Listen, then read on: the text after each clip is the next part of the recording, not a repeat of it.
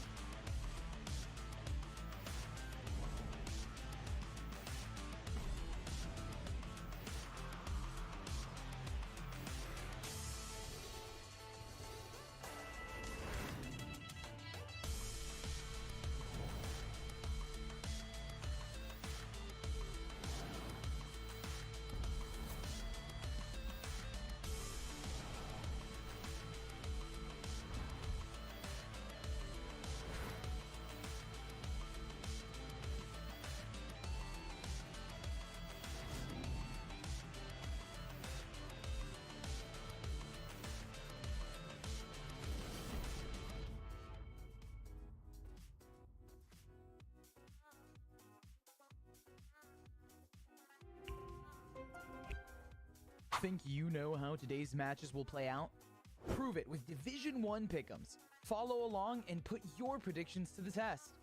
Each week, you can make your picks for both Valorant and League of Legends, or just stick to your favorite game. Predict the winners of our future matches and choose the players you think will have the biggest impact. Every correct pick earns you points. The more points you score, the higher you climb on that leaderboard. At the top, you'll find prizes waiting for you at the end of the split.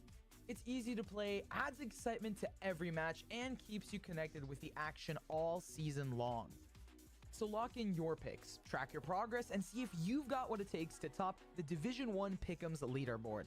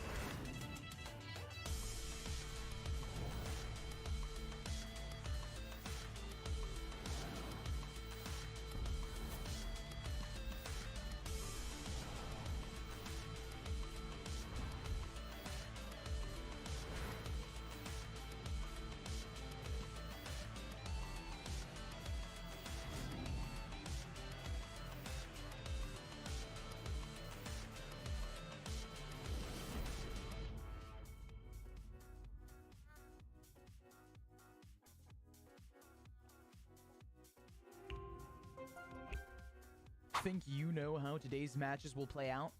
Prove it with Division 1 pick'ems. Follow along and put your predictions to the test. Each week, you can make your picks for both Valorant and League of Legends, or just stick to your favorite game. Predict the winners of our future matches and choose the players you think will have the biggest impact. Every correct pick earns you points. The more points you score, the higher you climb on that leaderboard. At the top, you'll find prizes waiting for you at the end of the split. It's easy to play, adds excitement to every match, and keeps you connected with the action all season long. So lock in your picks, track your progress, and see if you've got what it takes to top the Division 1 Pick'ems leaderboard.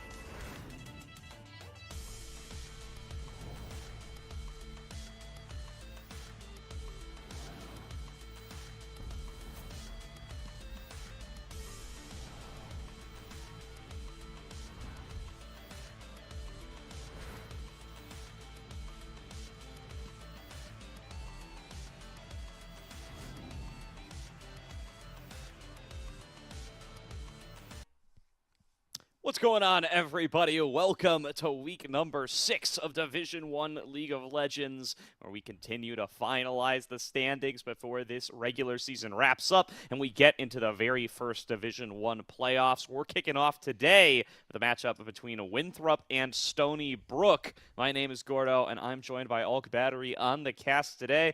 Ulk, welcome back. It's time for another week of D1. Hell yeah, we get a lot of fun matchups. Last week we got, I think, much more contention series. We finally had our second and third full 3-game series. And then, I don't know, like, we come into this week, we're on Tilt Proof talking about, like, this has to be our match to watch. The very first one for today, Winthrop versus Stony Brook University. This is potentially a battle for you to get second or third seed going into playoffs. Yeah, it definitely is. You know, we come into this season, and I think a lot of folks, ourselves included, are anticipating a firm top 3 and then a battle out from there on out. We're anticipating it to be Maryville, Winthrop, and St. Clair, and then from there on out, it's going to be real close, is the everybody expectation. Else. But Stony Brook have clearly separated themselves from everybody else, right? They come in here at 4-1. Their only drop to Maryville. And now, coming up against Winthrop and St. Clair to close out the season, The question on everybody's mind as a result, perhaps of the schedule somewhat, is, hey, can this team actually come in and tussle with the Eagles, and can they tussle with St. Clair coming into next week? Oh, wait a minute. I didn't know Papa was starting. I thought it was mobility. At least that's what it said on the sheet last night. Okay, it is mobility. I'm getting word. Pretend mobility's handsome mug is on that side of the map. But yeah, it's really interesting that Stony Brook have become a team that kind of out of nowhere almost feels like they are the best of the rest outside of the top three. And while they are 4-1, they are 8-3 in game score, so they're actually ahead of Winthrop. I still think that their end of season schedule is pretty tough. They're going to be playing up against Winthrop tonight and next week St. Clair. Whether or not they can show themselves as the best, one of the top programs here in Division 1 is going to be really important going in, because top 2 goes and gets a bye for playoffs. Yeah, SBU, they owe a little something to the schedule makers here, because they've really crafted a hell of a narrative for themselves. Because, listen, they come in day one against BSU, Boise State, and everybody's like, all right, well, they win that one. That's not too big of a surprise. And then we think West Virginia is going to be kind of close, and then it isn't. And then coming up in the last week, you think Ohio State is surely going to be the place where SBU starts to falter. Doesn't happen there either. And now they're coming into Winthrop at this 4-1 record. So going to be a very difficult matchup for them. Very close in difficulty to Maryville, where they did end up 2-0'd. We'll see if they are going to be able to adapt from what they learned from that prior matchup, though, especially now that they find themselves with Vin in the mid lane. They were running Yanahama Sila all the way up until that loss to Maryville, and have been rocking it with Vin ever since. Yep, Vin has been more of a facilitator for the team, just playing things that are going to have bigger impact as we go along. We are here in draft for our game number 1 with Winthrop on the blue side. So Nico and Gwen, not all that surprising when we think about, I think, champions that have been more impactful. Although we haven't seen, I think, Ketong play a pretty big Nico game so far. So I wonder if as we get into playoffs, especially with the patch changes, if we're going to be seeing this champion kind of fade out of relevance. And we can see that Stony Brook just wanting to make sure that Vin feels a little bit stronger with 3 mid lane bans here. Yeah, really looking to limit Sword's capabilities coming into this game number 1. Historically, at like a tier 2 level, a player that I think of as not having the deepest champion pool in the world, but he has gotten to show us some things like the Akali over the course of this split of D1, and now snapping up that LeBlanc to start off the draft, clearly going to show a little bit more of that assassin gameplay coming into this matchup up against Vin. That does give Stony Brook, though, access to their pick of the litter for some of these really high priority picks across the rest of the map. The Wukong going to be the first one snapped up. Now, is Vin going to play Gala? Because he's one of the few mid laners in this tournament to actually pick this champion. No, he's going to go for the Akali. Not an easy matchup, even in the lane. So if we talk about how Winthrop like to play, they're a team that do tend to play the map a little bit wider, especially with Sword and Denethor as your solo lanes. These two are going to try and have good lane matchups that are going to be good going later into the game. It allows them to side lane, allows them to exert pressure on the map, and then move from the outsides of the map to objectives. Stony Brook, I don't think they've shown us that level of depth quite yet. And now Winthrop, they have a lot of ways of being able to make plays on opposite sides. They have the Scion, who can very easily just push and roam. LeBlanc is always going to be a menace, especially into the Akali. So Stony Brook really need to get into their identity of being a strong team-fighting team, and it really comes from the Chubby Pig being an amazing AD carry. It really does, and very interesting you talk about identity here. What Winthrop's going for is this is pretty contrary to what I think we've seen from them for most of the season. It is going to be the double assassin mid-jungle, really looking to try to snowball through Sword and Rapid, at least on pace from the first 3 picks that we've seen coming on through. When I do often think that they want to, get this Lucian on a mobility or something like that and try to play through that lane. They had the opportunity to do so here. Now the Lucian going to be banned away.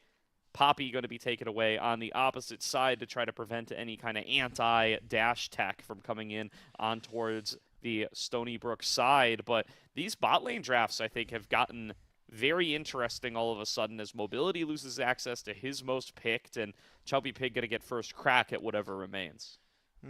Now, is this going to be an 80 carry on 4 here for Stony Brook? Sivir has been a huge pick for the Seawolves and Chubby Pig's success early on, but I think there is kind of an argument to be made. Let's pick up Ketong's support champion here and give Chubby Pig a little bit more time in the draft. They disagree. They're going to take that Kaisa. It gives them the ability to finally kill Sion.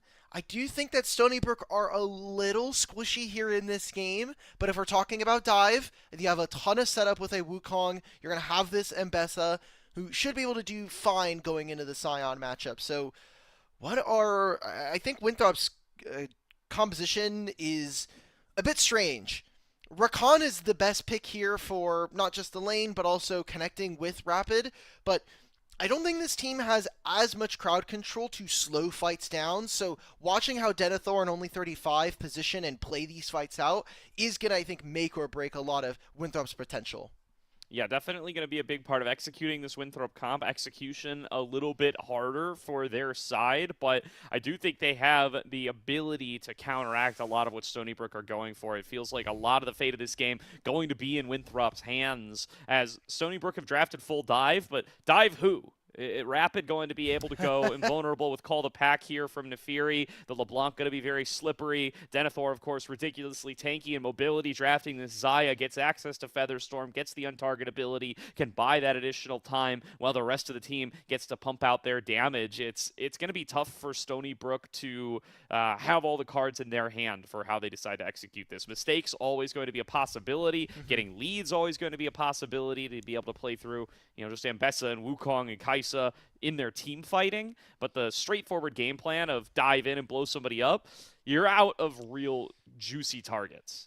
Yeah, I think Nautilus basically kind of has to hammer that home. It's like, we are going to make sure one person's getting locked down with the depth charge. And as we get ready for this game number 1, Gordo, fans at home, this is an incredibly important match here in week number 7. This is now the battle for top 2. These two teams both at 4-1, and for Stony Brook, their series is going to be Winthrop and St. Clair next week. So a win here today might just be able to secure them a bye going into playoffs. Really critical game for both sides. A loss here as well, kind of going to take that fate out of their hands, as the other side can just win next week and claim it for themselves. A 5-man stack of Winthrop going to come through. Chubby Pig spots them in the ping brush and will be able to back on away. Has Ketong there for the backup. They're going to keep vision for as long as they can, and they do manage to evade any sort of sticky situation here. So it's just going to be a trade of vision cross map for both sides. Making sure that they can track where Tempest is going to be.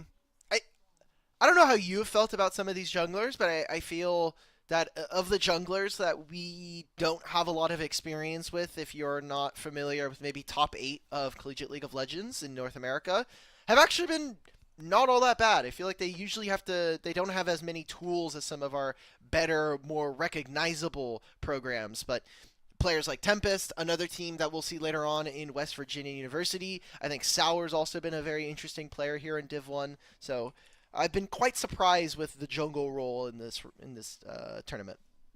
Yeah, for sure. And I think Tempest, I agree, definitely one that kind of stands out in their ability to play, I think, a more traditional jungle game as well. Sour, definitely impressive, but certainly a player that will really, really, really emphasize those sorts of carry junglers, and the whole team kind of curves itself to the shape of that champion pool. I think you get a much more standard draft access with a player like Tempest. So probably incredibly emblematic of that here with the Wukong, perhaps the most picked and prioritized jungler at Worlds right now.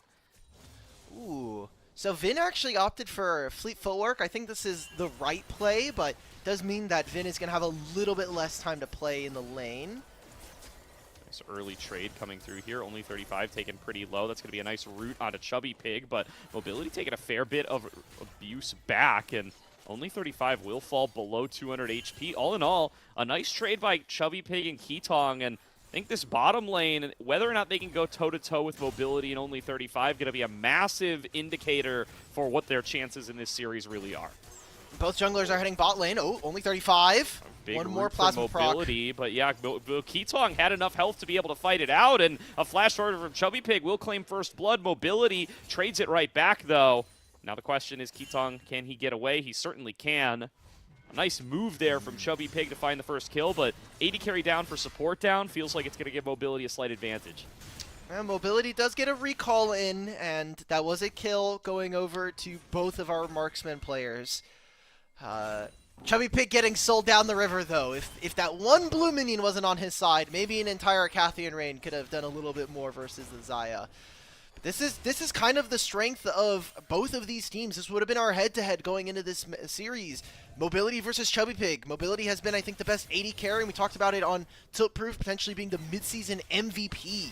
Well, it's Chubby Pig. Wow! Oh my god! Dancing with the BL! Just rolls up here. Drakehound steps forward and solos out Denethor. I don't know if he's distracted trying to make the swap happen, but what a move there from the Stony Brook top laners. A fight breaks out towards the bottom river. It's going to be Vin diving in with the Shuriken flip. Picks up Feet of Warfare for the Seawolves. Kill onto Rapid, going to leave them junglerless for the time being.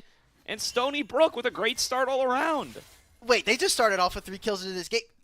They did? Is this game more even than maybe even we thought? I know we talked about top 2 matchup. Maybe this is, you know, is Stony Brook actually going to be a top 2 program in the League of Legends division? You were a little bit more incredulous, and I think fair enough, as we do think that if we were just going off of initial standings, they probably are the 4th best team here, but a really strong early game start. I mean, bottom lane's been playing the 2v2 as we expect. Now we're getting a swap here. Let's see what Winthrop can do as they set themselves up to play for the grubs. Completely unprepared for Ketong to come out of that ping brush with the depth charge. We'll be able to pull on in Mobility, but only 35 does a good job of disengaging there. The dredge line did connect, but the damage not quite there from Dancing with the BL to be able to force Mobility out of that lane. This matchup has to be very careful here for Chubby Pig, because not only are you down a level, you also have no flash versus Sion, and Sion is a champion that can very easily take down some squishier marksmen. Doesn't seem like there's going to be much action for now. Mobility and Only 35 are going to take their resets. I think very important that Stony Brook get themselves their ultimates, especially for a champion like Mbessa and this Akali. Having those two high impact abilities, I think, changes the landscape of a fight very much. Finn with these double buffs really helping him out in what is going to be a tough early lane against LeBlanc. Tough to play melees into LeBlanc, tough to play Akali into ranged in general. They will both tick up to level 6 though, and that really is usually the point where Vin should feel a little bit more unlocked. The fact that he was able to pick up that first kill and the double buffs with it, a huge boon to him. Still will fall down multiple waves of CS here. That's been my problem with watching Vin, is that his lane hasn't been all that impressive, but once we get out of lane and we get to team fights, he does have a bit more of an impact here. Now, a lot of people are kind of segmenting themselves towards the bottom side. Denethor is probably going to hit level 6 before his opponent, and I think that's important because even while these two top laners don't have TP, you can always answer with that Sion ultimate. Tempest's going to have to flash out, and this might not be their objective to play for, as you can see that Winthrop are starting to choke their opponents out of resources.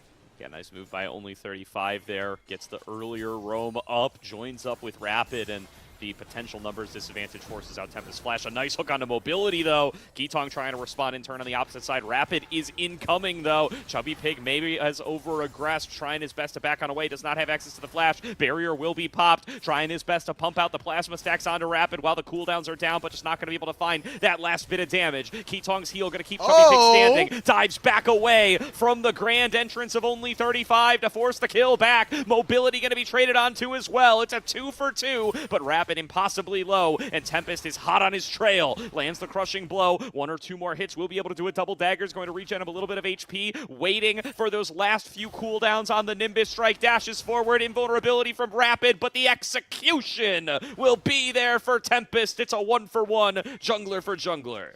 It's a 3 for 3. Everybody ends up going down. Both junglers, both AD carries, both supports, and both teams really scrapping it out here in the early game. That was Denethor using his ultimate to get, I think, away from this Mbessa. And now Winthrop, I think they have a decent time to be able to fight for either objective on the map right now. There's not going to be summoner spells for a lot of these players. They did have to use Flash on both Only 35 and Mobility, but Chubby Pig has no barrier, but still has these two players having Flash, I think, potentially game-altering for them. A lot of jungle camps to be able to pick up during this time as well, as most junglers really want to hit their level 6 mark here. Very interesting early game start coming on through, especially for Stony Brook, who we have a lot of questions as to whether or not they're going to be able to perform at the highest level. Yeah, and eyes on Tempest now. He's hit level 6 on the Wukong. Like you said, there's that flash advantage on the bottom side. This is prime for a revisit after this Grubs fight.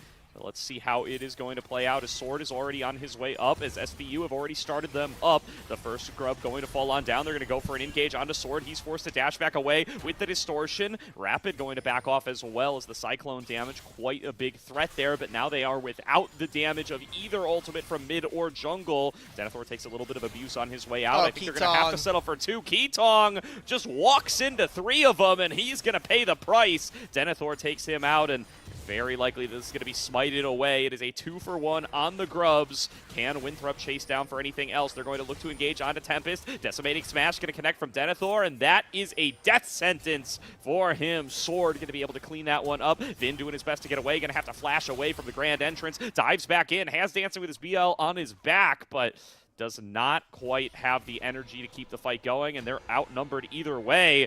4 versus 2, looking for the dive. Nice. Good block from Dancing with the BL to stop Denethor from taking the wave underneath the turret, but the rest of the dive going to come through regardless. Denethor going to be the first one to fall down. Vin going to dive his way back on through, but loses his life in the process. 2-for-1. Winthrop, clean house at the Grubs. Now, Winthrop ended up getting a few kills on through there, and I think a summoner spell out from Vin, not all that bad, but it will turn into some gold across the map here for Stony Brook. Chubby Pig was alone versus Mobility. Keetong also, remember, dies at the very beginning of that fight around the Grubs. All in all, it's still 2 Grubs going over to the Seawolves, and Winthrop do look a little bit more mortal than we are expecting. They have been a team that I think in years past with most this iteration, the core of this roster, have been a little bit slow in series to start if they don't have a lot of warm-up. So let's see if Winthrop can kind of get things back on track and get this game back in control, because all things considered, even with all this early game skirmishing, they still found themselves at almost a 2,000 goal lead here at the 10-minute mark. Yeah, and it's a lot of it coming through CS. They've had really successful lanes across the board, even the ones that have been killed in those straight-up matchups, finding themselves with advantages and now getting to really balloon those advantages off of the kills they clean up on the top side. Still, Tempest is going to have Cyclone back up in just a second here, and he is on that bottom side. Rapid already starting off onto the Dragon, and does look like he's going to be able to take it uncontested as Vin gets shoved underneath his turret. Only 35 looking pretty deep, though. Keetong just misses the dredge line, will not be able to pull the Rakan out of position, and no harm, no foul for Only 35. Well, first Dragon going down at 11 minutes is kind of crazy work, though. Also, Rapid is the only player with a completed item. I think I'm going to eat my words there as Chubby Pig finishes, but the Kraken Slayer, I should mention. But yeah, if there's a Neferi on your screen, you're probably not wanting to skirmish them right now. And this is an interesting game because I don't think BL. No, don't get solo killed now. Come on, you already did it to Denethor. Just keep up the... Oh. Yeah, sword incoming. Good flash away. Goes back in with the public execution. It's a good idea, but just didn't quite have the time to do it. That was very close, though, because if the full public execution goes down and LeBlanc doesn't have a chain mid-air, I don't think the electrocute proc ends up going off. Very close margins there for the side of Winthrop. They're making a huge play. Double TP, and this is Chubby Pig with every summoner spell and an ultimate down.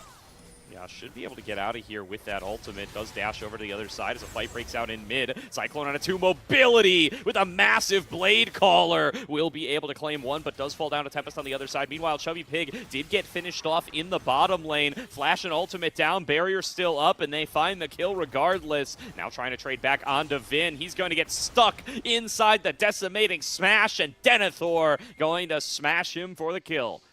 That is very problematic because I feel Stony Brook do want this game to go a little bit late. They do want to hit their 2 and 3 items. They want this Akali to be able to be a menace in the side lanes. They want this Kai'Sa to be kind of that big team fight carry. And for what we've seen from the Seawolves, I don't think that Stony Brook have necessarily shown that they're a team that can play the big picture. They can play the map a little bit wider. They're able to play around side lanes as well. This feels like a huge team fighting team that is completely centered around their AD carry.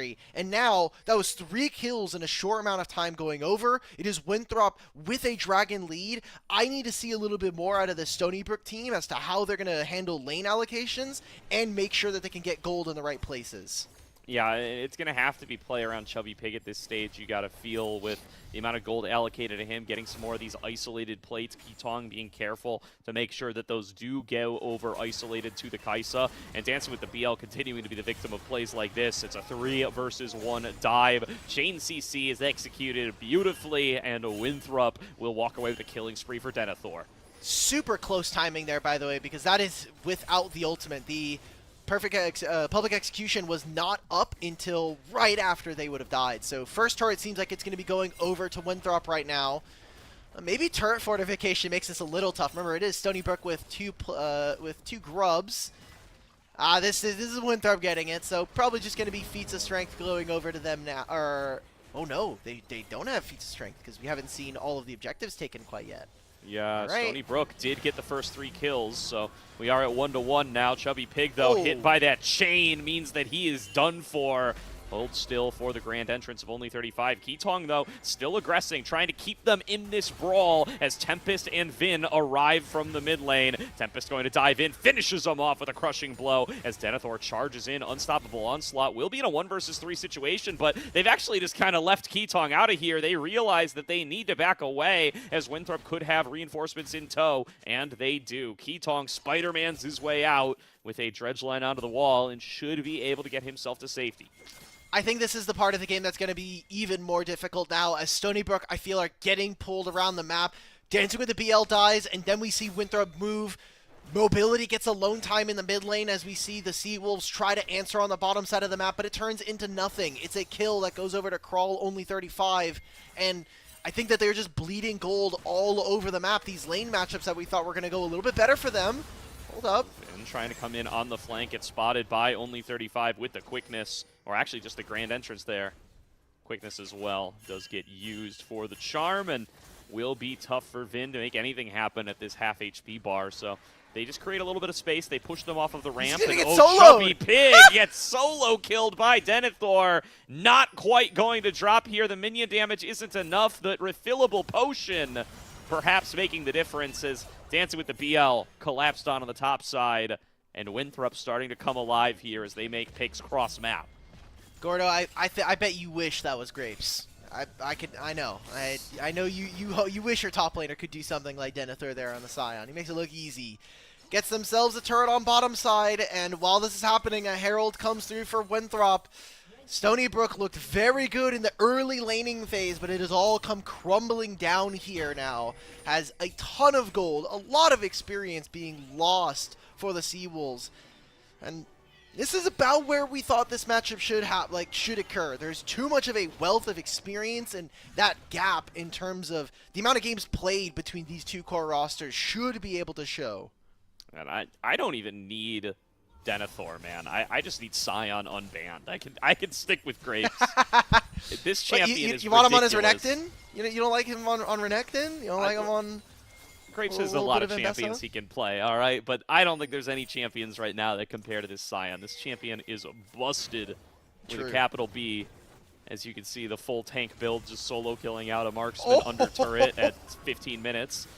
Chubby Pig does get caught out there, does stay alive with the barrier, and the collapse is pretty nice from Tempest. Gets that Cyclone on across, lets them finish off only 35. Dancing with the BL, TP's in, finds more members than he anticipated. He's going to back on away, but now Tempest might be the one who's in too deep. They back on away. Tempest down to half HP. Chubby Pig still very worse for wear as well. So they will back on away, and I do think it's going to be Winthrop who get this dragon, even at the numbers disadvantage. We are not fighting this, guys. Why are we even walking in? Well, Denethor going to show some more of that one-shot potential. Into the back line, goes dancing with the BL. Chubby Pig spawns in the base, or gets the recall off, rather. That means he's not going to be a participant in this fight. Still Sword very low. Sets up for Vin to be able to get the shutdown, but Rapid running amok on the opposite side. In goes the ultimate. Denethor goes unstoppable, dancing with the BL, cleaned up by the double daggers. And Winthrop University, they get some kills on top of their dragon. That's the dragon, and they'll summon up the Herald. I gotta say, for Stony Brook, how are we ever fighting that when we know Chubby Pig is a big part of our team fight here? Just in this draft alone. Doesn't even have the completed Rage Blade. He just finished his recall, and maybe he could have answered with the Killer Instinct, but it's not even level 11. You don't have the extended range on top of that, so I think very mismatched fight. If Stony Brook were in a better position, I think they would have preferred to get into a little bit of a dragon dance. Maybe they try to chip away at their opponents, see if they can try to nudge or squeeze a little bit more out of Winthrop, but there is just no reason for us to be going into that pit. Tempest lost his flash going into that fight. Sword got forced out, and thankfully so, but that means we have no depth charge here from Ketong. I think a lot of confusing mistakes here. That's the full kit dumped on towards Sword, but the follow-up damage is not there, and out of nowhere, it's a 5 versus 2. Ketong and Tempest taken off the map, and carries on Stony Brook left wondering what they're even meant to do here, as this siege from Winthrop will continue, and they're likely to get some inner turrets off of this one. Oh! Pig found, picked, and down he goes. All right. This is probably around the time we should probably bring up Pick'ems. If you don't know, we do have Pick'ems over on Division 1 GG, and today's lines for this game, we're going to be Denethor 9.5 over-under on kills. I'm going to hold that. Oh, God. Another engage coming on through, but once again, it is just at odd numbers, and it is without Chubby Pig, so Vin can't find himself a single name. Tempest going in now with that Cyclone, but again, it's one at a time without the backup of the teammates. Winthrop say thank you very much as another one gets fed into the garbage disposal. And Stony Brook, with only their bot lane left to defend the Nexus, I don't think it'll be a game-ending push here, but yeah. Inhibitor is done for. The last 3 minutes for Stony Brook have been 1 or 2 members die, and then the rest of the team has to defend. And so we're just kind of off sync in terms of timers here. Sword's going to look for Ketong. Oh. And he's going to find him. And it's going to happen again. Now, the top side of the map is going to spawn, and Chubby Pig, thankfully he ends up surviving, but now Ketong still has another 15 seconds. Dancing with the BL is going to try and cancel. No one's allowed to recall from the side of Winthrop.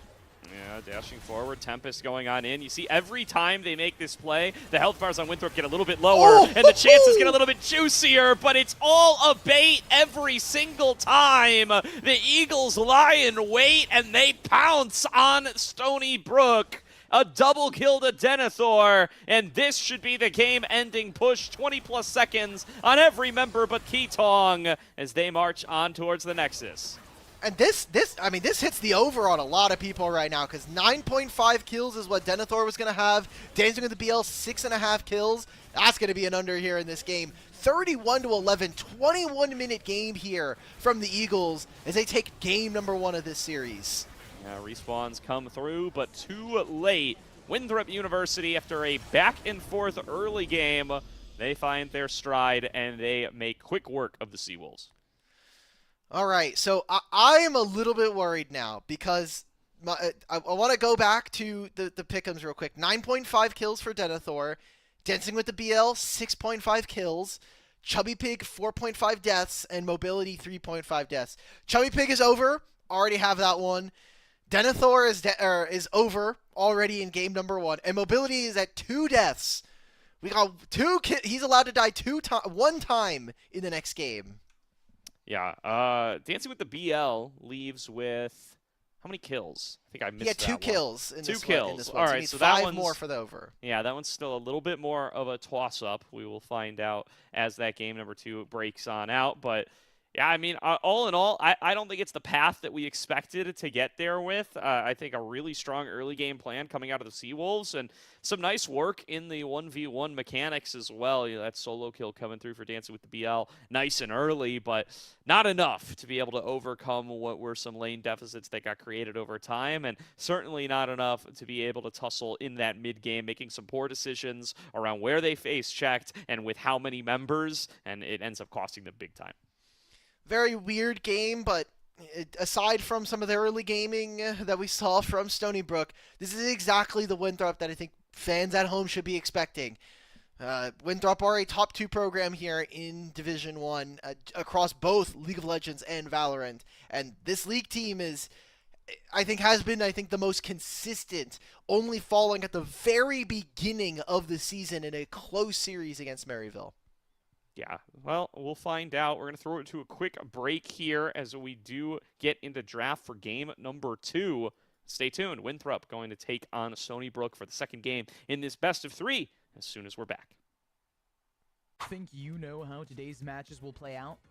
Prove it with Division 1 pick'ems. Follow along and put your predictions to the test. Each week, you can make your picks for both Valorant and League of Legends, or just stick to your favorite game. Predict the winners of our future matches and choose the players you think will have the biggest impact. Every correct pick earns you points. The more points you score, the higher you climb on that leaderboard. At the top, you'll find prizes waiting for you at the end of the split. It's easy to play, adds excitement to every match, and keeps you connected with the action all season long. So lock in your picks, track your progress, and see if you've got what it takes to top the Division 1 Pick'ems leaderboard.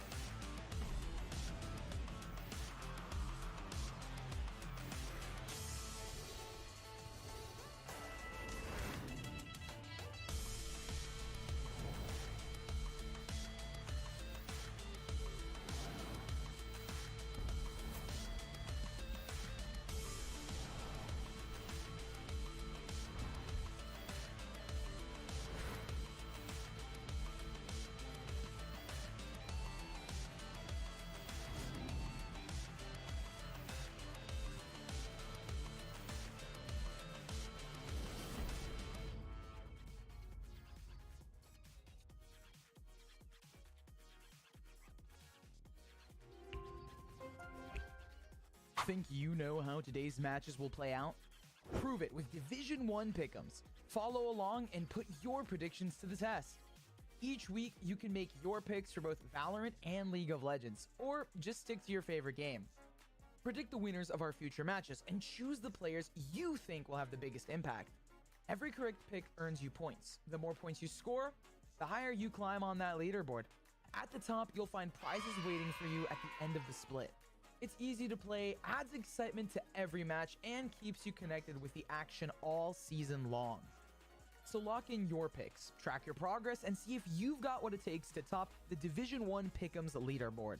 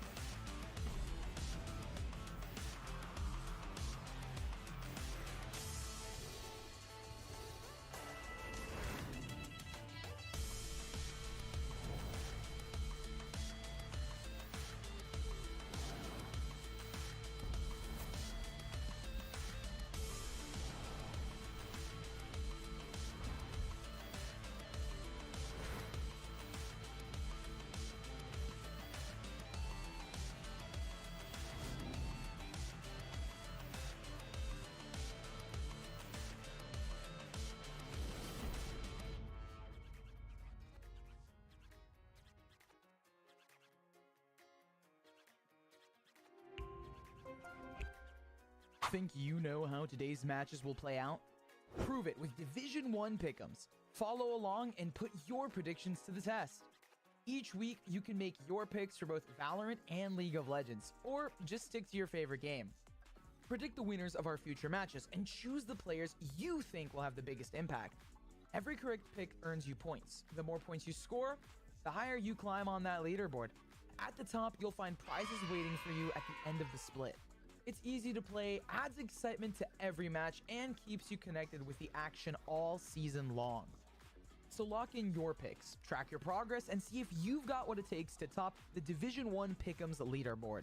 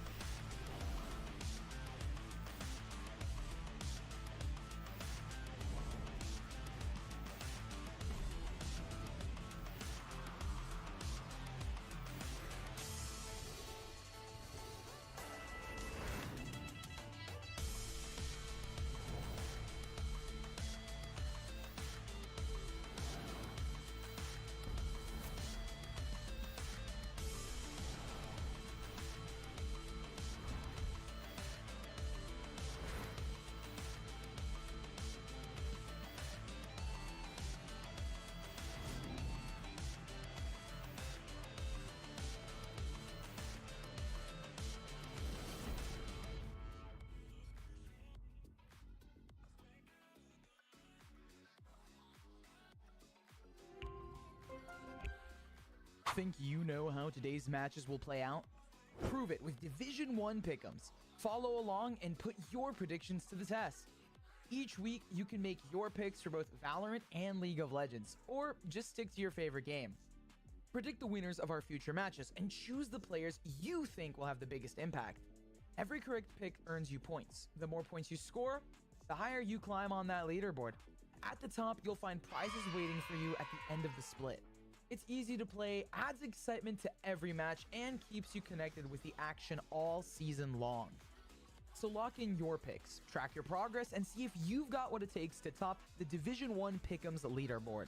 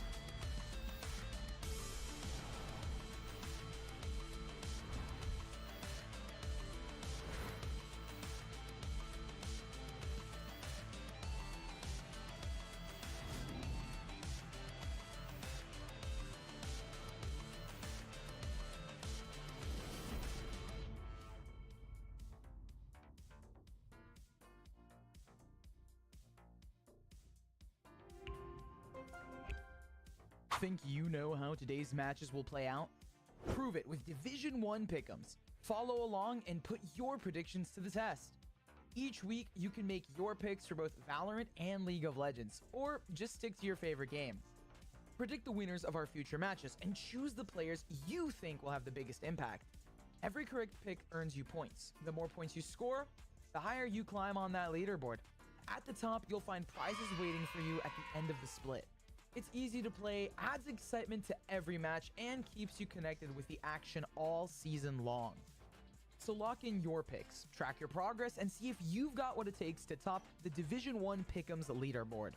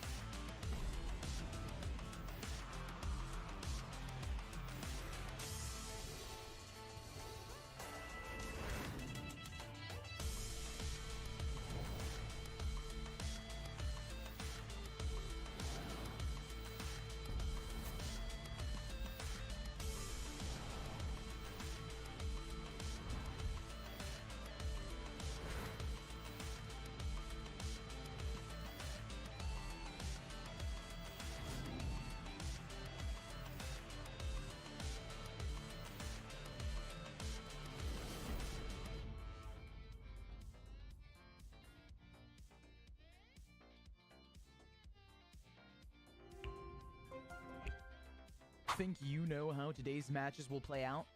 Prove it with Division 1 pick'ems. Follow along and put your predictions to the test.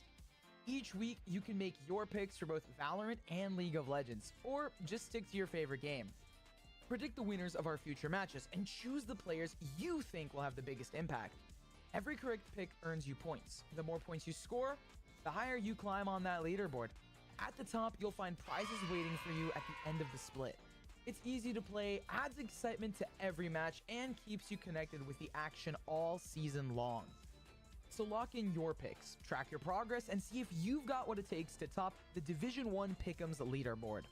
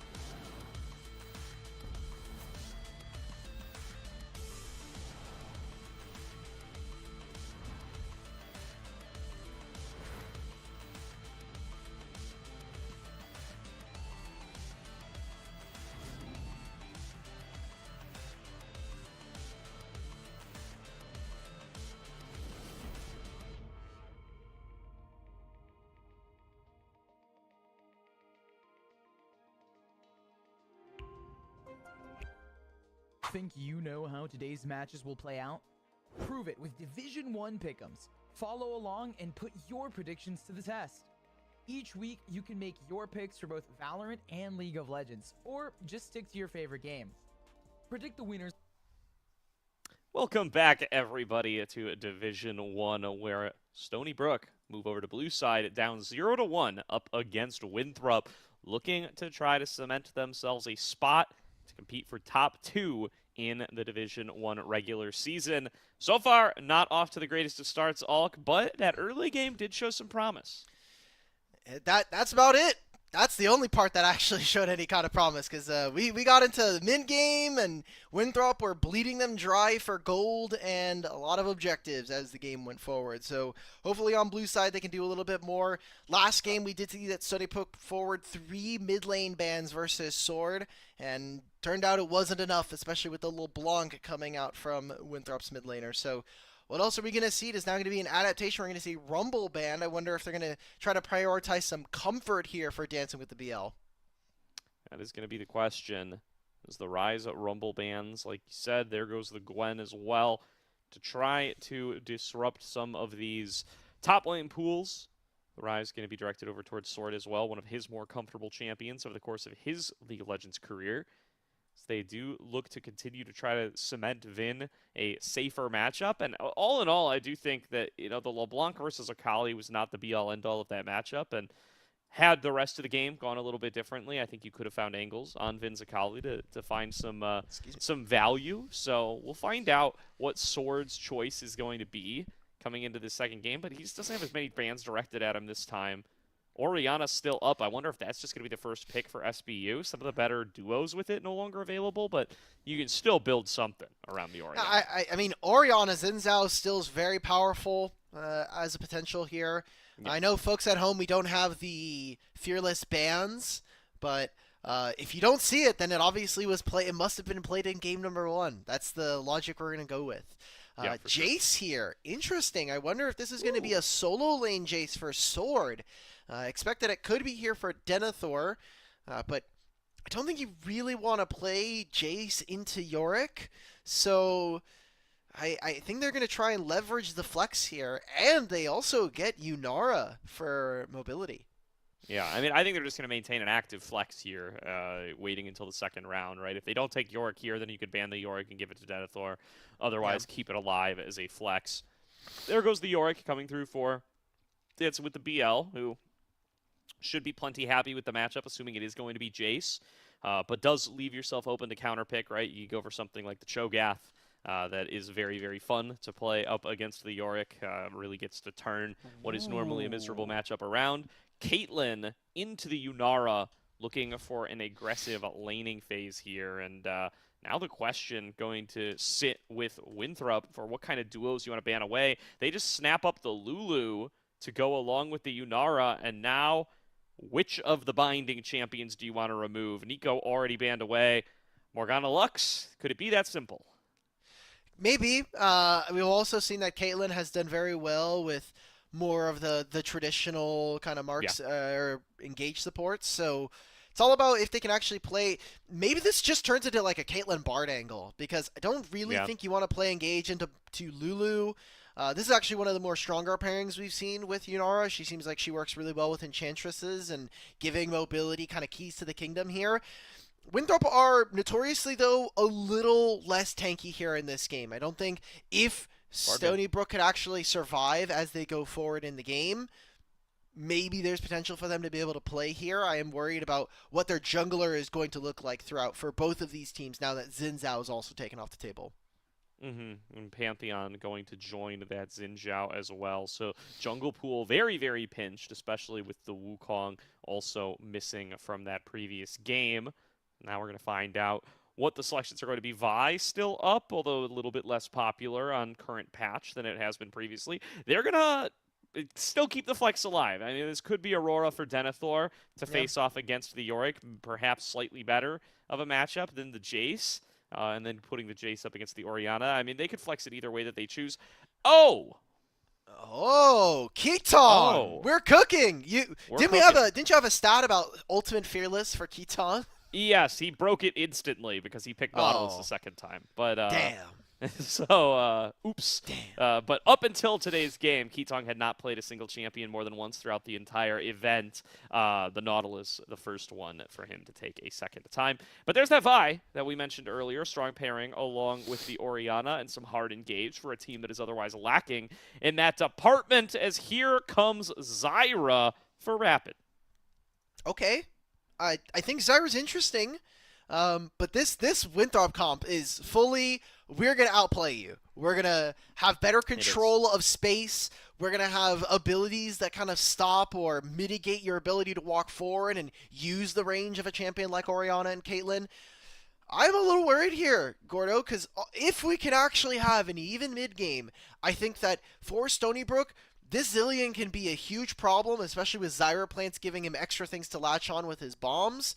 I think also Vin with this Orianna has a really strong case to potentially be a lot stronger in this game.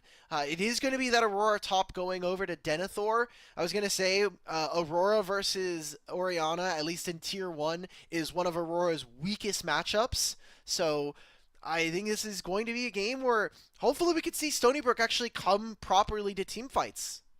Yeah, they're also the only ones who really have access to some hard engage to get these fights started, right, in the form of this Vi. And like you said, it's going to have to come down to Winthrop controlling space, getting to objectives first, and being able to set up. Whether they're able to do that or not, Stony Brook, if they're able to disrupt it, could get themselves a really great opportunity here as we do get into game number 2. Stony Brook on the blue side, Winthrop on the red. Stony Brook playing to take us to game number 3. Winthrop Eagles, this draft almost feels like the League of Legends in-game equivalent to like a stiff arm. The entire game, we're just going to keep you at arm's length. You're not allowed to move forward. There's going to be a polymorph. There's going to be a Stranglethorns. And hopefully we can kind of prevent a Vi. But that's really tough when she has a cease and desist. It turns out being unstoppable means you're not going to be able to keep her away. Whether or not she survives or not is actually going to be a little bit more interesting. And for Vin, what Orianna build are we going to get? Because I think there's an argument that in this game you might want to opt for Rod of Ages because you just want that raw HP. But I then think you just don't have enough damage. But maybe your Caitlyn gets you over the hump there. Yeah, that's the question. I mean, you definitely are going to have a little bit of rough of a level 1 trade here, and you're going to have a rough first couple of levels period with the trading potential that Jace does bring to the table. And yeah, with those last changes to Orianna, some of those build options did get moved around a little bit. Your wave clear definitely suffers if you go for those previously optimized builds. generally do just kind of max Q all the time now, I think, in the vast majority of situations.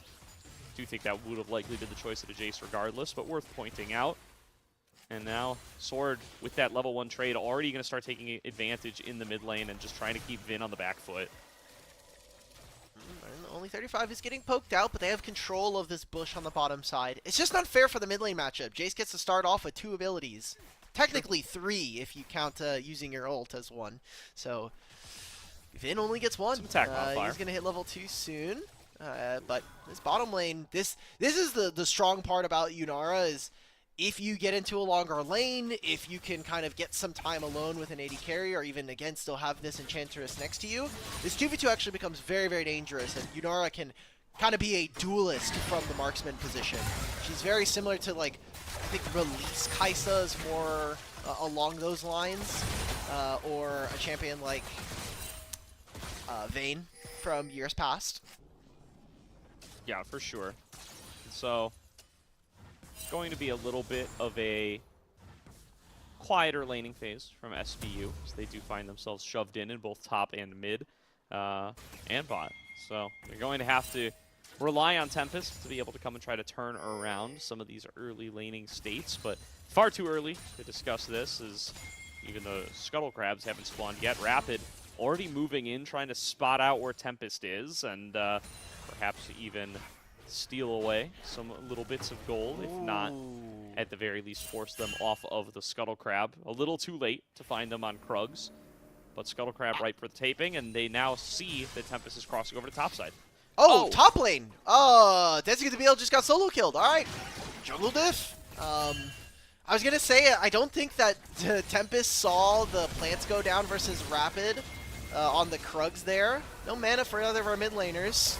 Sword out of mana, but so is Vin, like you said. Rapid arrives to the play, gets Vin very, very low, but doesn't have that last little bit of damage to pump on out. Instead, going to have to settle for harassing Keetong underneath the turret.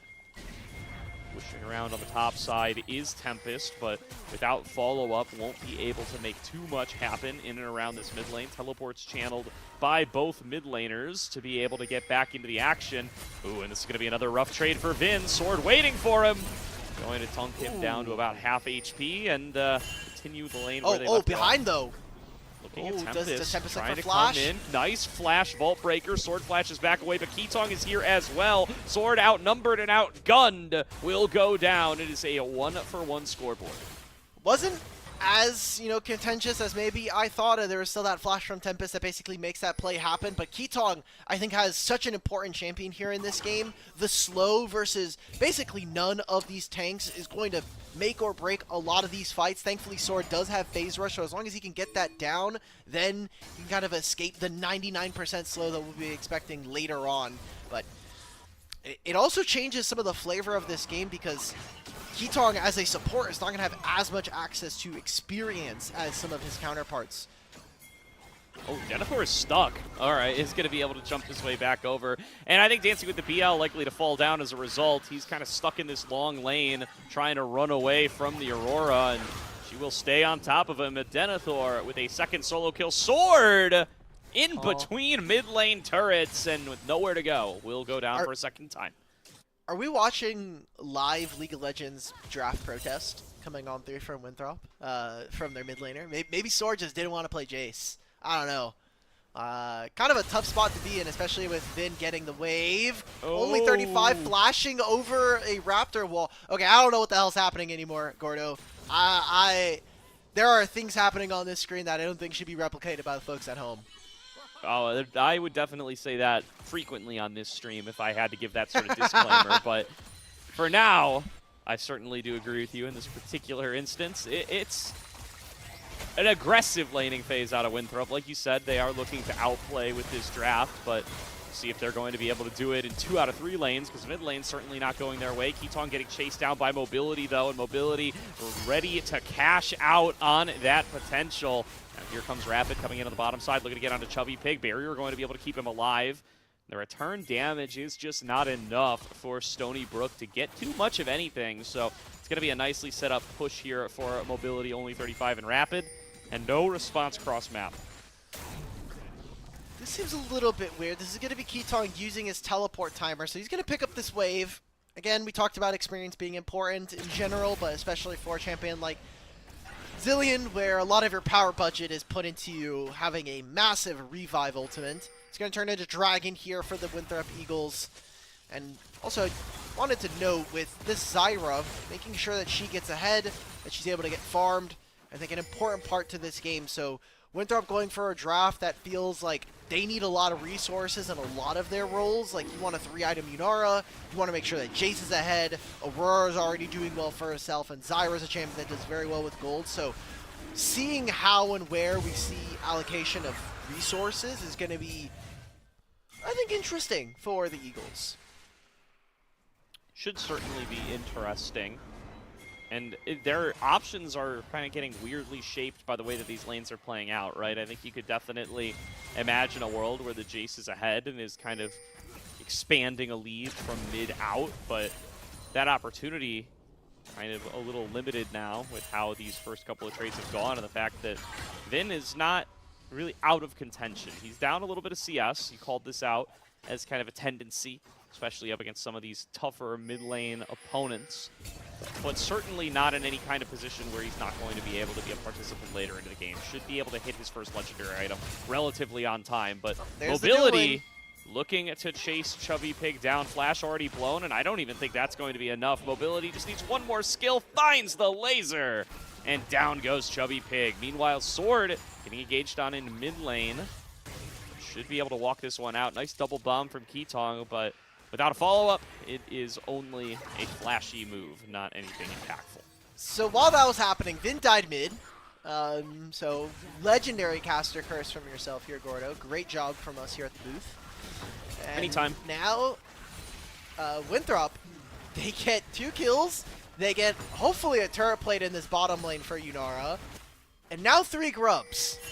I am very worried, and Denethor gets another solo kill. So, this battle for second is looking like very clearly Winthrop are definitely the better program than their Seawolf counterparts.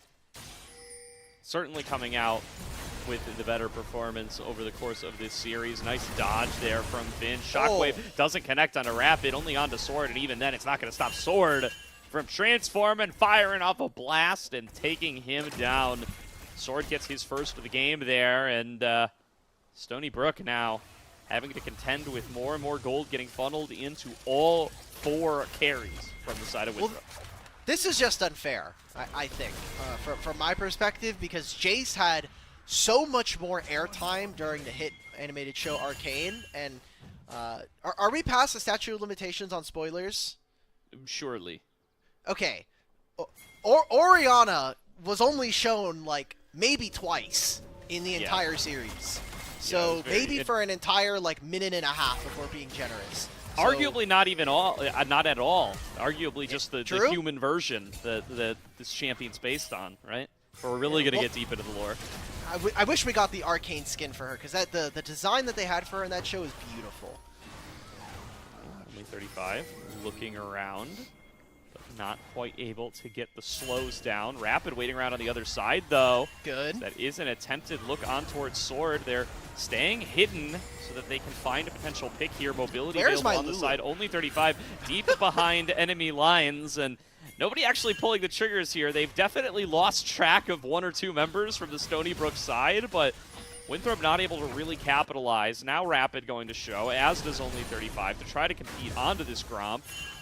Keaton there to try to fend them away. Almost gets the stun under Rapid. That could have been something. They're going to try to take the play anyway. In goes Cease and Desist out of Tempest. Going to start to beat down onto Rapid. The shielding from Lulu will not be enough. Shut down Gold going the way of Tempest. Shockwave is flashed away from. Rez is down onto Tempest, but maybe a little bit too early. Keaton not actually going to get the value off of that one. Already Chrono Shift is come and gone. Mobility trying to kite this one out. Gets his first of the fight. Stun comes through from Keaton. Can Vin find the damage? Absolutely not. Still stuck on the edge on the Eon's Crystal. Not going to have enough damage from that to be able to finish off Mobility. And there will be a back away here. It is a 1-for-1 exchange. Mobility, Liz picks up a kill there, and look at what the solo lanes of Winthrop are getting in trade. It's some plates in the mid lane. Aurora almost finds a kill onto Chubby Pig again.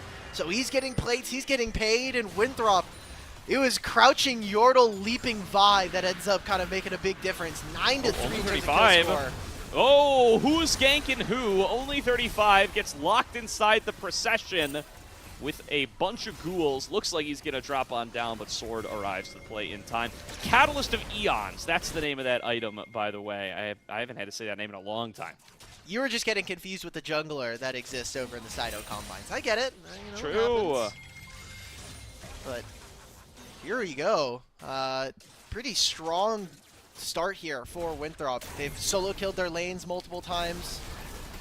I mean, that's pretty disgusting. And now let's see if Stony Brook can even contest for the dragon. They have priority for the time being. They've got vision, but I haven't really seen them kind of rock up to these objectives in time. It has been Winthrop who have been a lot better. Yeah, and Winthrop now at a significant gold lead as well. Gives them a lot more kind of flexibility to play with here, as you can see on some of these plays where Rapid's the one getting engaged on. They don't have the setup first, but you know, just kiting back with mobility. A sufficient game plan with how much gold that they have for themselves. Only 35. Very possibly going to find himself in a similar position here, deep behind enemy lines, but Stony Brook, they just aren't set up. They aren't going to be able to show up to this dragon. It will be a 2-0 dragon lead to Winthrop, and at this point, I'm frankly questioning if they're just going to end up with a free kill for it. As look at how deeply pushed in Chubby Pig is, with members coming in to gank from the jungle. Denethor taking a few extra turret shots here, but mobility in only 35. They're looking to make up the difference. They start on off this dive. Chrono Shift comes in from Ketong, going to make this a little bit tougher. They're going to have to get the kill twice. Will settle for the tower instead. Only 35 uses the growth on himself. Mobility stepping up, looking for the execution. Gets it onto Chubby Pig. Ketong pushed away, and Winthrop will come up, make it 2 kills cross-map because Tempest was found and blown up in mid lane. So they got a turret, bot lane, they got 2 kills across multiple lanes, and they got the dragon. Like, I don't know what Stony Brook are supposed to do in this situation when every lane is losing. This was supposed to be a draft that gives us options to play. It was blind Jace into Orianna. It's Caitlyn versus Yunara. This is supposed to be a setup that for Stony Brook, they are allowed to play early, but I think some of the draft adaptations we saw from Winthrop here by swapping the Aurora into top lane, and then just the level of play that we are seeing, kind of sucks here for Stony Brook as Winthrop continue to dominate them in, I think, even more strong fashion than we saw in game number 1. Yeah, definitely. There was maybe a minute there where the Zillion was able to exert some pressure onto the Lulu, but as soon as level 2 was ticked by only 35 in mobility, felt like it was all downhill from there for the Caitlyn comp, and the rest of the lanes have not been doing much better. Tough for the Yorick in this Aurora matchup. Tough for everybody in the Aurora matchup, frankly. That champion very, very strong in the early game, and Dancing with the BL, not able to find the better side of it this time around. About to take a brawl with Sword, and looks like the chase might not have gone that much better, at least not when the gold lead is this substantial. Kill credit goes over to Rapid. Collapse coming through onto Tempest. He will be able to get underneath tower as the cute little squirrel, but it is Winthrop that continues to run the map. We're going to finally look to take this one down. Mobility walks forward. Oh, Chubby Pig's alive.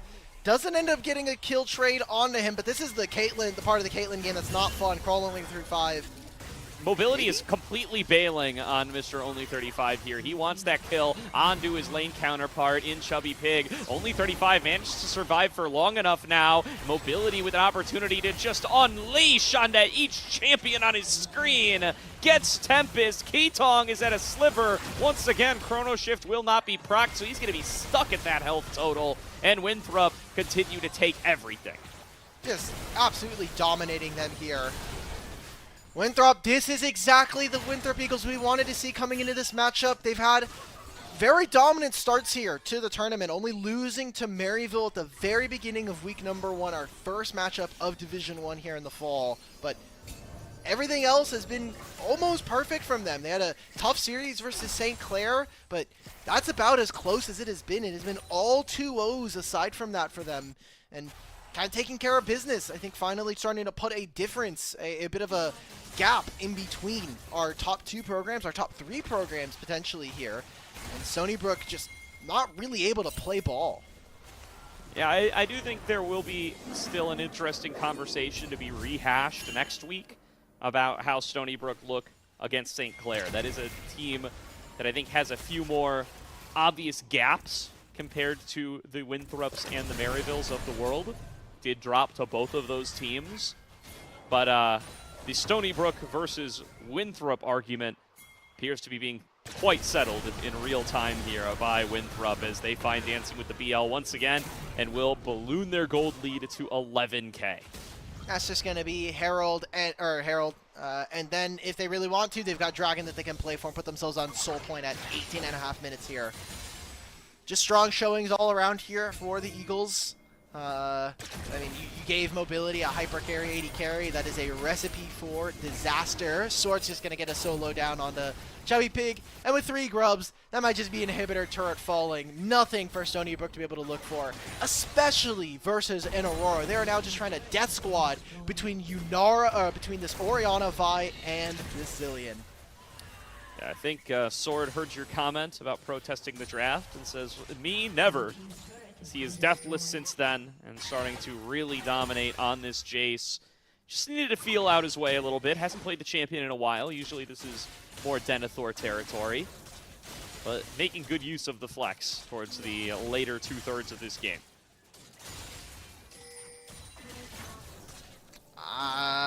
Okay. This is the time. We got to reach back for the pick'ems now. So we already finished with Denethor. He's over. Chubby Pig is for sure over, if not just from game number 1. Mobility hasn't died, and he is my. I have him under 3.5 deaths. He had 2 in the first game. I need him to come up clutch because, say that Ketong's just gonna die. He is. Currently, the only person beating me in pick'ems on League of Legends is LeBron James. Still, I need him to lose. I need these points desperately. It would be nice if we could see what LeBron James had picked while he was still, after we've already locked in, of course, just so that we could find out exactly how the standings are going to be impacted. There's another Dancing with the BL death. Sword TP's away in time. Will not get interrupted by Vin here, and it's just Vin and Shelly left here staring at each other awkwardly on the elevator. Uh-oh, TP coming in. The elevator might crash. Vin trying to get away. I wish this is one of the few times I would have been okay with like teleport having a no cooldown, so that sort of TP's out and then TP's back in for the play. All right, Denethor's gonna drive the bus into the next one. Maybe he actually just goes for he's Vin. actually gonna no! drive the bus into Vin. Looking to rejoin the fight. Denethor actually on the deepest of flanks, coming in. Between Worlds is still on cooldown, by the way, so this isn't even the Aurora flank you might expect it to be. But all the same, Winthrop clean up the fight, no problem. Tempest and Chubby Pig, the ones who fall. Mobility, I don't think, is getting those extra deaths for you all, because Winthrop are just on the march into the base. Might be another sub-21-minute win here if they are able to find themselves a fight. If they do decide to back away, it's going to be at least another minute or so. Well, Baron spawns in 4, and 30 seconds before that is going to be potentially the soul here for Winthrop. Whether or not we make it to that point is entirely in the Eagles' hands here. And Otacon also, I think, a very dangerous objective to play for when you're walking into a champion like Zyra. So, Rapid, I gotta say, I still am on the fence about how I feel about the new jungler for Winthrop. I was very adamant on Tiltproof this week that Rapid feels like he is not a full complete player in terms of the jungle role, but kind of does a lot of the dirty work. He's the janitor for this team. He mostly plays engage. So getting a good Zyra game in here, I think interesting as we get ready to go into playoffs. Kill there for Sword, the Otacon as well. Winthrop really just put in their P's and Q's in this game. Yeah, nice little display of some alternate play styles from Winthrop over the course of this series, because I think you'd say the same thing about Sword as well, right? Who's been mostly jamming Ryze, Orianna, Hui, Victor this whole season long. Gets a nice little Jace plus LeBlanc series into his belt, just to demonstrate that there are more champions to be feared from this player in this full Fearless format. And going to certainly be something to keep in mind as you are potential competitors facing off against Winthrop. Here's the engage from Tempest. This is going to be the full send onto Mobility. Their last chance to make a stand in game number 2. Denethor flashes to the other side of the Shockwave, will still be found, but manages to stay alive regardless. Sword might be the one to fall down if they're going to find themselves a single kill, but absolutely not. Mobility puts a stop to that nonsense. And in a 30-kill game, 27 of them belong to Winthrop. 2-0 to Winthrop University. Mobility across 2 games, 19-2. 19-2-15. Yikes. Good job coming on through for Winthrop. The Eagles proving themselves. They'll now move themselves up to 5-1, 11-3 in game score. And, I mean, we talked about it for Stony Brook's perspective. Their matchups this week are coming into the last 2 weekends of the regular season is going to be Winthrop tonight and St. Clair.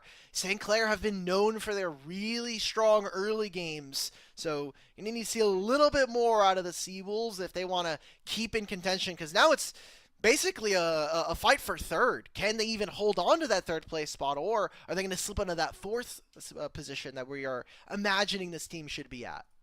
Yeah, that is going to be the question. So really going to be a curious game to keep an eye on next week as the Seawolves do take on St. Clair as that battle for third place, right? I think a lot of a case to be made that Winthrop and Maryville, the very deserving top 2 seeds, may be a level above. You know, St. Clair came in with some roster changes this year, weren't 100% certain how they would look, and they're still settling in somewhat, but not going to be able to come up with wins up against Maryville or Winthrop. We'll see if they find that expected win up against Stony Brook, or if it might be a little bit more competitive for that third spot coming into playoffs than was originally predicted. Kind of a matchup that I think went to expectation. We talked about on Tilt Proof this week. I'm giving a lot of spoilers if you haven't, because the episode's not quite out yet. So, you know, a lot of teases. Make sure if you guys want to check that out, it's on our YouTube channel. That if Winthrop don't win this series 2-1, probably is, or 2-0, probably a disappointment, because this is a team that we have a lot of expectations for. We hold the bar very high for this program, for League of Legends especially. So glad to see that they took it home in very convincing fashion tonight. Yeah, certainly a big boon to the Winthrop side if you were getting a little concerned after they drop a game to St. Clair last week. Certainly looking very, very dominant here up against Stony Brook in their matchup now, and that's going to do it for them for this week. So they're going to be sitting pretty confident in their top 2 status coming into their final week of competition. But we do have another series here tonight. It's going to be West Virginia taking on the Ohio State University in very short order. We're going to throw it to a quick break before we get started with that series. Actually, probably going to be a little bit of an extended break. Interview. We have to do an interview too. Interview. Soon. Of course we've got an interview. Yes. Well done, Alk. Thank you for covering for me there as I autopilot my way through our roundup of the series. We will have ourselves an interview coming up here before too long. But stay tuned. We'll be right back with that interview. Think you know how today's matches will play out? Prove it with Division 1 pick'ems. Follow along and put your predictions to the test. Each week, you can make your picks for both Valorant and League of Legends, or just stick to your favorite game. Predict the winners of our future matches and choose the players you think will have the biggest impact. Every correct pick earns you points. The more points you score, the higher you climb on that leaderboard. At the top, you'll find prizes waiting for you at the end of the split. It's easy to play, adds excitement to every match, and keeps you connected with the action all season long. So lock in your picks, track your progress, and see if you've got what it takes to top the Division 1 Pick'ems leaderboard.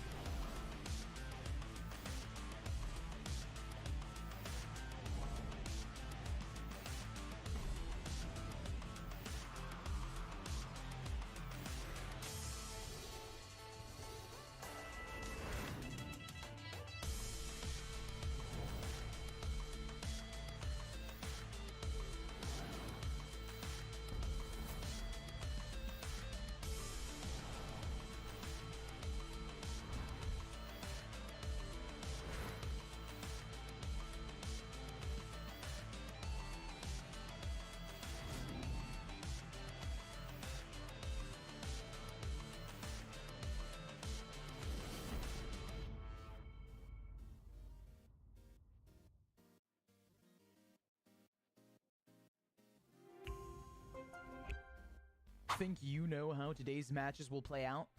Prove it with Division 1 pick'ems. Follow along and put your predictions to the test. Each week, you can make your picks for both Valorant and League of Legends, or just stick to your favorite game. Predict the winners of our future matches and choose the players you think will have the biggest impact.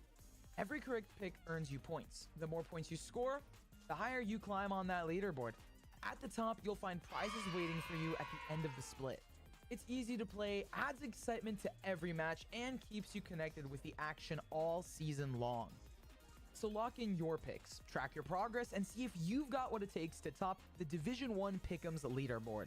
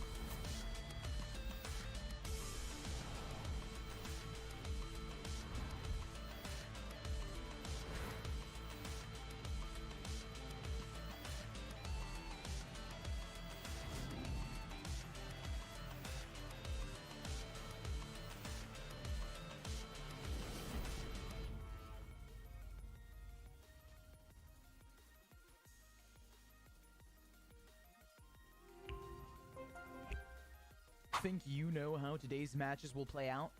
Prove it with Division 1 pick'ems. Follow along and put your predictions to the test. Each week, you can make your picks for both Valorant and League of Legends, or just stick to your favorite game.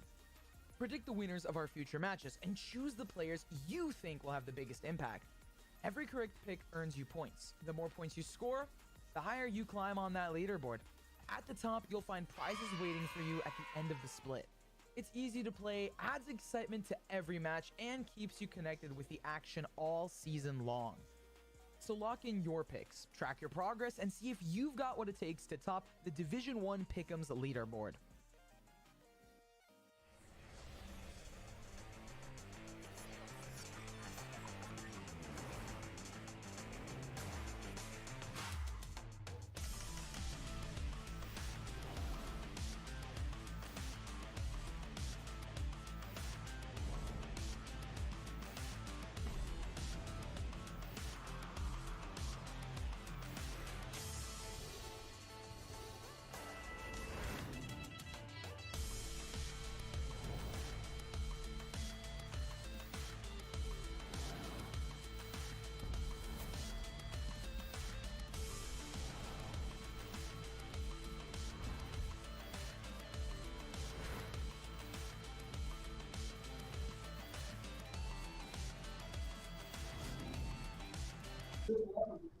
Welcome back, everybody, to today's broadcast of Division 1, where we are joined by the victorious Only 35.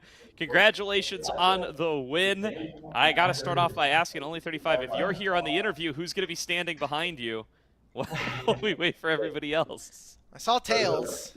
Yeah. I mean, they're just walking around, so. All right, we'll count Tails. Tails counts. Well, Only 35, another interview, another victorious week. There's Dennis, or there's Mobility. Glad to see the boys. You're coming up on the end of the regular season. You guys being now 5-1 has how has been kind of how's been the term here in fall? How are you guys holding up? I think I like the schedule because the games are best of 3 now. You never know if you are a better team, if it's best of 1, but with the best of 3 formatation, I really enjoyed the regular season and cannot wait for the playoffs already. Fair. Good stuff. Yeah, so you come on in. Were you guys feeling a little heat from Stony, Brook, given how well they've been performing thus far? You know, they come in here at the same record as you guys at 4-1, obviously having not yet played you and having not yet played St. Clair. You start to feel like, you know, hey, maybe Keatong's got a little bit of groove back, and you might have some difficulty playing up against these guys? Oh yeah, I mean, we had to ban him out. He's the strongest player in the Stony Brook, so I respect him a lot. Yeah. Fair play. Okay, do you still think, as a player in this league, that our hierarchy here in the broadcast should still be like Maryville and then like you and St. Clair and then everybody else? Because we're having a hard time because I think the data's a little bit obfuscated because we have a lot of random games that happen. Obviously, you guys did whatever you wanted to do versus Boise State in that one Yeah. game. Maryville also taking a 13-minute game versus them. So, like, do you think that that's still fair, or do you think that there's like a changing of the guard coming soon? I mean, I think playing regularly would be better because even though this is League of Legends, you can never know the strengths of champions as much as the main role players. So, yeah, it's not a great answer by me, but yes, sir. It's okay. You could say the question was terrible too. I'm No, okay no, with no, that. no, no, no, no. Did you guys like my Snoopy jump? Oh! Getting a You're always swagged out. Last time we had you had the shades. Now you've got the Snoopy pants. I mess with it. We love a little business on top, party on bottom going on Yeah. League of Legends stream here. That's good stuff. Thank you very much. Only 35. Well, we gotta close it out there. Any last words from you before we? Hey, how are you gonna follow? How are we gonna follow that up? If you got more in the tank, feel free to feed them through. The only thing I want to ask only 35 is going into playoffs. Let's just imagine you guys are gonna finish top 2. You'll have a bye. What happens in that best of 5 at the end of the season? Are you guys there in the finals? Who do you think you're going to be facing up against? Call your shot right now. Who are the last 2 teams standing in Div 1? I think it's 88% is gonna be Maryville, but I'm gonna give them bad news a little bit because right now we are hitting the gym with the boys and we are getting ready for the Maryville in the finals. It's gonna be best trio. Just get ready. There we go. Yeah. All right. I'm just a chillman. Now we go last word to you, only 35. Anything you want to shout out? Anything you want to say? I think you said the most important stuff already, but any other shout outs before we close out on your segment of the stream? I would like to shout out, of course, biggest Winthrop fan, aka Oscar. Thank you for your support, sir. Yeah. So shout outs to Pilskar. Saw him in the chat during today's series. As always, love to hear from him. Thank you very much to Only 35 for joining us for this quick little post-match interview. Love to hear from the Winthrop players always, and everybody who's made a cameo appearance in his background as well. As I called out earlier, we do have another series coming on up today between the West Virginia Mountaineers and the Ohio State Buckeyes. So stay tuned. We will be back before long with that second series. Probably going to be around 45-ish minutes. Think you know how today's matches will play out? Prove it with Division 1 pick'ems. Follow along and put your predictions to the test. Each week, you can make your picks for both Valorant and League of Legends, or just stick to your favorite game. Predict the winners of our future matches and choose the players you think will have the biggest impact. Every correct pick earns you points. The more points you score, the higher you climb on that leaderboard. At the top, you'll find prizes waiting for you at the end of the split. It's easy to play, adds excitement to every match, and keeps you connected with the action all season long.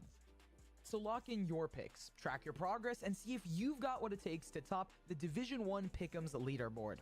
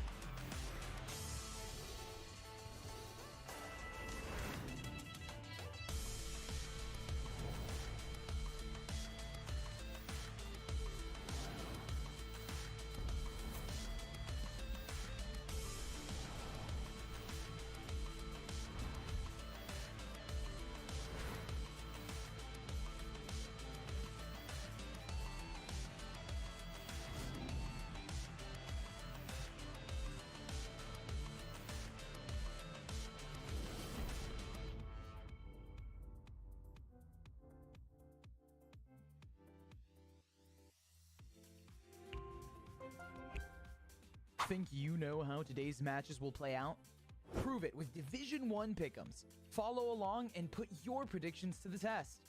Each week, you can make your picks for both Valorant and League of Legends, or just stick to your favorite game. Predict the winners of our future matches and choose the players you think will have the biggest impact. Every correct pick earns you points. The more points you score, the higher you climb on that leaderboard. At the top, you'll find prizes waiting for you at the end of the split. It's easy to play, adds excitement to every match, and keeps you connected with the action all season long. So lock in your picks, track your progress, and see if you've got what it takes to top the Division 1 Pick'ems leaderboard.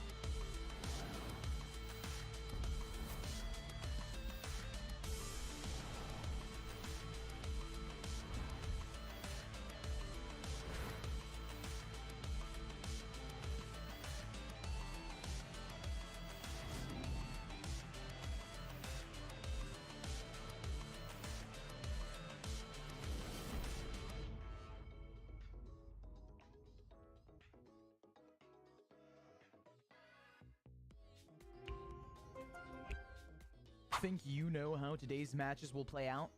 Prove it with Division 1 pick'ems. Follow along and put your predictions to the test. Each week, you can make your picks for both Valorant and League of Legends, or just stick to your favorite game. Predict the winners of our future matches and choose the players you think will have the biggest impact. Every correct pick earns you points. The more points you score, the higher you climb on that leaderboard. At the top, you'll find prizes waiting for you at the end of the split. It's easy to play, adds excitement to every match, and keeps you connected with the action all season long. So lock in your picks, track your progress, and see if you've got what it takes to top the Division 1 Pick'ems leaderboard.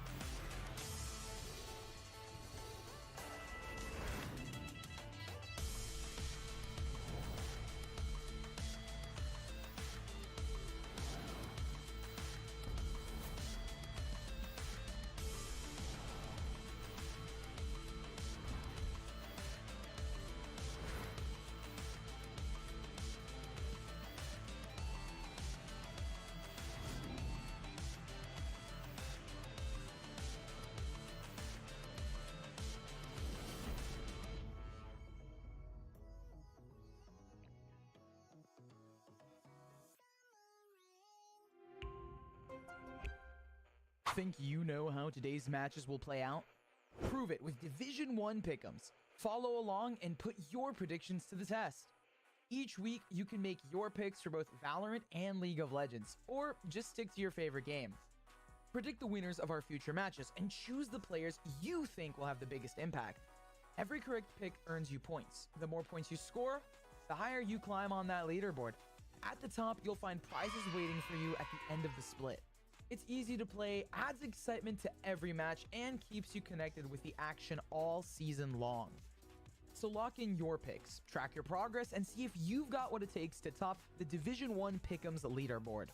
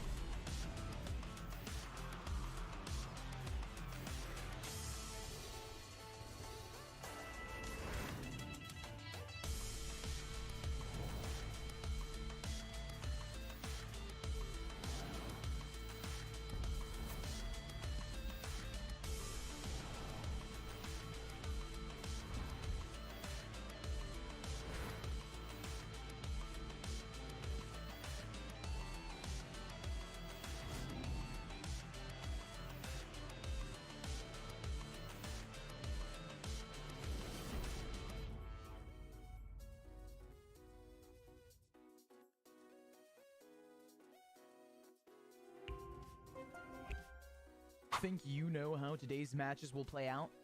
Prove it with Division 1 pick'ems. Follow along and put your predictions to the test.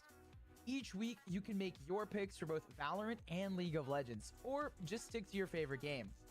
Predict the winners of our future matches and choose the players you think will have the biggest impact. Every correct pick earns you points. The more points you score, the higher you climb on that leaderboard. At the top, you'll find prizes waiting for you at the end of the split. It's easy to play, adds excitement to every match, and keeps you connected with the action all season long. So lock in your picks, track your progress, and see if you've got what it takes to top the Division 1 Pick'ems leaderboard.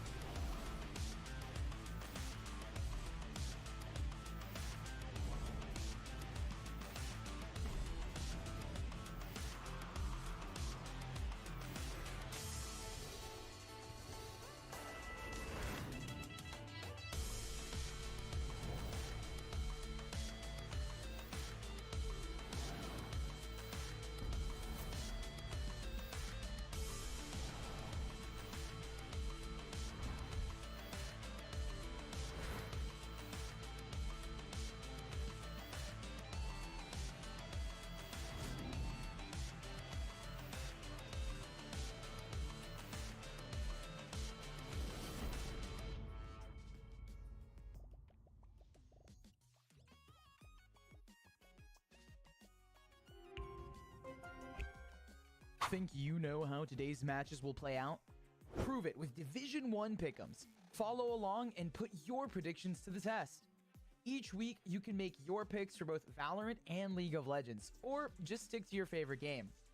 Predict the winners of our future matches and choose the players you think will have the biggest impact. Every correct pick earns you points. The more points you score, the higher you climb on that leaderboard. At the top, you'll find prizes waiting for you at the end of the split.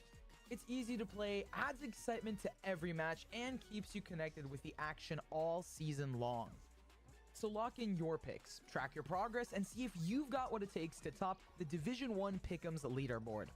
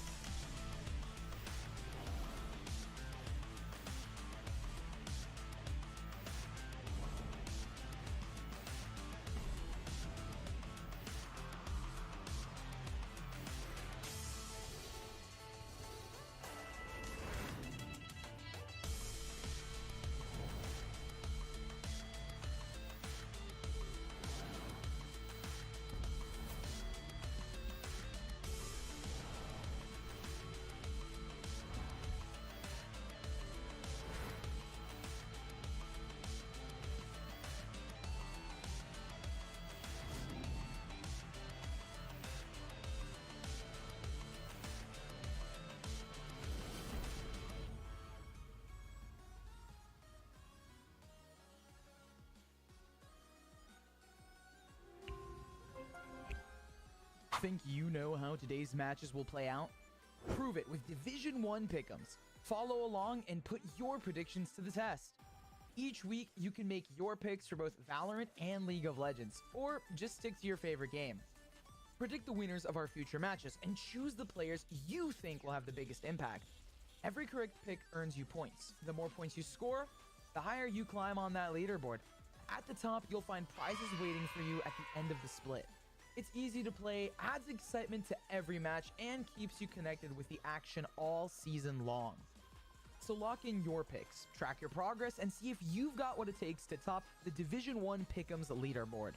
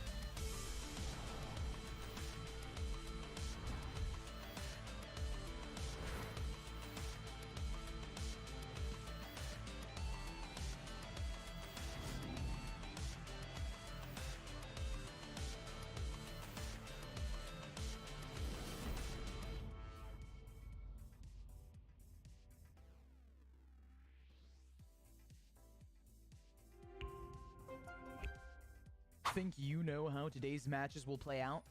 Prove it with Division 1 pick'ems. Follow along and put your predictions to the test.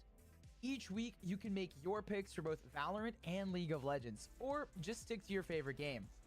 Predict the winners of our future matches and choose the players you think will have the biggest impact. Every correct pick earns you points. The more points you score, the higher you climb on that leaderboard. At the top, you'll find prizes waiting for you at the end of the split. It's easy to play, adds excitement to every match, and keeps you connected with the action all season long. So lock in your picks, track your progress, and see if you've got what it takes to top the Division 1 Pick'ems leaderboard.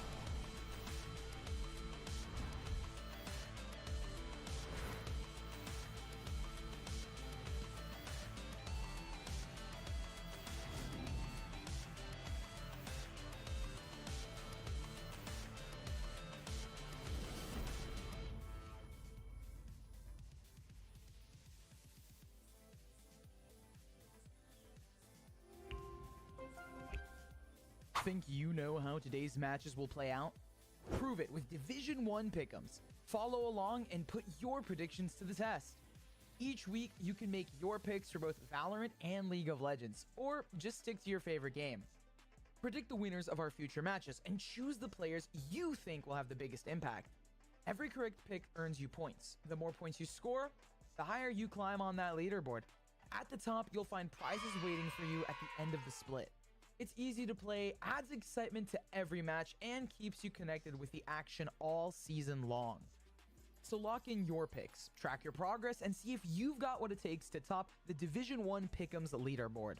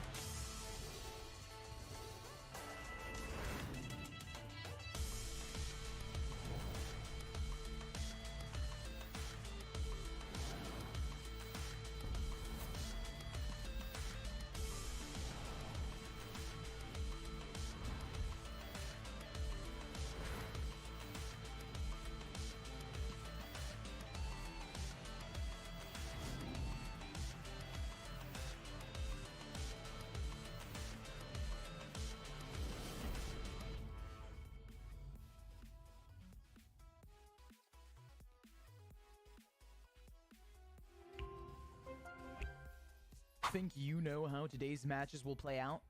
Prove it with Division 1 pick'ems. Follow along and put your predictions to the test. Each week, you can make your picks for both Valorant and League of Legends, or just stick to your favorite game. Predict the winners of our future matches and choose the players you think will have the biggest impact. Every correct pick earns you points. The more points you score, the higher you climb on that leaderboard. At the top, you'll find prizes waiting for you at the end of the split. It's easy to play, adds excitement to every match, and keeps you connected with the action all season long. So lock in your picks, track your progress, and see if you've got what it takes to top the Division 1 Pick'ems leaderboard.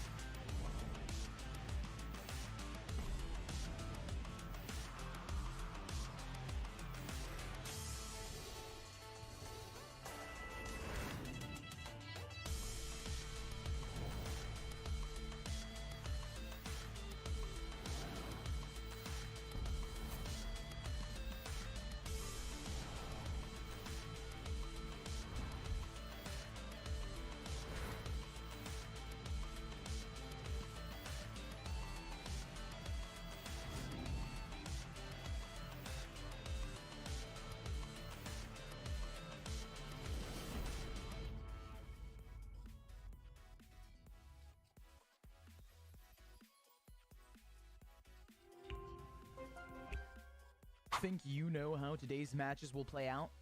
Prove it with Division 1 pick'ems. Follow along and put your predictions to the test. Each week, you can make your picks for both Valorant and League of Legends, or just stick to your favorite game. Predict the winners of our future matches and choose the players you think will have the biggest impact. Every correct pick earns you points. The more points you score, the higher you climb on that leaderboard. At the top, you'll find prizes waiting for you at the end of the split. It's easy to play, adds excitement to every match, and keeps you connected with the action all season long. So lock in your picks, track your progress, and see if you've got what it takes to top the Division 1 Pick'ems leaderboard.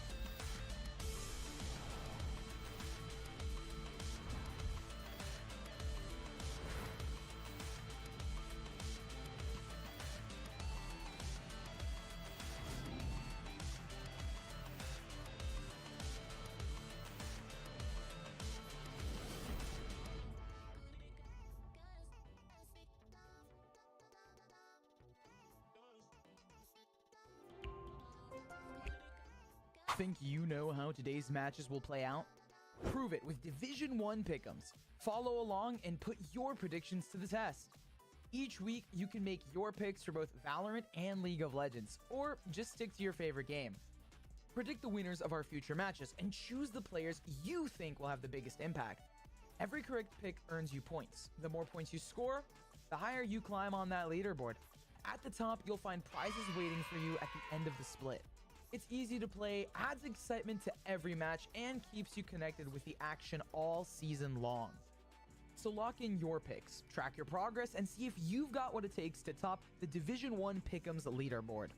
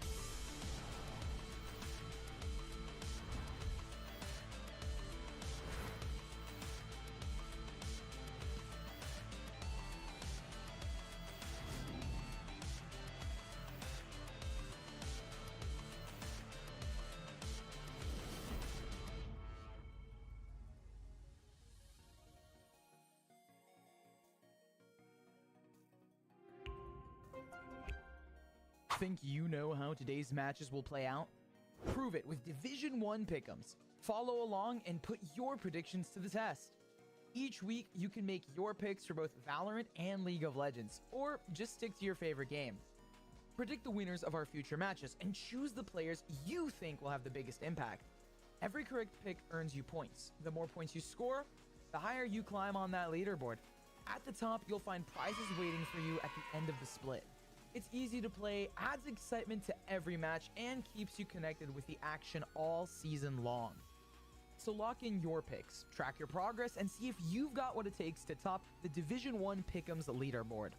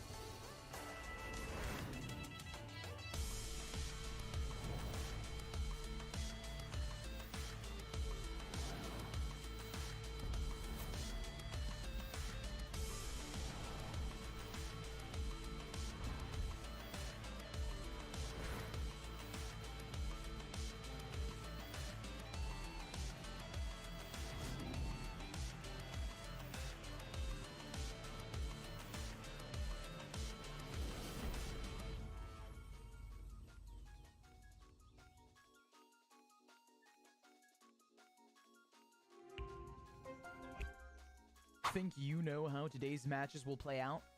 Prove it with Division 1 pick'ems. Follow along and put your predictions to the test.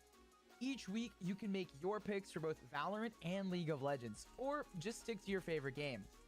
Predict the winners of our future matches and choose the players you think will have the biggest impact.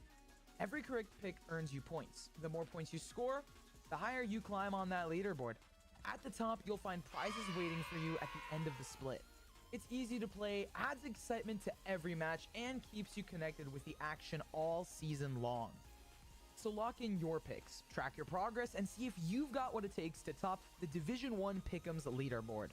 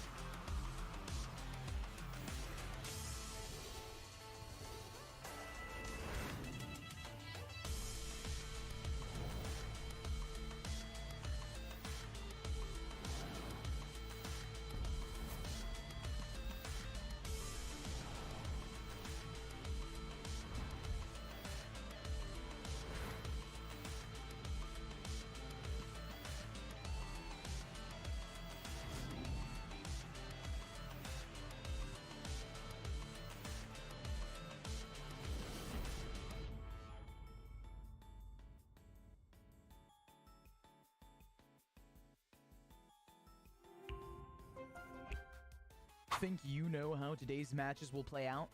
Prove it with Division 1 pick'ems. Follow along and put your predictions to the test.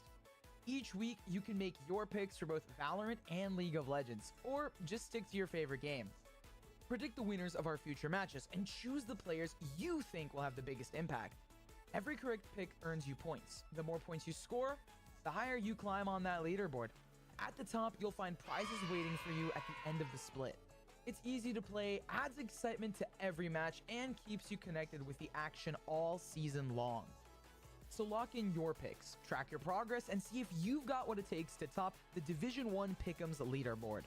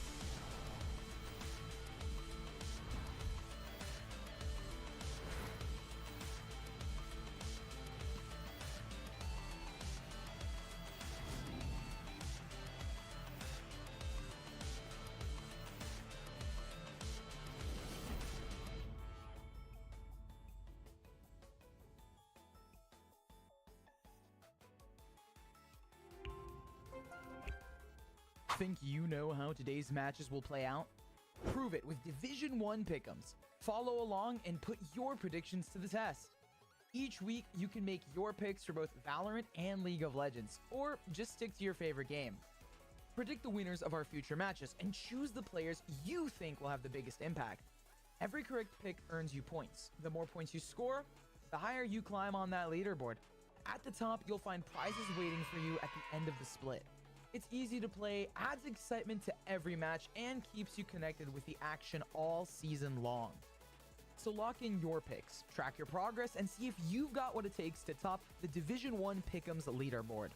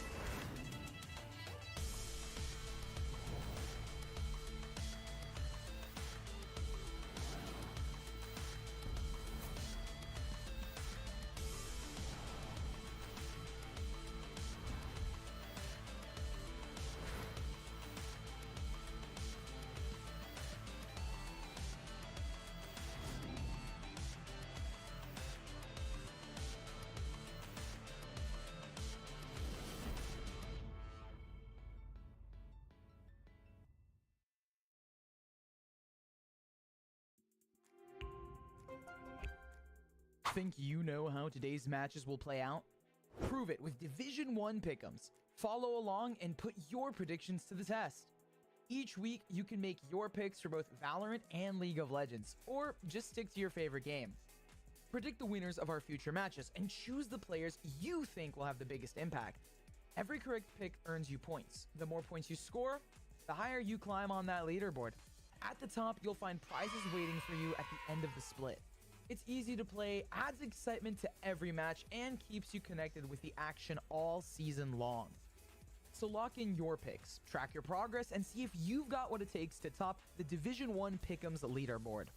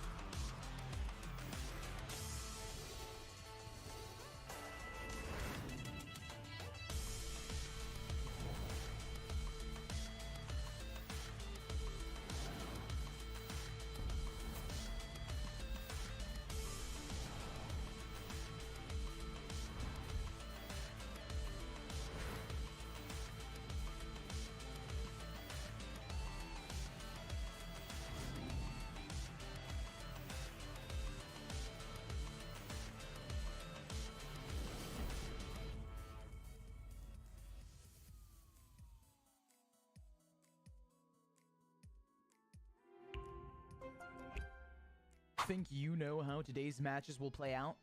Prove it with Division 1 pick'ems. Follow along and put your predictions to the test. Each week, you can make your picks for both Valorant and League of Legends, or just stick to your favorite game. Predict the winners of our future matches and choose the players you think will have the biggest impact. Every correct pick earns you points. The more points you score, the higher you climb on that leaderboard. At the top, you'll find prizes waiting for you at the end of the split. It's easy to play, adds excitement to every match, and keeps you connected with the action all season long. So lock in your picks, track your progress, and see if you've got what it takes to top the Division 1 Pick'ems leaderboard.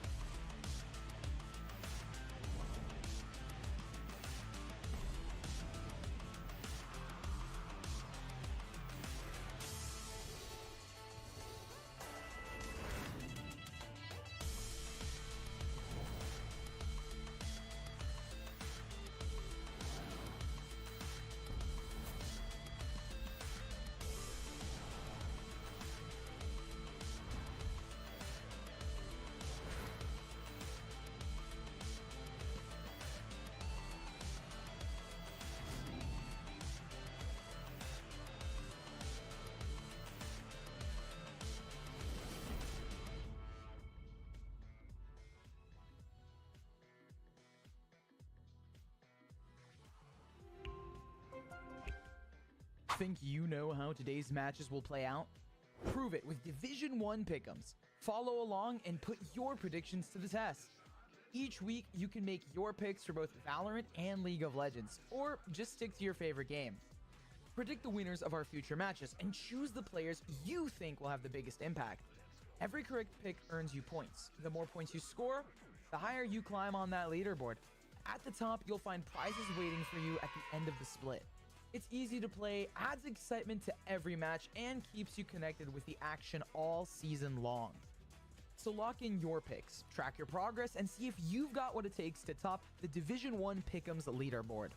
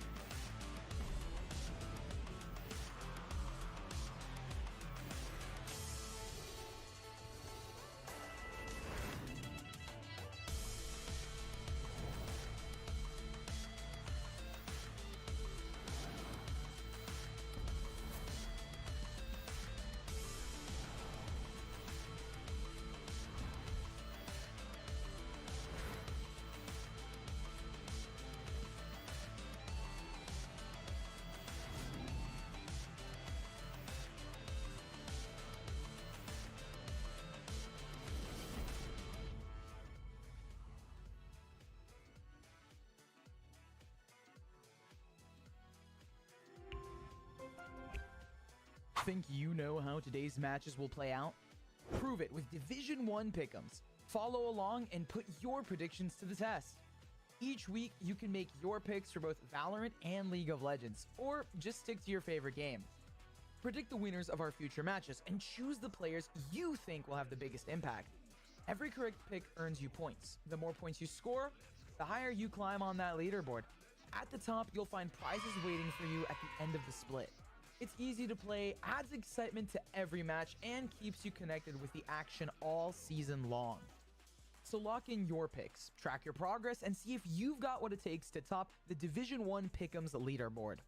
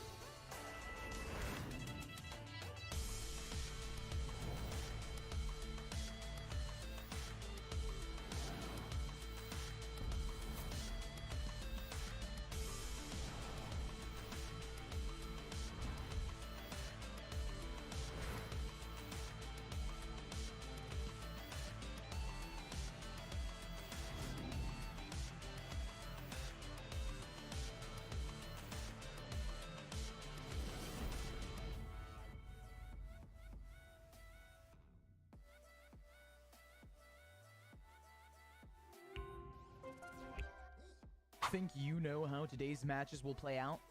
Prove it with Division 1 pick'ems. Follow along and put your predictions to the test. Each week, you can make your picks for both Valorant and League of Legends, or just stick to your favorite game. Predict the winners of our future matches and choose the players you think will have the biggest impact.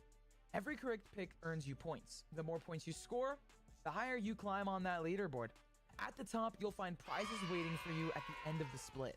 It's easy to play, adds excitement to every match, and keeps you connected with the action all season long. So lock in your picks, track your progress, and see if you've got what it takes to top the Division 1 Pick'ems leaderboard.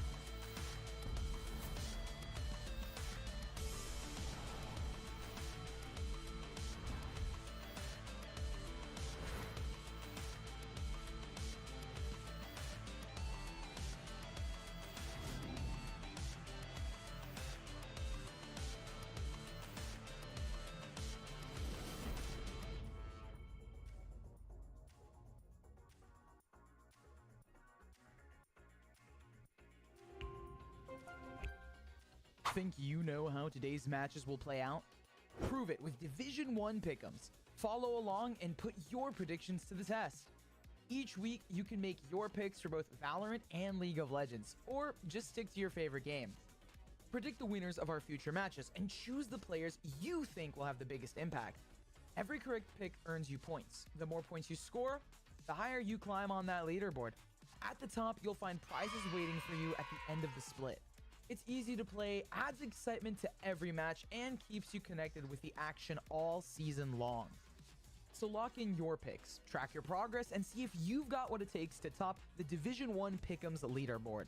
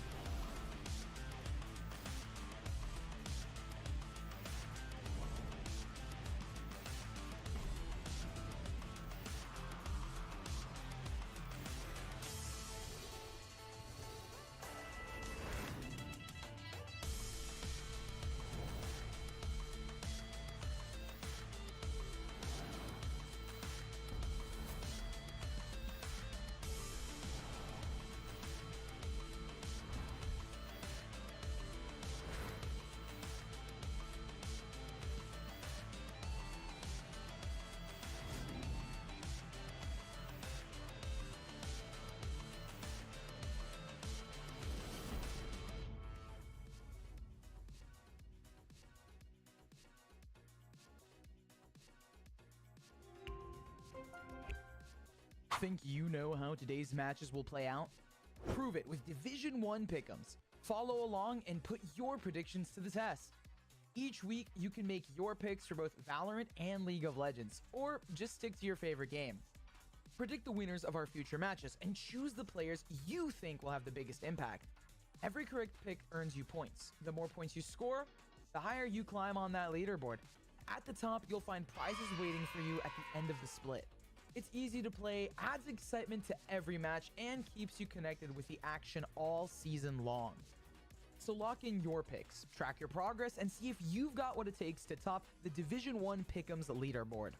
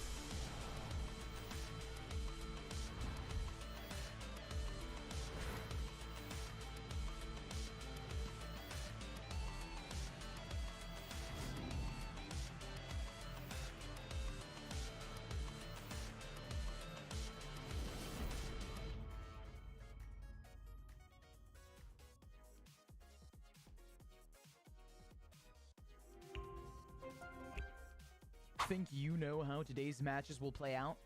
Prove it with Division 1 pick'ems. Follow along and put your predictions to the test. Each week, you can make your picks for both Valorant and League of Legends, or just stick to your favorite game. Predict the winners of our future matches and choose the players you think will have the biggest impact. Every correct pick earns you points. The more points you score, the higher you climb on that leaderboard. At the top, you'll find prizes waiting for you at the end of the split. It's easy to play, adds excitement to every match, and keeps you connected with the action all season long. So lock in your picks, track your progress, and see if you've got what it takes to top the Division 1 Pick'ems leaderboard.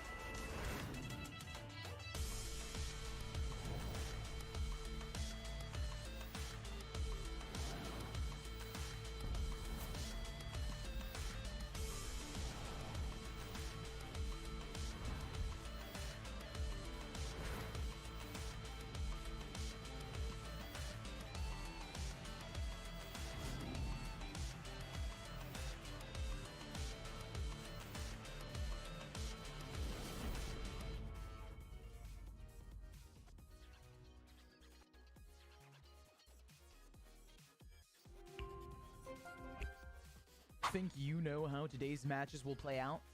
Prove it with Division 1 pick'ems. Follow along and put your predictions to the test. Each week, you can make your picks for both Valorant and League of Legends, or just stick to your favorite game. Predict the winners of our future matches and choose the players you think will have the biggest impact. Every correct pick earns you points. The more points you score, the higher you climb on that leaderboard. At the top, you'll find prizes waiting for you at the end of the split. It's easy to play, adds excitement to every match, and keeps you connected with the action all season long. So lock in your picks, track your progress, and see if you've got what it takes to top the Division 1 Pick'ems leaderboard.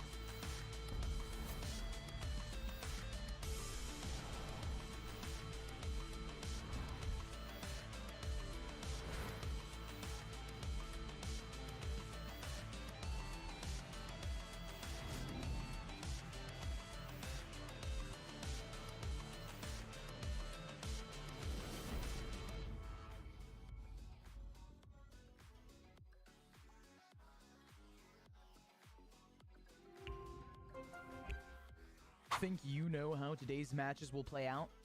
Prove it with Division 1 pick'ems. Follow along and put your predictions to the test. Each week, you can make your picks for both Valorant and League of Legends, or just stick to your favorite game. Predict the winners of our future matches and choose the players you think will have the biggest impact. Every correct pick earns you points. The more points you score, the higher you climb on that leaderboard. At the top, you'll find prizes waiting for you at the end of the split. It's easy to play, adds excitement to every match, and keeps you connected with the action all season long. So lock in your picks, track your progress, and see if you've got what it takes to top the Division 1 Pick'ems leaderboard.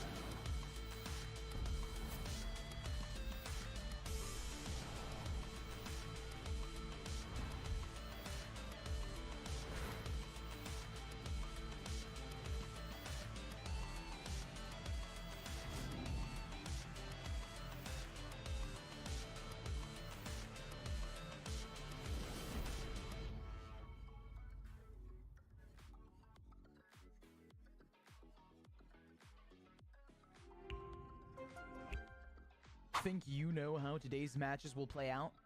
Prove it with Division 1 pick'ems. Follow along and put your predictions to the test. Each week, you can make your picks for both Valorant and League of Legends, or just stick to your favorite game. Predict the winners of our future matches and choose the players you think will have the biggest impact. Every correct pick earns you points. The more points you score, the higher you climb on that leaderboard. At the top, you'll find prizes waiting for you at the end of the split. It's easy to play, adds excitement to every match, and keeps you connected with the action all season long.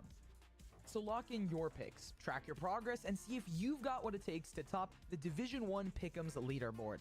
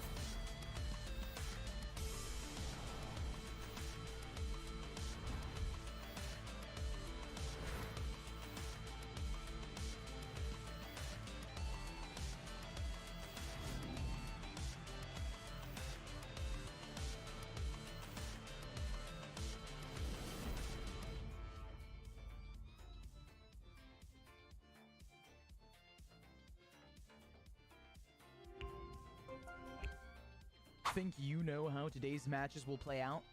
Prove it with Division 1 pick'ems. Follow along and put your predictions to the test. Each week, you can make your picks for both Valorant and League of Legends, or just stick to your favorite game. Predict the winners of our future matches and choose the players you think will have the biggest impact. Every correct pick earns you points. The more points you score, the higher you climb on that leaderboard. At the top, you'll find prizes waiting for you at the end of the split. It's easy to play, adds excitement to every match, and keeps you connected with the action all season long. So lock in your picks, track your progress, and see if you've got what it takes to top the Division 1 Pick'ems leaderboard.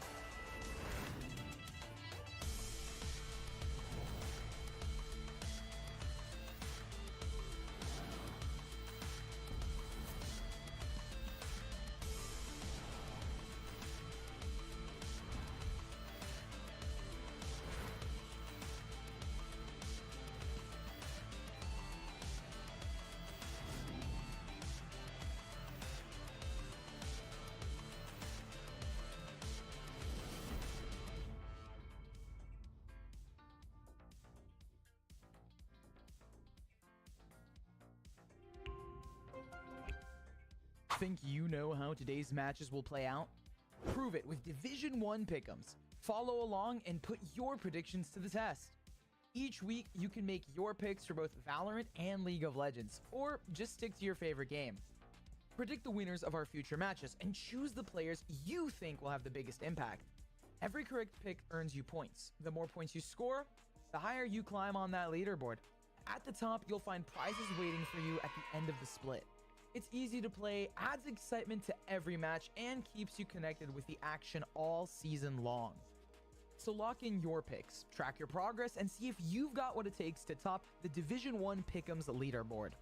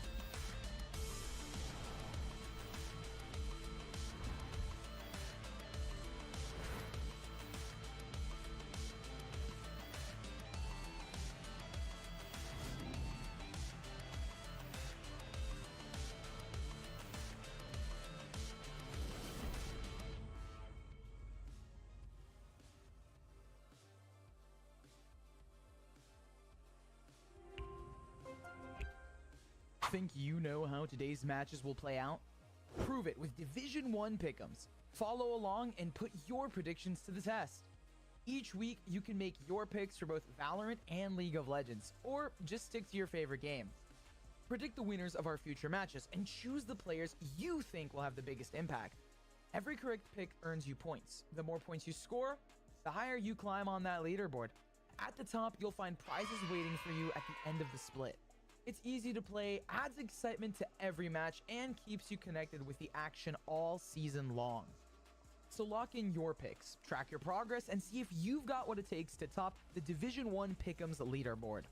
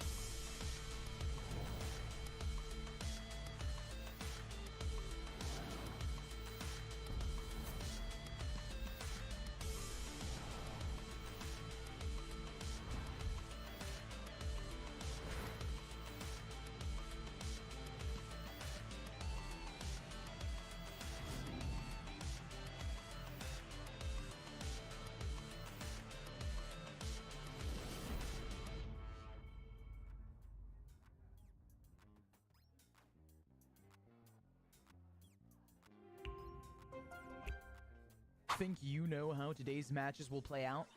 Prove it with Division 1 pick'ems. Follow along and put your predictions to the test. Each week, you can make your picks for both Valorant and League of Legends, or just stick to your favorite game. Predict the winners of our future matches and choose the players you think will have the biggest impact. Every correct pick earns you points. The more points you score, the higher you climb on that leaderboard. At the top, you'll find prizes waiting for you at the end of the split. It's easy to play, adds excitement to every match, and keeps you connected with the action all season long. So lock in your picks, track your progress, and see if you've got what it takes to top the Division 1 Pick'ems leaderboard.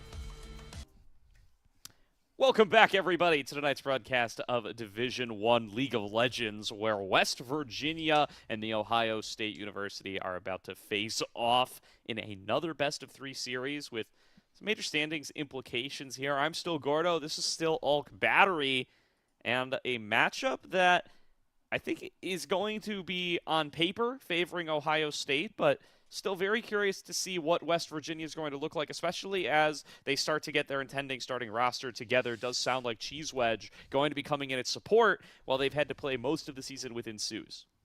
That, and we do have kind of a settling of our solo lanes. Inox seems like he's going to be our top laner for the Mountaineers, and Aelios the mid laner. So what kind of strategies are West Virginia going to have time to operate on when they haven't played most of the season with this starting 5, and they're making up for a lot of lost ground starting at 1-4 as we go into week 6. Week 6. Yeah, and then meanwhile, Ohio State, I think a team that we come in, at least that I came in with high expectations of. A big Five Fire fanboy for a very long time here. It was a big prominent player in the Tier 3 space when I first started getting involved, and I miss him. I really do, Ulk. And in the meantime, he's been jamming out here at Ohio State, finding some success, finding some CLOL berths into the top 32 during that time. And so far, throughout Division 1, I think has largely gone according to expectations up until last week where they dropped to Stony Brook. And at least in my heart, that was an upset. I predicted against it. It was on the graphic. It got tweeted out. Me too. So, you and I both were the Ohio State believers, and then Grapes and Chibi got to do their little Fortnite dances on our corpses. Which was very... I had to give it to them. I had to do the show with both Grapes and Chibi for Tilt Proof this week, and I was like, all right, let's get out of the way, guys. You guys said that Stony Brook were better than Ohio State. You called it early, so let's just get this over and done with. I wanted to get the shame out of the way, but yeah, for the Ohio State, I think the things that I have been happy about is this mid-jungle. Now, it hasn't been as rock solid as maybe we were expecting. Shalush and Sigma Kitten splitting the time. It seems for tonight's match, at least for game number 1, we will have 5150 and Sigma Kitten playing the bottom lane together. But Shalush and Firefire do seem like some promising pieces here on this lineup, especially like you're mentioning, the mid laner for the Ohio State. Yeah, and Five Fire are going to be the big player to watch here, and curious to see how Aelios is going to try to deal with him, as it's felt like the identity of this team is meant to be one where there's a lot of focus given towards the jungle. Sour going for these sorts of carry-focused junglers game in and game out. We've seen the Talon, the Gwen, the Jax, the Nefiri, the Talia, over and over and over again. Viego, Hecarim, keep adding to that list. And we've often seen enablers coming in from mid lane. We've seen some Morgana mid, seen some stuff like the Swain, like the Galio. I want to see some more emphasis on that, but that's going to mean that you need to see Sour paying some attention to that mid lane, because Five Fire, he's got a deep champion pool, most of it mage focused, and he will push in that wave and take advantage if Aelios is stuck on an enabler. And it depends on what the other lanes, right? Because this is a 5-on-5 game. So for these two teams, it's kind of looking at what the other laners can do. I think Ruler and Delight for the Ohio State last week really got destroyed in their matchup versus Stony Brook. And for West Virginia, Dinks is a player that spends time on both teams. He's technically a fill for the League of Legends team as the duelist player for their Valorant program. And Inox is more of a top tank player. He's not going to be playing too many of the carries. 2M2MC feels like they have a proclivity to reach for the carries, but I don't think has shown the mechanical proficiency to execute on them as well. So how the surrounding pieces for kind of our matchups for tonight I think are going to make or break these two series. Yeah, right. I think a lot of it's going to come down to who's going to be able to recognize their role in the game, create a cohesive draft that comes together, and then execute on that game plan. It'll give a massive advantage to whoever's able to do it, right? Regardless of our opinions on the individual players and their individual matchups, I think that's something that we are wanting from both of these squads, just trying to come in with a clear game plan, through the draft and then execute on that game plan in game.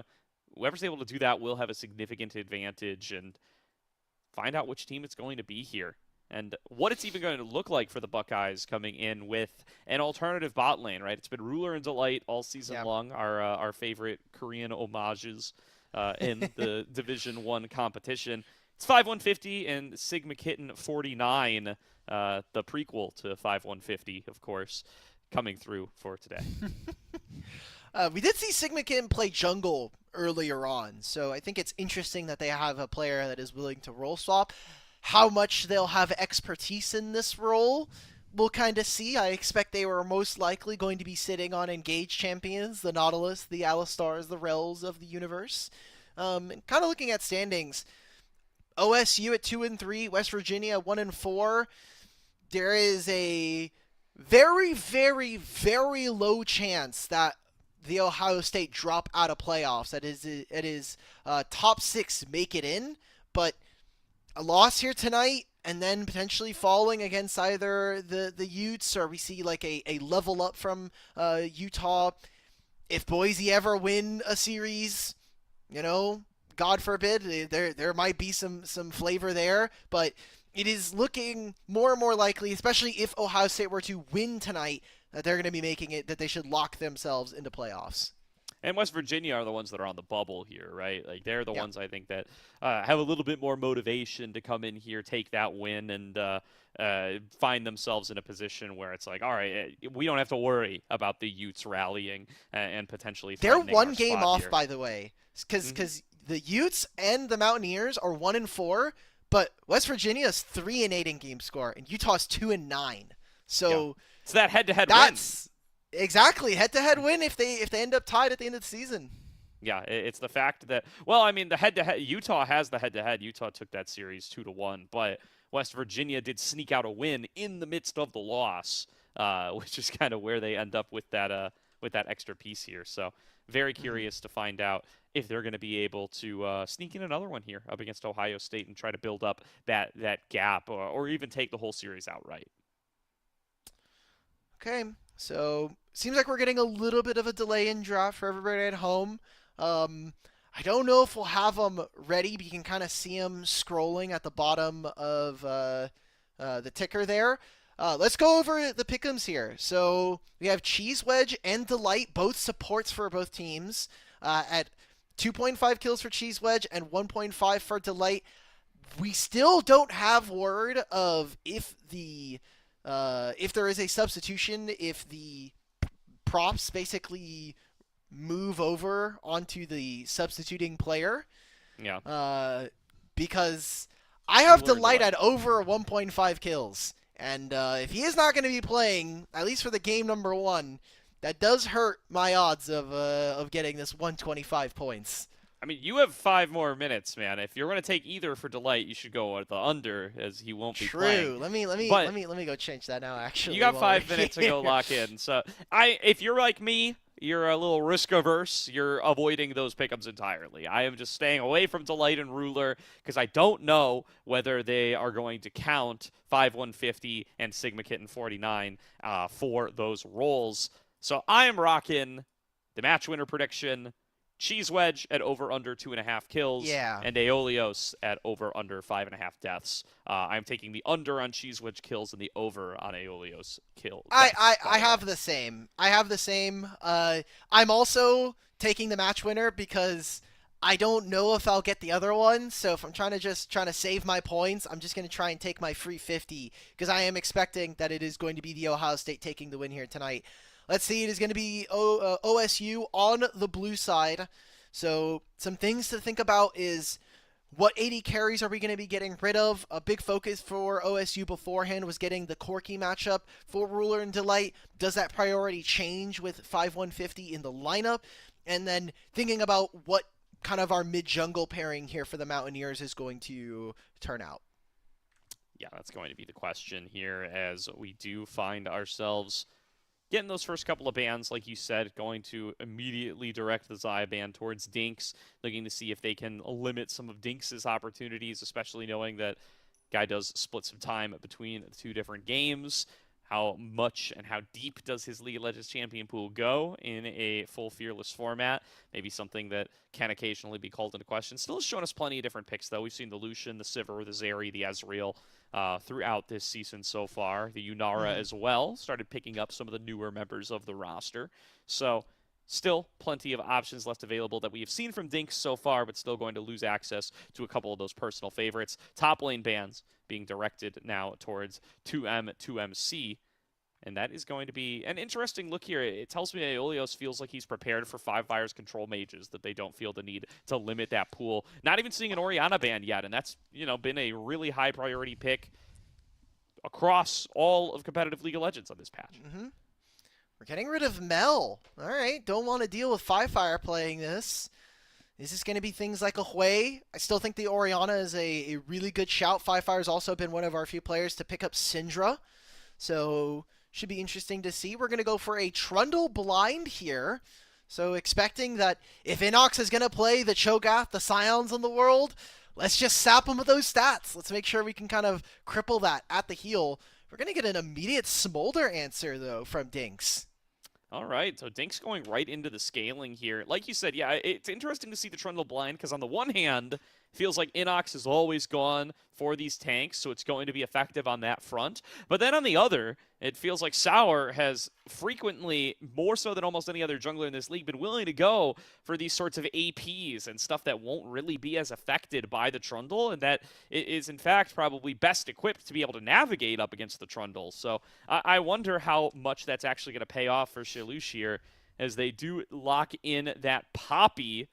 That's likely going to be going either towards the top lane or towards support, given that Trundle is already selected. And it's going to be Ashe coming into the bottom lane, knowing that they are against Smolder Rel. They say, all right, give me this range, give me this early poke power, and give me this utility. We're going to try to carry through a different lane. And no, I sound like a broken record here, but it's probably going to be 5Fire. This requires a lot of coordination now, because Trundle Poppy can be your engage. But the thing I'm worried about here, Gordo, is I don't think that there's enough, like, targeted crowd control to actually properly stop a Smolder. Now, do I like the Lilia pick? A little less so. Playing into Ashe is pretty miserable. Trundle and Poppy can make this Lilia's life very, very difficult to play the game. So what we see in these 4-5s coming on through for draft, I think, kind of makes or breaks. Xin Zhao, I don't think that's right. I don't think we should be banning Xin Zhao when we see both junglers. I agree. You know, maybe agree. taking a page from Strumpist's book, perhaps the Xin Zhao top, something that we've seen before in collegiate League of Legends. All right, it's Rise. It's Rise. Right, We've gotten word. It's the big blue guy.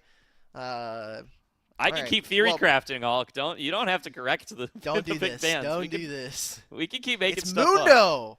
And it's Mundo is the other band. So Rise and Mundo, the Top bands laners, from Ohio tops. State, and Control Mages, of course, taken away. That does leave up Scion, perhaps the King Tank, the tankiest boy of them all. Who Might will just be still best top laner in the patch. Might right be now, best 'cause- champion. We could take this further. Yeah. It's you're really you're good. a really big Scion enjoyer. Look, I respect it. The champ is not fun. The Rise has realm warped his way off of the proverbial ban table that we were looking at, and is immediately going in. We're going to have Gwen to follow, so good lane matchups, I think, here for the Ohio State. I'm still a little bit worried about how they'll be able to lock down this Smolder, but I think if there's any way to do it, it's just slam through the lane. Is this going to be Smolder mid? It is going to be Smolder mid, as the Xin Zhao mid has been banned away. I still don't know what that ban was, because the Rise It was Yorick and Mundo. It was Yorick. Okay, and so Mundo. it's Yorick and Mundo. I thought the Mundo was the sub for Yorick and the Rise was the sub for Xin. Got it. So Yorick and Mundo are those bans. Therefore, the Scion comes through. It's going to be the misfortune in bot lane for Dinks, I'm almost certain. Aeolios going to be taking the Smolder in towards mid. And it is going to be 5Fire piloting the Rise. So two scalers into the mid lane, but I do think a little bit more setup the Rise plus Trundle can actually be a bit of a pain to deal with as a mid-jungle duo, especially as something like the Smolder, right? If you're going to get blocked and you're flapping by a big pillar and you're going to be stuck in that slow field, Rise is just going to unleash on you, and you're not really going to have the mobility to be able to dodge away from those repeated combos. So you might take EQ 2 or even 3 times throughout the duration of that gank, and that should be enough to take down a baby dragon. I see this draft from West Virginia, and this is like the ultimate. We are going to just try to survive early game and pray. We're going to have Sion, but he's in a really bad matchup. We have Lilia, but I think the answers from the Ohio State are really difficult to play. And even Smolder versus Rise, Smolder loses push early, and Rise also has a lot of kill potential just in the laning phase alone, thanks to having the Rune Prison as a guaranteed route. So I think it's difficult to see where West Virginia are going to be able to play, and I think I need to see Cheesewez basically have the best support game of all time, but you're playing into a Poppy. So I feel like the thematic answers from West Virginia don't really work, and the Ohio State should have priority. This should be a game for Shelush where I have 3 winning lanes and a lot of ways to be able to play the game early on, which I think is a losing scenario when we've talked about Sour. Yeah, they do have Misfortune Lilia combo, which for any who aren't familiar, you can Misfortune ult on top of Lilia ult, and it counts as damage over time. It doesn't wake them up. So you can, try to win team fights kind of straight up there if you do get a large multi-man sleep. Granted, there's a lot of things that win fights when you get a large multi-man sleep. That's the difficult part, and they're not exactly set up to be able to do that game in and game out, fight in and fight out without... I thought it was going to be Cheesewedge. It's Cheesewedge in mid, ensues at support. Aeolios is out. What the? Okay, that was definitely not on the sheet. So what is going on, West Virginia?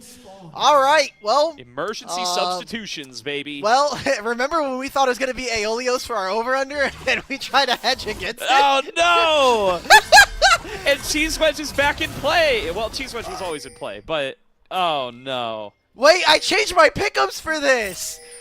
No! I had Cheesewedge on the under. Guys, my pickups are doomed. This is... Oh, yeah, wait. Cheesewedge on the under while he's playing mid-lane Smolder is rough. Okay, but what happens if he gets less than 2.5 kills over the next 2 games and he's on Smolder? What happens then? Virginia is cooked, brother. I don't know what to tell you. That Ohio State is the new king, and... they're racing Maryville and Winthrop for these game-time challenges. That's what that means. We'll find out, as it's going to be another kind of change up in the bottom lane for West Virginia, just as we started to think they were getting things settled. They actually have more reps with Dinks and Ensues than they do with Dinks and Cheesewedge.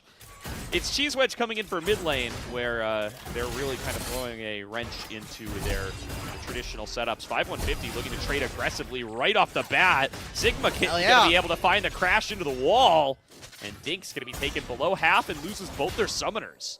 This is Halo Blades Ignite Poppy. We should be playing level 1 versus Misfortune, especially because we have this Ashe. Good use of the volley there to get that slow and force Dinks away. Can't really farm up on too much of these minions right now. Good luck at proccing first strike in this laning phase, brother, because this is absolutely miserable. Also, we're seeing Shelush actually go for early invade versus the Lilia. I wonder if Joby or Sour has any kind of information that this is going to occur.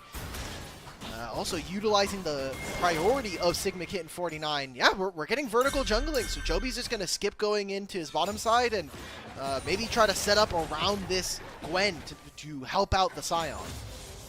Yeah, a little bit of vertical jungling. English is rough for me today, as we do get to see, at the very least, Sour going to be able to pick up their kind of full 6 camp clear here, but it's going to make things from difficult to even more difficult for old Dinks and Ensues down here. Sigma Kid making a play towards mid, trying to get maximum value out of that hail of blades, but we'll just trade flashes with Cheesewedge, nothing else. 2M2MC comes up with the kill there, or the death, rather. It will, in fact, be a 1-for-1.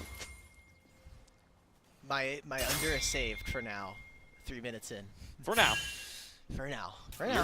You're gonna be worried about this for a long time. Look. We already had the rosters in a weird spot.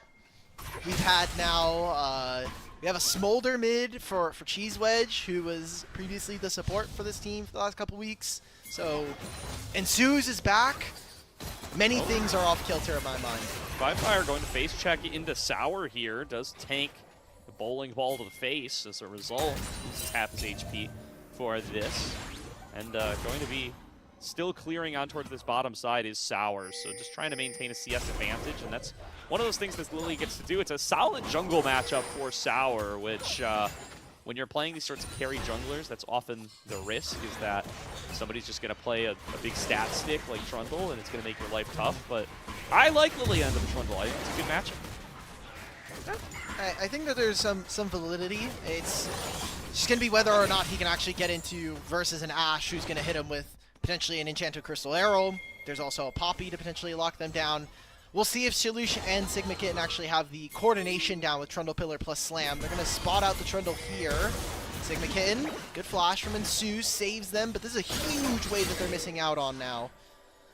Inox and 2MC still engaged in trading. Sour going to show on up here, trying to make another trade happen. 2MC going to cut down their lane opponent first and foremost. It is slow though. Should let Inox get a couple of punches in, and that's enough damage for Sour to clean up the kill.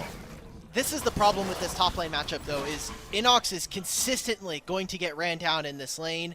Gwen is going to be a living nightmare for this team. And when we talk about side laning, who is ever going to be able to match? We need to see basically every time that Gwen wants to push on side. I'm going to hold that. Shalush.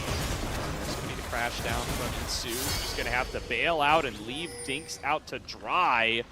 There is a third kill to Ohio State, and they are going to be rocking themselves the feats of warfare as a result. Yeah, Buckeyes are always going to have better side laning, so it's up to West Virginia here to figure out lane assignments and how they're going to fix this, because if everything stays the same, if everything goes in favor of the Ohio State, what's going to happen is they're not going to be able to match. Their solo lanes are going to get ran down, and then they can just collapse very easily into objectives, and then it's a lose-lose situation. Yeah, as Inox and 2MC are going to continue to exchange blows in the top side. It's going to be a solid early lead for the Gwen as a result. The fact that they're trading 1-for-1, I think it's going to be very well liked by 2MC, who just wants to be able to get onto those second and third item spikes to be able to play side lanes as this Gwen. Oh, might be another one coming on through here. Needlework taking Inox down below 200. And it very well may be hitting 0 sooner rather than later. Going to look for another opportunity to skip and to slice and find themselves that kill. Wow, Sour and Shalush exchanging blows. This is where Sour needs to try to get away from there. Barely able to evade the hit into the wall. Fire flashes over though, manages to get the root. It's a 1-for-1. Jungler for support. Sour drops on down. Oh, 51-50. Another fight, 51-50, or 5-150 rather, going to be able to finish off that kill on towards Dinks, and now Ensues. Not going to be able to make the trade happen. Dinks had flash available, but either it just came up or wasn't able to use it in time. Yeah, good play around mid though. I think that the ideas there coming on through from West Virginia are solid. It's execution and the lack of damage early on. You are asking a lot of your team, especially of this Lilia, to get things done. And when we have looked at the Mountaineers in weeks past, I think that Sour Joby has been pretty impressive player, but the solo lanes just haven't been able to provide for him in that same way. So whether or not he'll be able to get done with enough tools, there we go. It's going to be another dive coming through on towards Cheese Wedge in the mid lane. Kill credit going over to Sigma Kitten, probably not what the Ohio State was hoping for. There's going to be a knockback in. Sour going to get ulted, going to get subjugated, and Shalush comes in with the solo kill. Good job. All right. Well, that's 2 kills, and I gotta say here, Gordo, it's not looking good for the Mountaineers here early on. We're 8 minutes in, it's 7-3, already opening up 2,000 gold lead, and it's not like this game gets any easier. So if we're trying to rely on Cheese Wedge being our way out, I don't think he's been stacking all that incredibly. And Dinks is 0-2. We're not winning side lane. Joby is barely going even right now with Shalush. So I'm going to need to see something break the mold here. We need to get out of this play pattern. Whoa! 2M2MC almost does it versus Inox for a third time. 2M2MC and nearly going to be able to finish off one. Cheese Wedge going to get knocked into the wall after getting hit by the enchanted Crystal Arrow. Manages to stay standing. Sigma Kitten stuck underneath the turret. That's kill credit to Cheese Wedge. Meanwhile, Shalush going to be able to finish one up on the top side. Inox does drop eventually after going down to that sliver earlier on. All right. West Virginia, they're going to move over towards the Dragon with Grubs going over to the Ohio State. Means that Fire does need to play a little bit carefully, but this Rise is just so dangerous. Instantly clears a huge minion wave in front of him. And Shalush is walking down here. Fire, brother. Going to be tough for Fire to try to get away from this. That is all the hard CC, though. Just Wow. Rumsworks his way out of there. Still got Dream Dust on him, but it won't be enough to finish off the kill. Well, that's a big investment because that's no Dragon. That was supposed to be their very short timer where they would have had a window to go for this objective. Ends up not being the case. Now, Shalush gets to path towards bottom side. Poppy has complete vision of the top side of the map. And with a few resets coming on through from the Ohio State, I do kind of expect them now. They have extra buttons. They know that they're up on summoner spells. I feel like this Dragon should be their next objective to look forward to. Top laners exchanging blows once again. 2M2MC. Maybe sees an angle for a kill here. Call this guy a grizzly bear the way he's 2MC for 2-2. There's going to be Cheese Wedge pushed a little bit back by Fire. Taken to about half. I was trying to connect and I got there at the end. Oh, that's a sleep. That's Fire. That's all that matters, baby. Is it's going to be a sleep coming through on a Fire. Not going to have the misfortune there for the combo, though. What an enchanted Crystal Arrow from downtown will enable a kill on towards Cheese Wedge. And just Sour and Ensues left to watch it occur. It is a 3 versus 2 in the mid lane, and they're going to get that shoved back over for the Buckeyes. All right, everybody at home, I did take this piece of tech from Sajed. Legendary 80 carry over in Tier 2 for League of Legends. If you're playing against mages as Smolder, Bloodthirster ER, go Essence Reaver second. It'll make your life a lot easier. And Smolder does have some flexibility in the kills. Dinks, Whoa! there are some kills in the bottom lane, so Dinks misses out on the wave. 5-1-50 does end up getting the kill on the back end. And this is a pretty big wave on top of the Dragon that they were just grabbing. So the Buckeyes, the Ohio State, are still winning pretty massively here in this game number 1. Yeah, a lot of back and forth trades, but most of them favoring Ohio State at the end of the day. A 3-0 start for 5-1-50, not the least of them. Really going to put this Ashe into a position to be a significant damage threat in these mid-game fights where Ohio State are going to spike quite substantially, especially because of all the gold they've allocated onto these frontliners, the Gwen and the Trundle. Very, very good in these sorts of brawls that are going to likely occur around Rift Herald, around Third Dragon. And they've got themselves the advantages to be able to show up and represent. Dinks, meanwhile, just on the one item, not too far behind, but it really does feel like their only chance at not just surrendering all the mid-game objectives will be that Lilia Misfortune combo with Ensues helping out with Magnet Storm. This might be a time where there's a numbers advantage here for Virginia. West Virginia doesn't end up making too much out of it. It was an Enchanted Crystal Arrow. This looks like it is a spectator client bug, not a game pause, as we are still in game. Imagine we're going to be coming back to... we have a gameplay happening. We are back. They have been a pause at some point in the past. Sigma Kitten gets a nice double knockup. Look at Shalush, though, on the back line. That's going to be the one that determines this entire fight. Desperately trying to back away and actually managing to do so for a bit is Sour, raining through a fair bit of damage. Sleep comes through. It's only on to 5150, and Dinks can't quite get in range for the double up. So 5150 will keep on standing. 5150, I mean. As 2M2MC continuing to keep pressure up on the top side. Shalush manages to find the second man at the end of the day, and can they get all three? Dinks wants to say no. Inox down below sub 100 again. Feels like every time we check on this guy, he is in that sort of position. Soul Furnace, though, keeping him standing, and will be able to sustain it. Hey, Shalush got it at the end of the day. All right, well, remember we said that the side lanes don't get easier. It might be a play on the cheese wedge. Gonna at least push him off of the mini wave for now. But 3 grubs here for the Ohio State. First Dragon, 13-5, a 6,000 gold lead at this time in the game. And it just feels rough. Like, the side lane issue is only now going to be exacerbated now because of all of the objectives and the gold leads that these players have.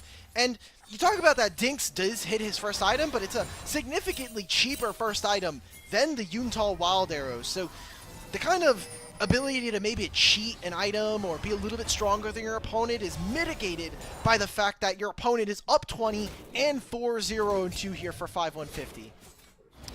Yeah, getting out of that spike. And the cooldowns were just a little bit desynced in that bot lane fight, right? If they had Lilting Lullaby and Bullet Time, you could see a world where all 3 get put to sleep, and that's a huge play for West Virginia, but just not quite on the timing there. It was quite a while on Bullet Time, a little bit of time left for Sour as well. By the time the Lilting Lullaby comes through, it is only on to 5-150, and Ohio State get to reap the rewards. It ends up being an extended triple kill for Shalush as they hunt them down one at a time. 6-0-2 on this Trundle. Huge impact in this game. I am of the belief that... Oh, that hit Sigma Kitten. Wrong teammate. There might be some plays here. There's a Rumbler from Fire that can get him into position. It seems like they just want to position themselves here from the Ohio State to get this last Tier 1. GM2MC on the bottom lane solo kills Cheese Wedge, so no flash for Smolder. Very deep in that lane. No stacks for Smolder either. Really tough to get taken off the map as this Smolder trying to, you know, game or play for a game plan where, you know, you get your 225 stacks and you're ready to show up and represent as quickly as possible. Granted, the Dragons are slow this game, but the game is fast. You've lost 2 outer turrets already, and you might lose all 3. I don't know that the Dragons are the win con you need to be worried about. Last Tier 1. Inox does have Flash plus Ultimate, but the Sigma getting the block here. Oh, threw out the Keeper's Verdict, but Keeper's Verdict does not care about 65. Unstoppable Onslaught. Inox will be able to get away. 2M2MC getting chased on down. Sour is very fast, should be able to keep on top of this. Cheese Wedge will be donated the kill. That's quite a boon for a baby dragon to try to get back into the game.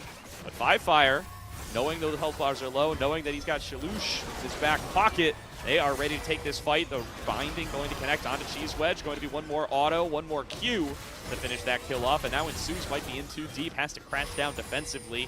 Sour was able to navigate their way out through the bottom side, but the actual clearing of the jungle, that's going to be a much bigger problem.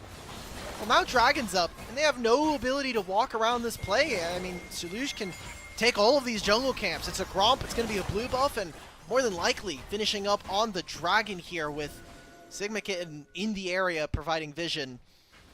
This is a strong game here from the Ohio State. It feels like more of a team effort that this is happening. And when we have seen this team succeed, it has mostly been around sometimes their bottom lane, but mostly through Fire. And while he is playing a champion that hasn't been all that massively impactful to this game, it's good to see that other members are stepping up in this series. It really is. Done a great job pretty much across the board of being able to generate their own advantages. 2MC getting a little bit collapsed onto here by Sour. There is a TP being channeled, but damage output on towards the Lilia is pretty good, and Ensues is coming up. Looking for the double stun here. Doesn't connect it on towards either, but 2M2MC still up too far. Now Sour able to space this out, staying alive up against Fire. Now keeping their distance, but trying to assist from the edges. Still, Ensues probably in too deep. Sigma Kitten coming in. Great flash to get away from the charge, but able to chase him down anyway. Sigma Kitten up to 2 kills on this support. Now Fire going to be able to finish off Ensues. 5-150 comes in on the flank. Shalush as well as an inner turret and a Scion both hit the ground. Inox is like, oh, I'm walking to my top tier 2. Why is there a Trundle underneath my top tier 2 entering from our side of the map? Well, what is this? How am I supposed to be able to play this one? And it's tough here for the Mountaineers. An expected underdog here for this series. We're getting a teleport, a very deep one from 2M2MC. Can they find Cheese Wedge, though? Is on vision currently. Gwen gets spotted. Should be able to finish this, but Sigma Kitten, they have eyes. Oh, we chose wrong. We went left instead of right. We zigged when we should have zagged. So, Smolder's going to live, but the prospects are not looking good here with an 11, almost 10,000 gold lead at 18 minutes. Quite the lead for the Ohio State University here. They look to potentially find another pick here. Sigma Kitten going to launch themselves in. This is a little bit of a 1 versus 4, and that will be a kill going on over to Sour. Nicely done by them to be able to get themselves a little bit of relief back into this game, but I mean, 10k gold lead this early on is still going to be plenty and still going to put them at a disadvantaged state, even in a 5 versus 4. Now potentially going to go for the long chase is 5-150. Well done. The lockdown ensues and make it a support for a support. Now it's going to be Inox up in the front line, going to get flashed away from. 5-150 repositions, has 5 fire, dumping out the damage on the side, and Ohio State will successfully execute the fight. Very important here for OSU that they're able to find these wins, and very confidently so. They've struggled against the other top 4 teams of Division 1, but if they can grab this win here tonight, if they can finish off this series, it'll be playoffs berth confirmed for this team. 2M2MC isn't able to make it happen versus Dinks, but does pressure at least for the inhibitor. Not going to be able to finish off that inhibitor either. Just going to choose to take this reset timer, clear out the jungle, make sure that they don't over-aggress on anything. Make sure that they don't give up any of these fat shutdowns that are held by Shalush, 5 Fire, and 5-150. So, jungle's cleared. Nothing for Sour to get as they redeploy out onto the map. And 5 Fire's not even going to take the reset. 5 Fire's just going to keep on shoving waves. It says, hey, send whoever you got. I'll just run warp out. Okay. 5 Fire phase rush. 1v2. Can 5 Fire win? Or is this a maybe Destiny? Interrupted. Well done, Inox. Saves the unstoppable onslaught, guarantees the kill. Shut down gold on towards Dinks. Ensues is dropping down on the other side, but that is still a worth trade for West Virginia. Yeah, okay. Would you be willing to make a trade of shut down mid gold for an Otacon? Probably not. I don't know if they really have a choice in the matter, though. As, that is also very true. They wouldn't be able to stop the Otacon anyways. 2M2MC launching themselves in towards 2 marksmen and coming out on top. Cheese Wedge falls. Dinks falls. Inox is heading for the hills. And the Ohio State University find themselves with the numbers advantage in this bottom side once again, and potentially the last inner turret to be cleared off the map. Very, very good here from OSU. A couple of mistakes, but to be expected at this level. And damn, this is a very, very dominant game from them. Like, West Virginia didn't really have time to breathe. We started off the game and we get to 3 minutes and suddenly we're fighting everywhere. Bottom lane's trying to play for level 2. Mid lane is very obviously scrapping, and we talked about it from draft. I don't think that West Virginia gave themselves very many outs from this, but I think maybe having to kind of do with what the cards that we have at this point, and considering that this is a roster that we didn't even expect that was going to show up here. Of course. And still, I mean, I don't want to call them outs, because 12k gold deficit is a lot, but with ways to manufacture fights to where you can slow down the game enough to potentially get Cheese Wedge stacked on up and capitalize on some mistakes from the Ohio State University, is that they have not been playing out immaculately. They have gotten picked off. They have taken some inadvisable fights, and you know, even right now, if you had set up to try to collapse onto these 2 in mid lane, maybe you'd be able to do it. They're taking resets up at the top side right now. They were instead looking to make a play on a 5 Fire, but the Ohio State University, they're not fully tracking where exactly West Virginia is at all states. So you could see some of these picks working out. Well, they don't need to. They're in West Virginia. True. Observer, if we may, when we have a moment and we're not in the middle of a fight, can we please check Smolder stacks? I'd like to check in. Maybe after this Inox death. You assume it's going to be an Inox death, and you assume correctly. 2M, 2MC. Going to claim the kill credit on that one, and that's their main front line. And Sue's not going to be able to fill in with that role too effectively, so the one-item Scion is melted down, and this very well could be a game ender if West Virginia can't put themselves something together now. The opportunities for picks have dwindled away as they do rejoin everyone together for this base siege. All right, so Cheese Wedge, 200. 225 is the magic number here for Smolder to get that execute. It's 201. That's 203. 6. All right, we're getting there. Will they get there in time? Will it even matter? That's the thing, right? Yeah, like, I mean, the if real you have answer Smolder is execute does it matter? Yeah, and I think it doesn't, because nobody gets low enough to be executed. We've seen these fights play out already. Again, I mean, there's a wombo combo to be found within this team composition. The question is, will Ohio State give it to them? 215. Guys, the counting is going crazy. The math professors over on both colleges would be very happy with what's happening here. 218. All right. Maybe 5150 going down here. Dunk coming through onto 5150, trying their best to fight it out. Will be the first person to drop. Inox going to be able to claim that kill credit. Bullet time completely whiffs, does not find damage on towards anybody, but it is still a 1-for-0. West Virginia successfully make a stand with all in 3 inhibitors down. They kill 1 player, and it will give them a little bit of time to farm up and stay alive. All right, what if this was actually their plan? They gave up triple inhibs so that they get double super minion waves, and Smolder and Dinks basically like Elo economy slingshot themselves back into this game. Because they're going to get a lot of gold and experience. Smolder's going to be stacking up. Assumably already has a 225. Baron, I think, makes that a bit more untenable as a strategy. But yeah, they have absolutely no vision. Great vision toggle coming in from our observer. But let's see. Let's see. If there's any chance here, it really does have to kind of be the ultimate wombo combo of doom from West Virginia. And Baron will fall. There's a Realm Warp from 5Fire, just getting Shalush a little bit closer, and this is a fat wave coming in on the top side. Just need to crash down multiple at the same time to make the kill decisions, or find Ensues trying to find a deep flank and cut them down fair and square. So it's going to be a 5 versus 4 on this game-ending push.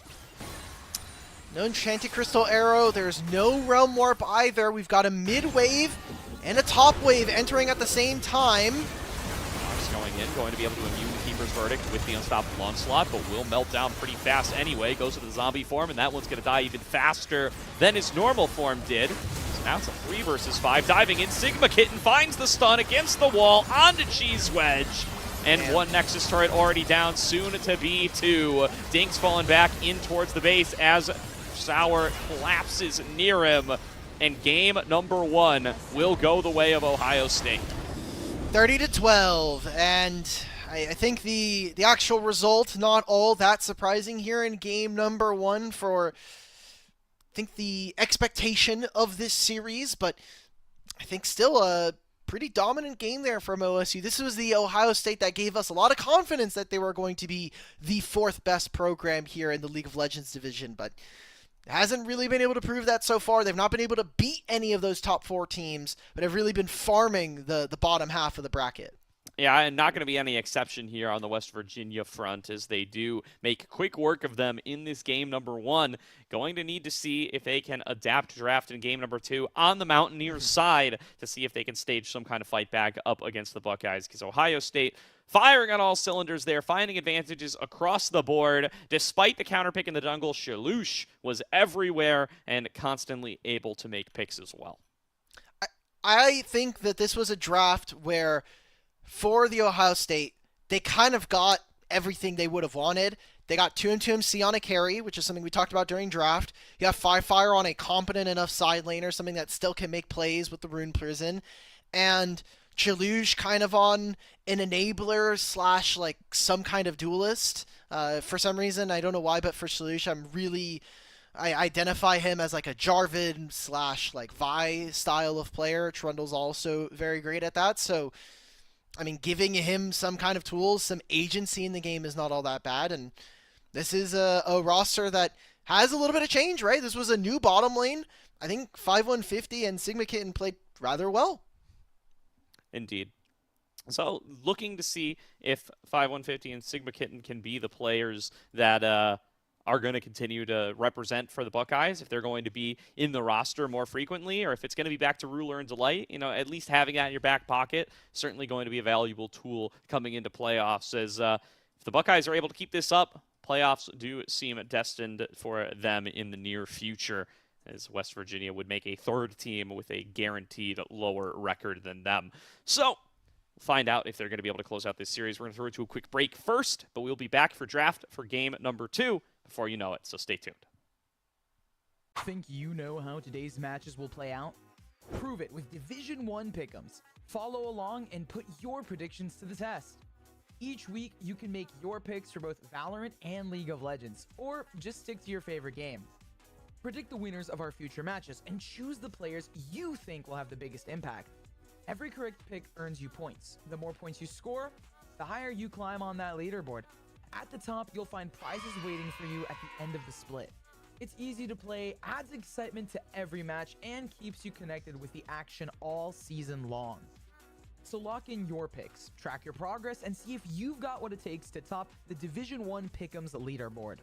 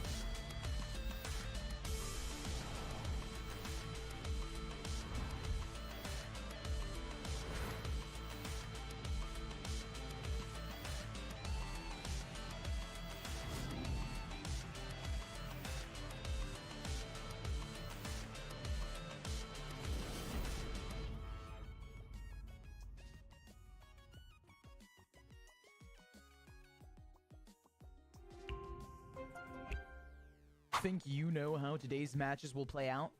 Prove it with Division 1 pick'ems. Follow along and put your predictions to the test. Each week, you can make your picks for both Valorant and League of Legends, or just stick to your favorite game. Predict the winners of our future matches and choose the players you think will have the biggest impact.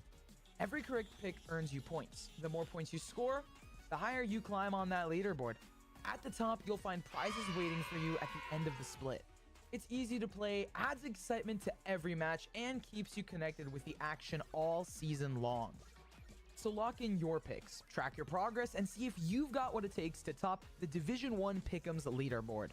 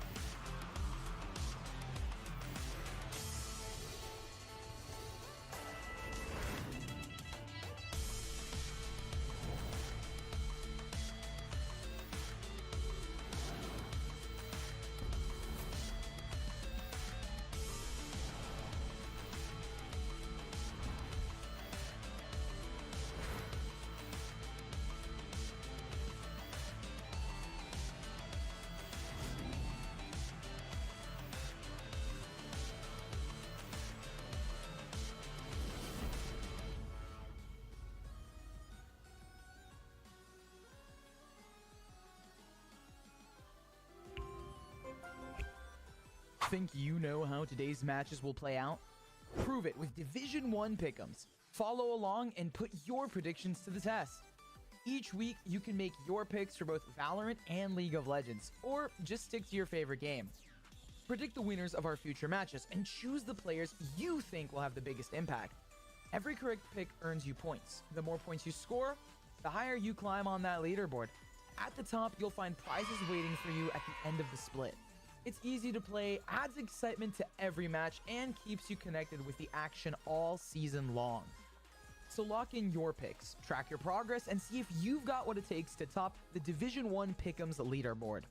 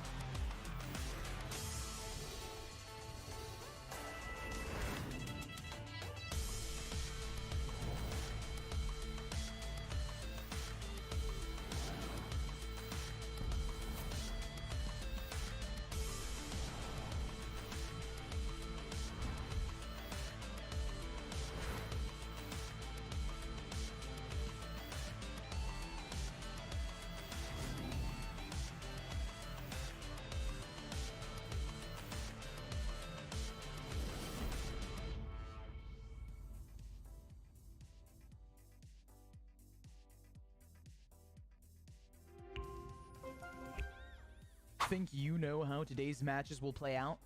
Prove it with Division 1 Pick'ems. Follow along and put your predictions to the test. Each week, you can make your picks for both Valorant and League of Legends, or just stick to your favorite game. Predict the winners of our future matches and choose the players you think will have the biggest impact. Every correct pick earns you points. The more points you score, the higher you climb on that leaderboard. At the top, you'll find prizes waiting for you at the end of the split. It's easy to play, adds excitement to every match, and keeps you connected with the action all season long. So lock in your picks, track your progress, and see if you've got what it takes to top the Division 1 Pick'ems leaderboard.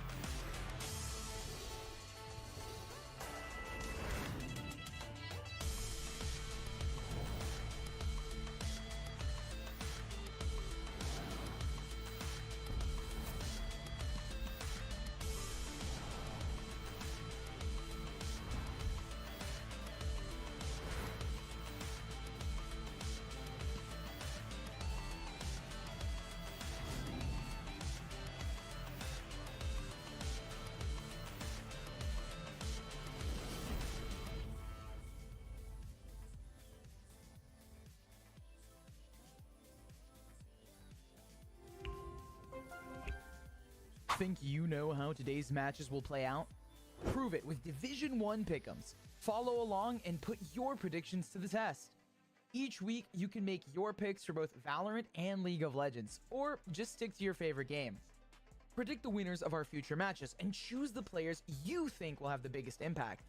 Every correct pick earns you points. The more points you score, the higher you climb on that leaderboard. At the top, you'll find prizes waiting for you at the end of the split. It's easy to play, adds excitement to every match, and keeps you connected with the action all season long. So lock in your picks, track your progress, and see if you've got what it takes to top the Division 1 Pick'ems leaderboard.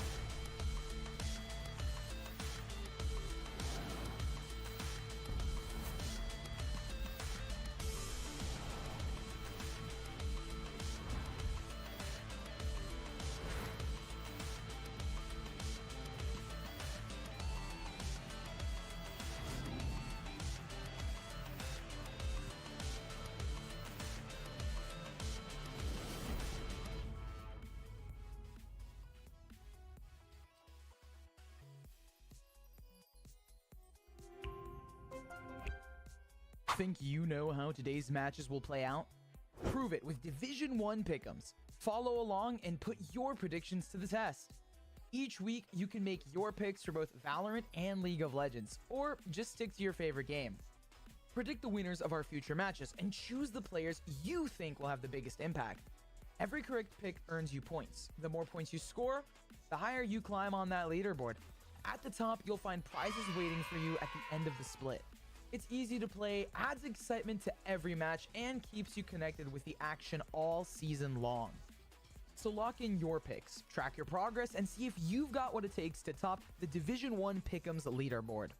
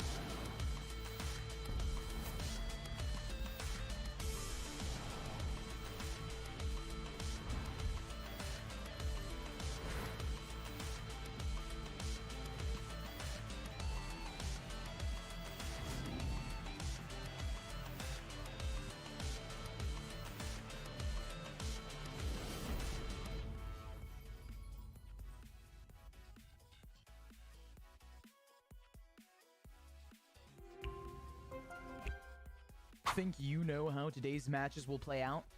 Prove it with Division 1 pick'ems. Follow along and put your predictions to the test. Each week, you can make your picks for both Valorant and League of Legends, or just stick to your favorite game. Predict the winners of our future matches and choose the players you think will have the biggest impact. Every correct pick earns you points. The more points you score, the higher you climb on that leaderboard. At the top, you'll find prizes waiting for you at the end of the split. It's easy to play, adds excitement to every match, and keeps you connected with the action all season long. So lock in your picks, track your progress, and see if you've got what it takes to top the Division 1 Pick'ems leaderboard.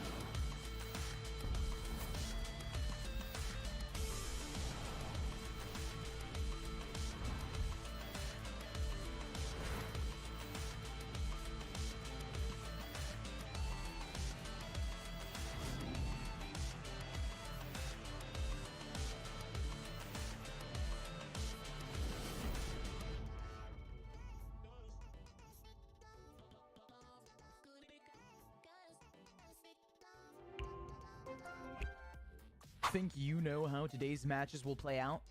Prove it with Division 1 pick'ems. Follow along and put your predictions to the test. Each week, you can make your picks for both Valorant and League of Legends, or just stick to your favorite game. Predict the winners of our future matches and choose the players you think will have the biggest impact. Every correct pick earns you points. The more points you score, the higher you climb on that leaderboard. At the top, you'll find prizes waiting for you at the end of the split. It's easy to play, adds excitement to every match, and keeps you connected with the action all season long. So lock in your picks, track your progress, and see if you've got what it takes to top the Division 1 Pick'ems leaderboard.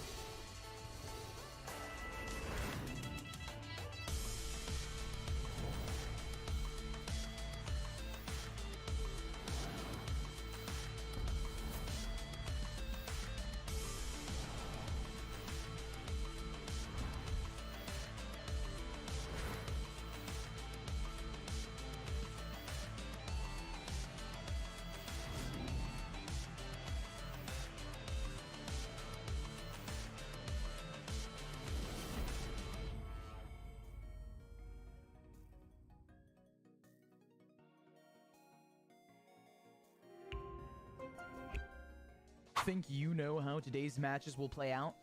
Prove it with Division 1 pick'ems. Follow along and put your predictions to the test. Each week, you can make your picks for both Valorant and League of Legends, or just stick to your favorite game. Predict the winners of our future matches and choose the players you think will have the biggest impact. Every correct pick earns you points. The more points you score, the higher you climb on that leaderboard. At the top, you'll find prizes waiting for you at the end of the split. It's easy to play, adds excitement to every match, and keeps you connected with the action all season long. So lock in your picks, track your progress, and see if you've got what it takes to top the Division 1 Pick'ems leaderboard.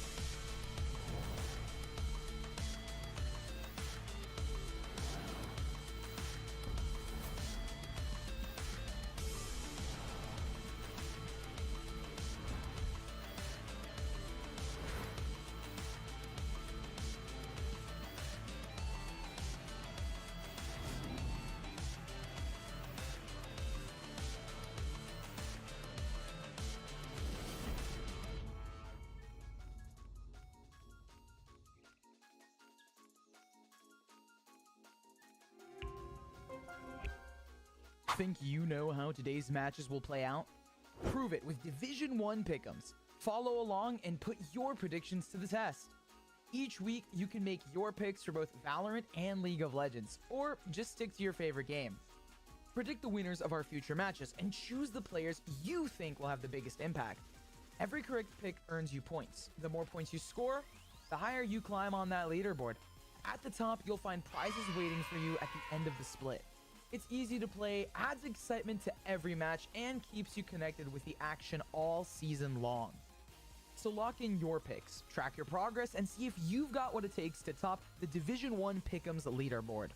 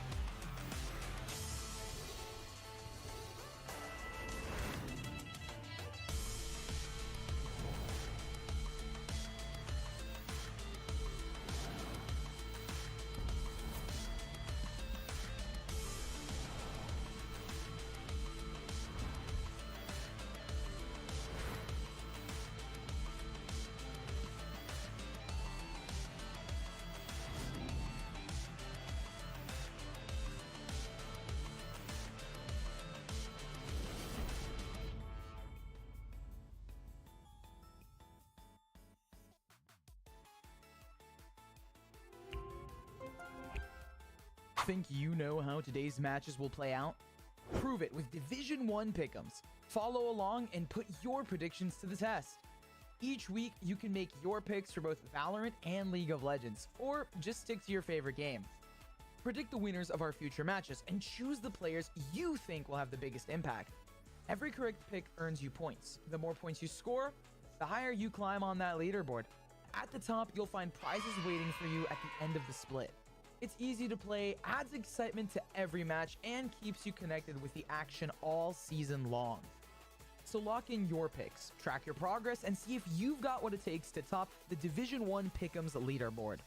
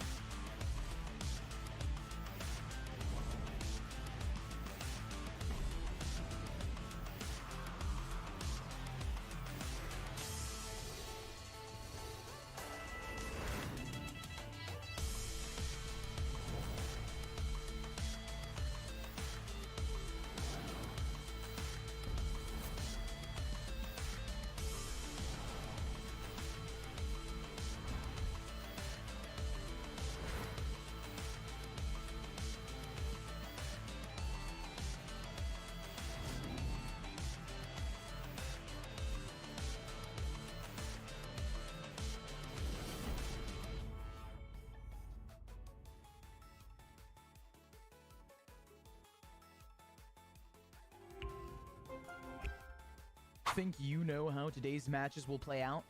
Prove it with Division 1 pick'ems. Follow along and put your predictions to the test. Each week, you can make your picks for both Valorant and League of Legends, or just stick to your favorite game. Predict the winners of our future matches and choose the players you think will have the biggest impact. Every correct pick earns you points. The more points you score, the higher you climb on that leaderboard. At the top, you'll find prizes waiting for you at the end of the split. It's easy to play, adds excitement to every match, and keeps you connected with the action all season long. So lock in your picks, track your progress, and see if you've got what it takes to top the Division 1 Pick'ems leaderboard.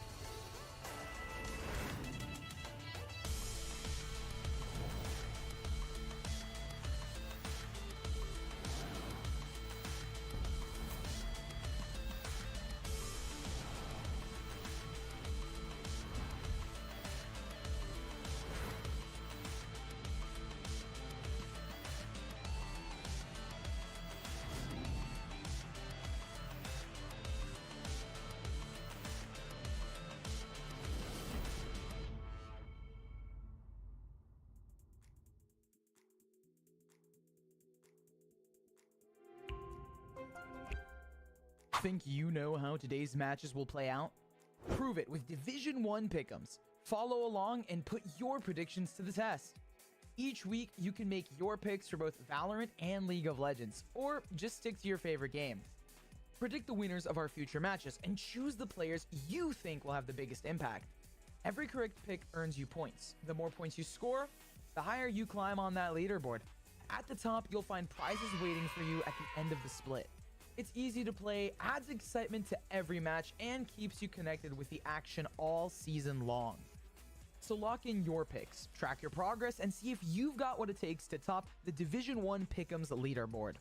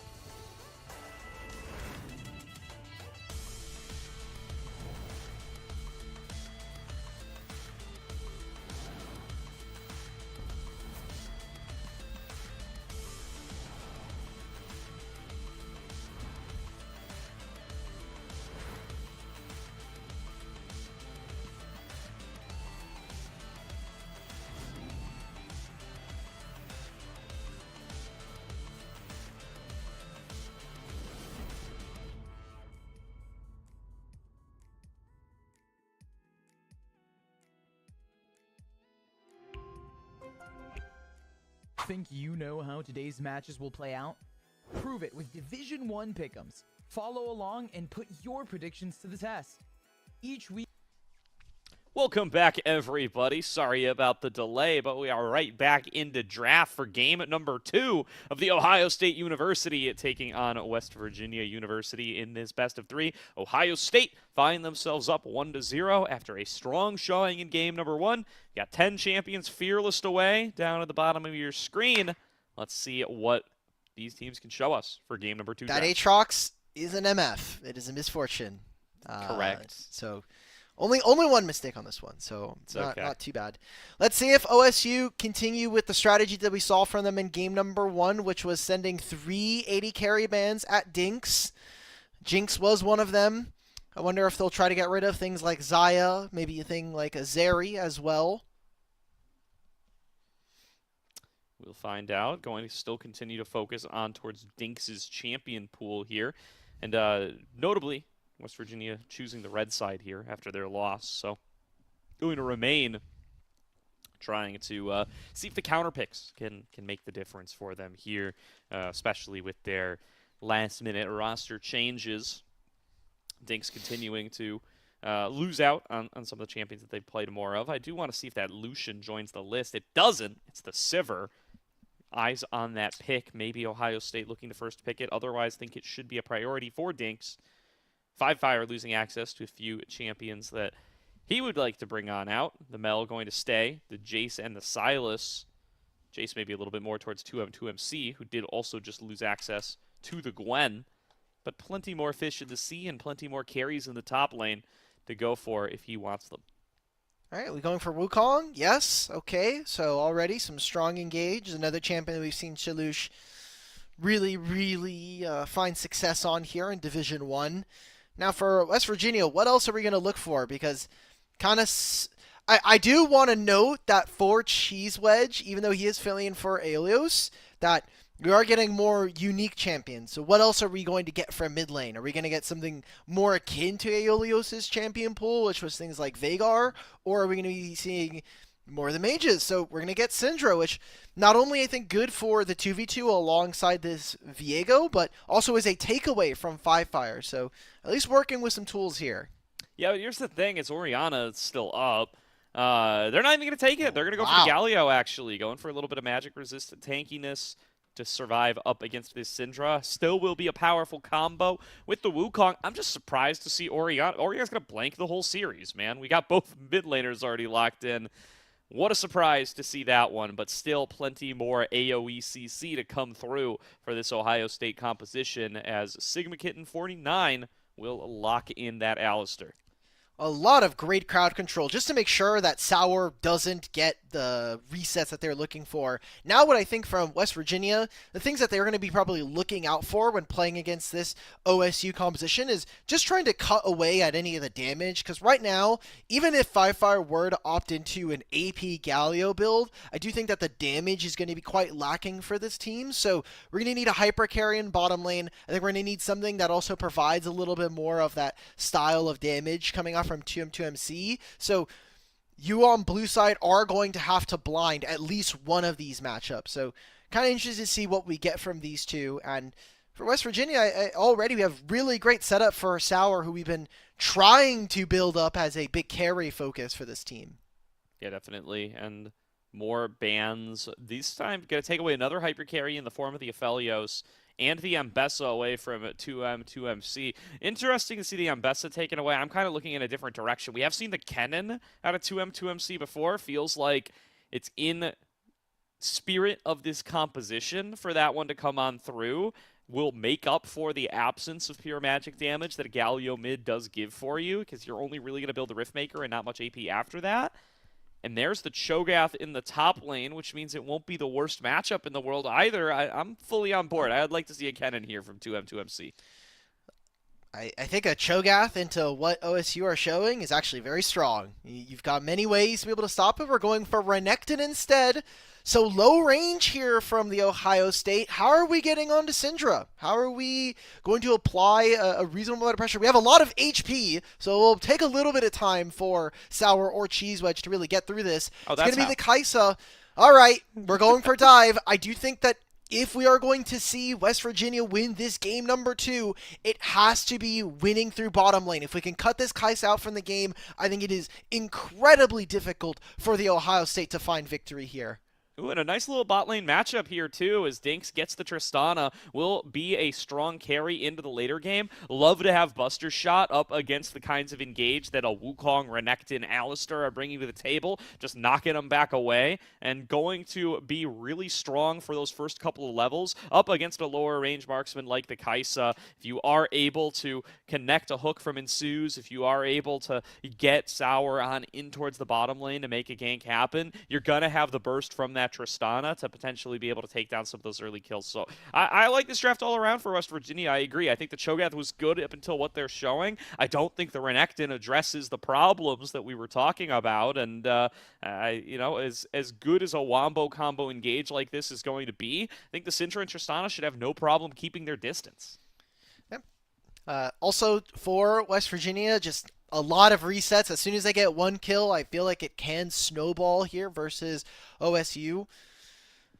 This has to be a big win here for West Virginia, because if they can't win this one, I feel like this is one of the few drafts that we have seen from the Mountaineers that is both cohesive and also plays well into what the opponents want to do. A lot of times when we have our bottom 4 teams in the standings, they don't get both, or they get losing lanes and losing drafts. So this feels like it has to be the one. This has to be the Goldilocks draft for us if we're going to find our 4th win of the season.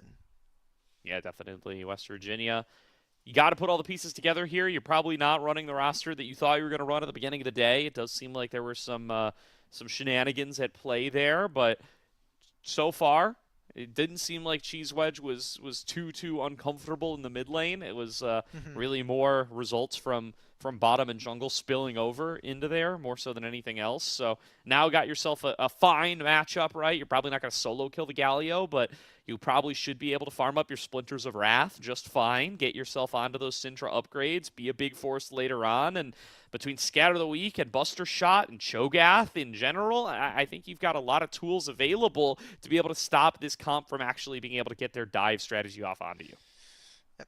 Kai'Sa's not a very strong laner. We're going into Nautilus as well, so hopefully we should see Dinks and Ensues have a much easier time this time versus OSU's bottom lane. Whether or not Cheese Wedge shouldn't usually get priority until first recall, but after that, basically you're essentially keeping your Scatter the Weak on cooldown, because as soon as you use it, Fire can always engage on you. You have Phase Rush, more than likely it's going to happen here for the Galio. Strong team fighting here for OSU. I don't want to count them quite out, as we have seen. Looks like we are heading into game here soon, and an important win here for OSU. If they're able to take the victory here tonight, they lock themselves in for playoffs. They lock themselves into that top 6, unable to drop below that with the standings as they are right now.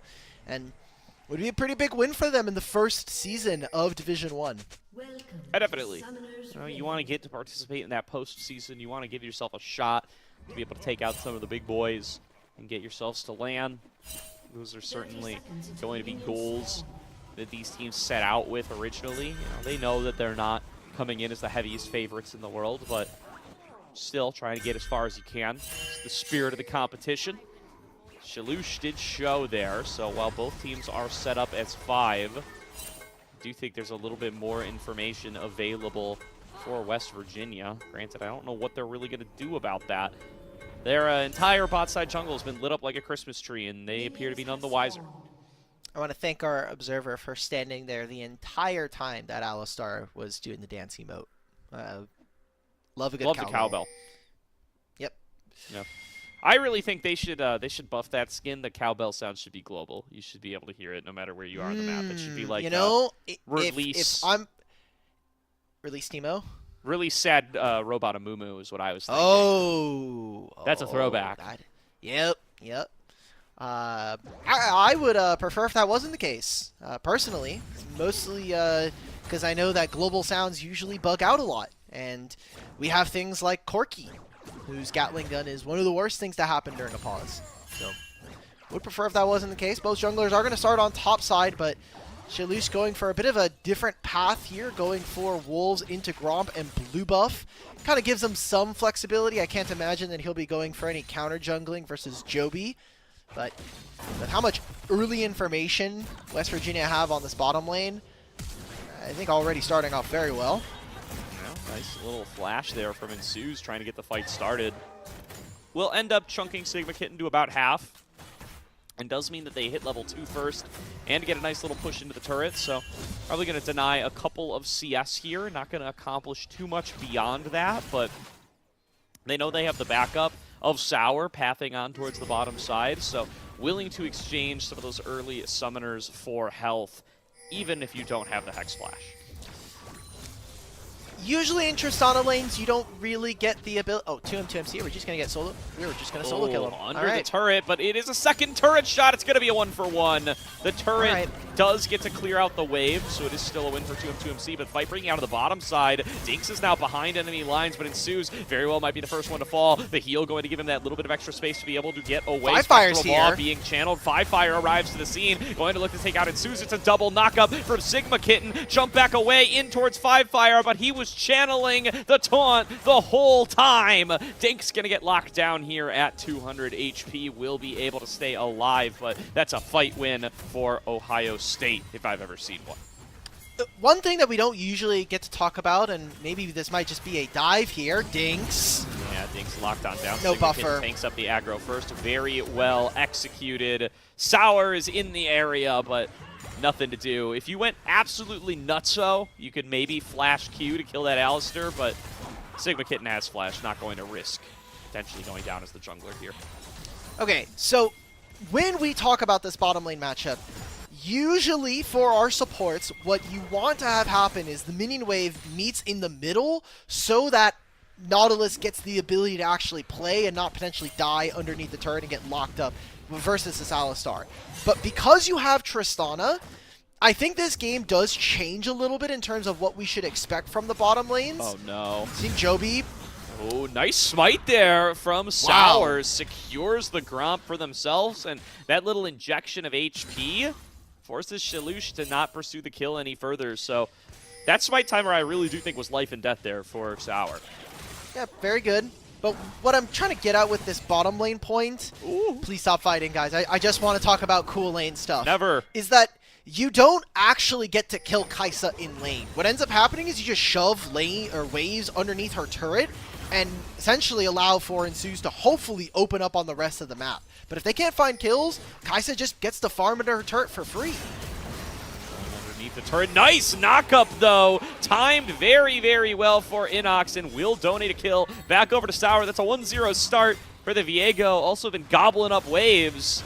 Sour, if you were going to have a carry performance on the jungle, this would be the game to do it. Ensues is getting hunted down, though, by Fire and Sigma Kitten. The only thing is, they don't actually do that much damage. Ensues is going to be able to escape. I think this is... All things considered, I won't lie, I think this is actually still good for OSU. Yes, it is a trade, and Joby does get kills. We'll see how much of an impact he'll have on this Viego, but it's Renekton who is up 13 CS, so technically 2 waves. And it's also Renekton who is getting the waves to crash onto the turret, getting chip damage at the same time. So I think 2MC, he's had a couple of already fumbles here in this game number 2, but I think the ideas are right, and the execution, while maybe not as clean, is fine enough for me. I want this Cho'Gath to be suffering, because I think Cho'Gath, if you're behind, is absolutely useless in comparison to something like a Renekton. Certainly do feel that.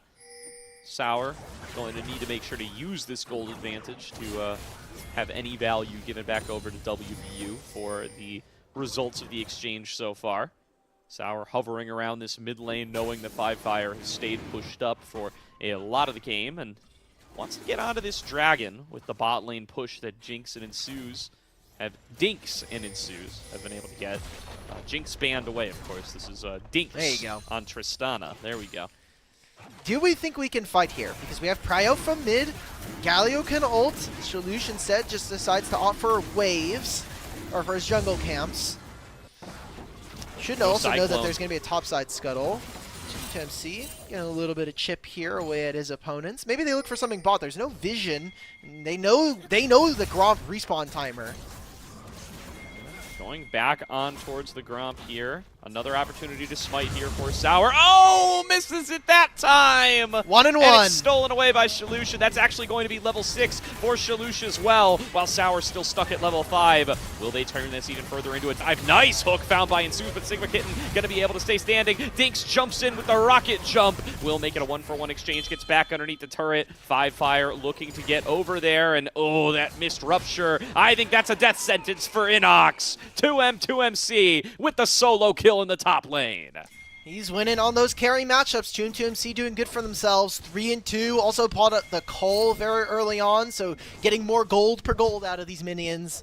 We know the turret play. Inox does have teleport, but it's going to be a little bit before that is backing up and available. 6-3 is the kill total here in favor of the Ohio State, and a great opening play here on the bottom lane.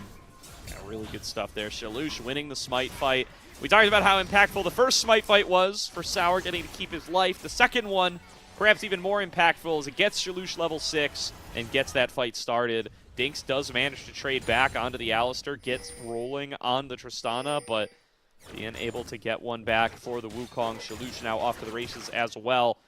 Inox just used Devour. A little bit of a concern here for a potential dive. Cho'Gath is surprisingly very resilient at playing range matchups. Can just use his Q to farm, and with his passive, he does get HP when he kills minions or when he kills units, so he's able to sustain himself for the time being. It is going to be 3 grubs going over to OSU, while Joby kind of in a weird spot. Not going to contest for his Raptors, instead wants to go towards the bottom side of the map. It seems like with Dinks and Ensues, maybe Ensues hits level 6 on this next minion wave, and they can try to stop Tomb 2MC from getting in. Dominus is not up for another 10 seconds here. It's coming up shortly, though. Trying to get out of 2MC. Does manage to get up against the wall still. Will be pulled back in by Ensues. Had the slice of the dice and the flash, and so is able to get away underneath the turret. Still going to be able to push in this wave. We'll see if there's a dive led by Ensues in the future, but this is still a pretty tanky Croc. He still has Dominus as well. I just don't think they're going to be able to make it happen. Yeah, Galio's coming as well. They should know Galio's fading on this side of the map. This is an impossible fight for them to find. You see that Tomb 2MC is trying to play a little bit aggressive. He knows that he's on this side of the map. With Fire recalling, he should be able to teleport if he needs him. Yeah, Inox caught out on the top side. 3 versus 1, easy cleanup. Really does spur on some temptation to try to cross map, but like you call out, the Galio just means that they can't. Good discipline to not go for an impossible play, but still feels bad to not have a response towards Inox's next death. But maybe this could be the response. Fire thinks he has a play on a Cheese Wedge. Cheese Wedge can be able to flash back away. Has Sour in his back pocket. Inox TPing in towards the mid lane, but it's all just too slow. It's all just too late. Fire and Sigma Kitten will already be safe. Fire has Merc Treads, Spectre's Cowl, and I saw Cheese Wedge unload the unleashed power on him, and I don't think his health bar moved. So, not good looks here for West Virginia. Also going for okay, this is Blackfire Torch, so yes, just getting a ton of ability haste makes sense. But I don't know, Gordo. We talked about that it's for West Virginia. They're a pick-reliant composition, and so far a lot of the lanes are even. The thing that's worrying me right now is that we are 10.5 minutes, and there's a completed Trinity Force here for Shalush, as well as a Spear Shojin already for 2M2MC. So a lot of those early lane leads starting to appear. Fire finding a nice exchange here with Cheese Wedge. Can proc that phase rush and just get yourself out of danger in pretty quick order. Things have quieted down for the WVU side over the last couple of minutes, but not for Ohio State. They just have not been able to find the plays on the West Virginia side, and Inox going to be forced to flash in exchange for Dominus on that top side. Galio trying to channel recall here. Shalush, just give it up. Not a completed item. That was a single Ruby Crystal. Very worth buy here from Fire. GM2MC continuing to proxy. There's not really too many answers. I wonder when West Virginia want to go for some lane allocation swaps, because I think you would rather have Tristana sit mid versus Galio and let Syndra play on side lane and just make sure that Ensues / Sour basically hover him. Ooh, there's an engage found on to Cheese Wedge, who was trying to fade bottom to be able to get the fight started, but collapsed on in an instant by the heroic entrance of Fire. Nice. Great dodge from 5-150 to get away from the dredge line, and that's going to cook the fight for WVU if it wasn't already there. 2-0 for Ohio State, and this dragon going to get started up by them. For free. You can't walk. When you're playing a mage and you're not a champion that has mobility, your team has to escort you from the minion waves to the objective. Otherwise, that is going to happen. Now Dinks loses his flash as we see Sigma Kitten try to make a play. Dragon does go over to the Ohio State, and we're going to have a 1.5 minutes before these turret plates fall. Don't think we're going to be seeing too much action, at least for the time being. So West Virginia find themselves at an almost 4,000 gold deficit here at the 12.5-minute mark. Not a good start here for this game, as this is kind of one of their last potential looks here to secure a 6th place spot in the playoffs. Yeah, rough start to this game number 2 up against Ohio State. And the strong leads now developing in top and jungle, going to make this front line very, very tough to deal with, and mean that the pick composition really going to need to try to find a way past them onto the squishy backsides. But 5150 playing very well so far. Who made any of those opportunities? And Inox just caught out once again. Caught out feels harsh. He's between his turrets. But this jungle doesn't belong to him. I'm on my side of the map. What do you mean caught out, Caster Man? What am I supposed to do here? Joby gonna try and invade. Does get the smite this time onto the Raptors. Maybe they'll make a play on mid lane. You see Pink coming on out. No one is protecting Cheese Wedge right now. This one, also feels rude to say caught out.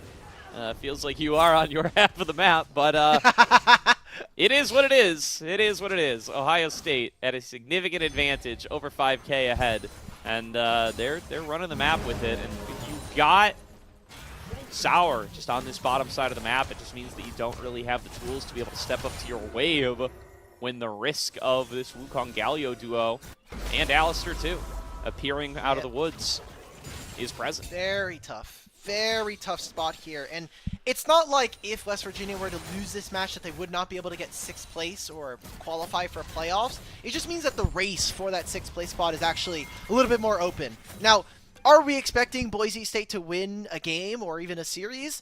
I think it's up to be determined. Obviously, they control their fate, but that 6th place spot now becomes tied between West Virginia and Utah. I think it's quite interesting to see which team will be able to make it out. And for now, it'll be West Virginia because they have the head-to-head.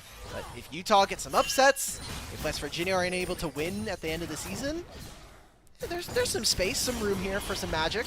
Absolutely. 1 versus 3. How strong is 2M2MC? Strong enough to get 1 trade. Strong enough to get 2. Strong enough to 1 versus 3. 2M2MC. A massive 1 versus 3 play. He just got as many kills as West Virginia have on their entire team in 1 play, and Inox dies on the opposite sides of the map. This Renekton came back, didn't even teleport in. He has Spear, Shojin, and Terminus at 15.5 minutes, thanks to him having that Cole early on. It'll be a Rift Herald on top. Terminus? Yeah, you stack it instantly. There's actually some dark tech coming on through from other Renekton players. Seen it a couple times going into tanks. Oh, this is wild. Build whatever you want at this stage. 5150 making the plays as well. OSU, where is this coming from? These guys are styling on West Virginia now. A huge set of plays in the last couple of minutes. Yeah. Making a second triple kill to the OSU squad. This one going over to 5150. 5150 maybe feeling a bit more musically inclined, anything I can do, anything you can do, 2M2MC, I can do better. Gets himself a triple kill as well. Maybe this time. He did not do I don't it think better. it's quite as good as a 1v3 though. 1v3 is pretty better. nasty. So, I don't know. I'm seeing West Virginia here. The Mountaineers are not looking good in this game. They are 60 CS down in top side, 30 in the jungle. And that alone is going to make up a pretty decent goal differential between the two teams, not to mention all of the kills that have been going over. And this reset pick comp, when you fall behind, you basically have no identity, because you're entirely focused on getting kills, but they haven't really been able to succeed at that. Big for Inox to get that level 11, gets a huge chunk of HP from leveling up Feast, and it might actually end up being the difference maker here as 2M2MC forced to back out away. Sigma Kitten will walk away with the kill regardless, so take back that it makes a difference, but Inox is dead. We said that a lot this game, so fair. 7 times. 5 fire. There might be more in our future. We'll see. Fighting over some cannon minions. Very important for Syndra, for all of our Syndra players at home. Cannon minions give you a Splinter of Wrath, otherwise known as a free Syndra bucks. So make sure that you're cashing in on the value there. We're seeing a little bit of skirmishing on top side. It is Galio. Woo! So little bit of a slingshot there from Ensues as the dredge line did come out, got intercepted by Sigma Kitten.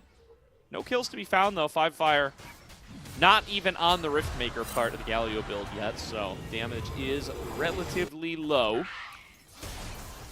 They will just grab themselves that dragon, take their reset, and get back out onto the map. 19-4 on the scoreboard. Back to 11K territory for the gold lead, and Ohio State University should feel very, very comfortable. Tilush is so powerful right now. Like, Trinity Force into Sundered Sky. Sundered Sky has, I think, been the item of the year for me. Like, this item has been way too broken all year long. And continues to be a very, very prevalent melee item for our bruisers.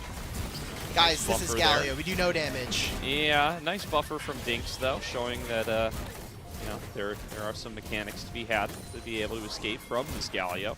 If only you could return enough damage for it to matter. Is still working their way towards what looks to be I-Edge second. But without the BF sword, that means you are probably a sizable distance away. Yeah. Another inner turret going to fall here. That's all three going the way of the Ohio State University.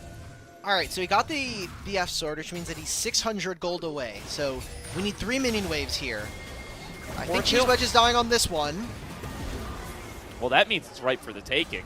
You can just get. There's only 3 minions here, so it's not a full. So it's like now it's 3.5. Inox, is this number 8? Yes, it is. Dinks up here. Too late for that first wave. You know, you can kill 600 Void Mites as well. That could be an option. As Sigma Kitten goes in for the engage, gonna get flashed away from by Sour. Sour, though, now without Flash and without Heartbreaker. Just hiding inside his own mist. Dinks doing his best to try to clear out some of these minions and get themselves a little bit of gold scraped together wherever they can find it. He did kill at least one of the Void Mites, so he's making his way to that 600 number. Dinks going on in. 5-150 saw his ult. Oh, does get the ultimate back away, back on in. In goes 5-150, wants that one-on-one, but Scatter the Weak connects on the far side. Still not going to be able to close up the gap as 5Fire comes in with the heroic entrance, going to start to chase down on towards Cheese Wedge. Inox arrives and finds a feast on a champion. Big shutdown gold goes over to the Cho'Gath. But now, what is going to be the cost? 5Fire and 2M2MC, the 2 Ohio State solo laners running amok through the West Virginia roster. A double kill to 5Fire. The inhibitor started by 5-150 will fall, and work on the Nexus turrets will begin. No Baron even needed to spawn here. It is just Sour. Dinks will respawn here, and it is just the solo lanes of the Ohio State. Can't imagine we're going to be looking for an end right here. But another mid-wave will be crashing. Another inhibitor turret here to fall soon. As 5Fire and 2MC are just positioning and posturing on the top side of West Virginia's base. Nice Scatter of the Weak does find its way onto 2. They are going to hook on in, but it's a triple knockup from the Sigma Kitten, 50 or 49. And just the rest of the squad will fall apart at the seams. The Ohio State University well and truly too far ahead to be dealt with at this stage. 2M2MC flashes in to be close enough to finish off the kill with the dominus AoE damage. 11-2-5 on the Renekton. What a highlight for 2M2MC in that 1v3 triple kill, and that is what you're going to remember from this game that is otherwise a footnote for the Ohio State University. 2 dominant showings will get them a 2-0 win as soon as they decide to actually hit the Nexus. Come on, you got some attack speed on this Renekton. I know you can do it. 5-1-5-B, almost going to be able to get it. There's the double kill over to 2M2MC. And Ohio State will close out game number 2. 13-2-6 here for the Renekton, and I mean, hell, that was kind of the matchup that we were expecting. Wanted to see if West Virginia would have a little bit more sauce. I know that on Tilt Proof, me, Shibby, and Grapes were kind of postulating that maybe Ohio State look a little weaker because they've been streaking a lot of losses back-to-back, so maybe the momentum is bringing them down. But this looked like, kind of business as usual. This might have just been a good old regular solo queue game to a lot of these guys because they looked incredibly dominant. Yeah, really, really good showings. I mean, just in the straight-up 1v1s and 2v2s here from the Ohio State Buckeyes, they really come on out and find themselves the individual advantages, 2M2MC, putting themselves up a little high reel here as they take on down the Cho'Gath repeatedly and then are able to bring that massacre over towards the rest of the West Virginia Mountaineers. A big win here for Ohio State cements them a position in the playoffs. Very good. And now we'll have to see what kind of level they're going to be able to push to themselves, because now moving up to 3-3, St. Clair's at 3-2. It's whether or not they can actually kind of push further than that. The highest record that they would be able to get is 4-3, and that would require for St. Clair to lose their next two if they want to get into top 4. So looks more than likely that OSU is going to be our 5th seed going into playoffs, which not all that much different than what we were expecting. You know, you and I were thinking this is the 4th best team. I think 5th is not all that much of a Hail Mary there. No, you know, we can pat ourselves on the back if we want for the Great job. for the Great 4th job, prediction. Good job. Yeah, you know, we had a firm idea coming on in. I mean, Stony Brook will continue to be the big surprise of the season, I think, by moving up to that 4th position. You know, I think you could have had them as low as 6th and you know, maybe defended that position, but no longer. They've certainly cemented themselves into that 4th place conversation, and you know, that head-to-head going to give them a big lead over the Buckeyes here coming in towards that final seeding. So like you said, seems very, very likely how these things are going to break out. An upset up against St. Clair notwithstanding, still within the cards for those Seawolves. That's enough about the general standings. We are going to have an interview with a winner from the Ohio State squad. I'm going to throw it to a quick break here while we get that set up, pull them on over. We'll see you guys on the other side. Think you know how today's matches will play out? Prove it with Division 1 pick'ems. Follow along and put your predictions to the test. Each week, you can make your picks for both Valorant and League of Legends, or just stick to your favorite game. Predict the winners of our future matches and choose the players you think will have the biggest impact. Every correct pick earns you points. The more points you score, the higher you climb on that leaderboard. At the top, you'll find prizes waiting for you at the end of the split. It's easy to play, adds excitement to every match, and keeps you connected with the action all season long.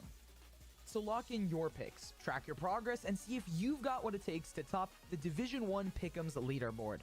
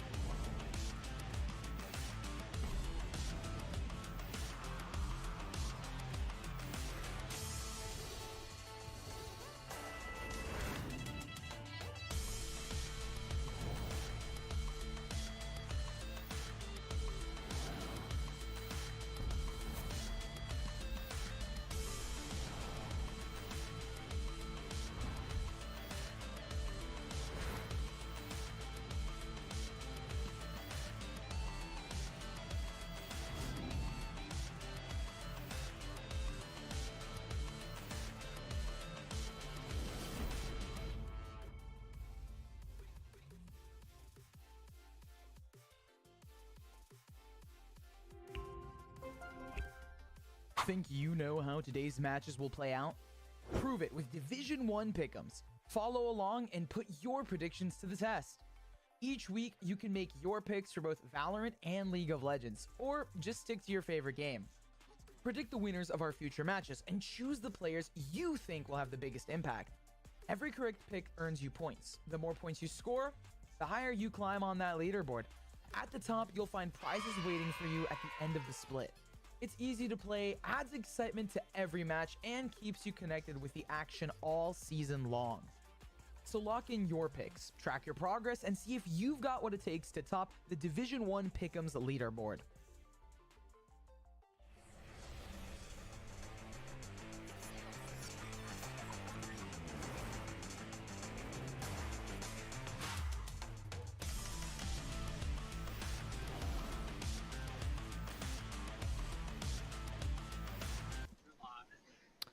Welcome back, everybody, to tonight's broadcast of Division 1.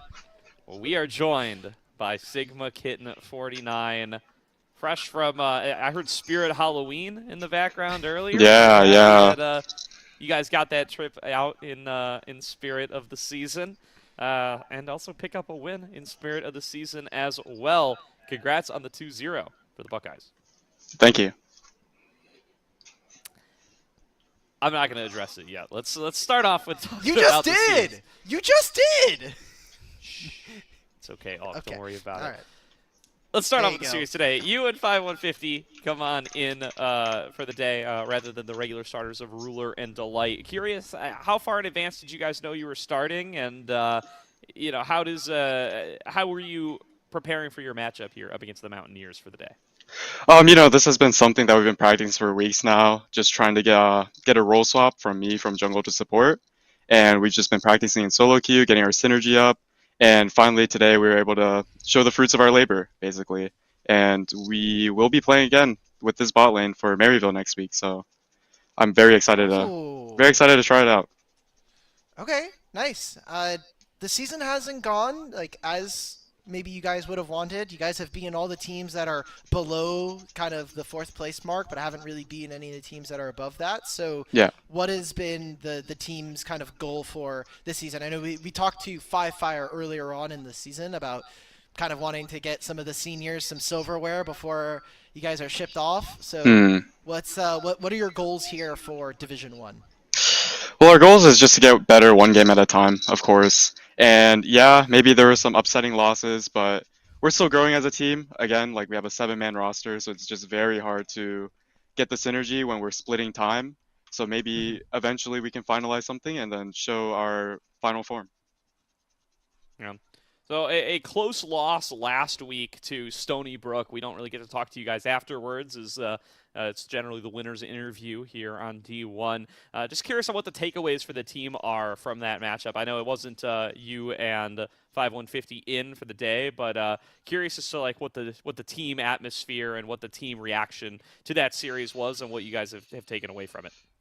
Yeah, it was an upsetting loss, but we'll bounce back. I think it was upsetting at the time, but we've bounced back, we've locked in, and we're ready to play more games. So, where do you guys see yourselves in like the grand scheme of the tournament? Because I had you guys as 4th, so I was very heartbroken that you guys lost last week.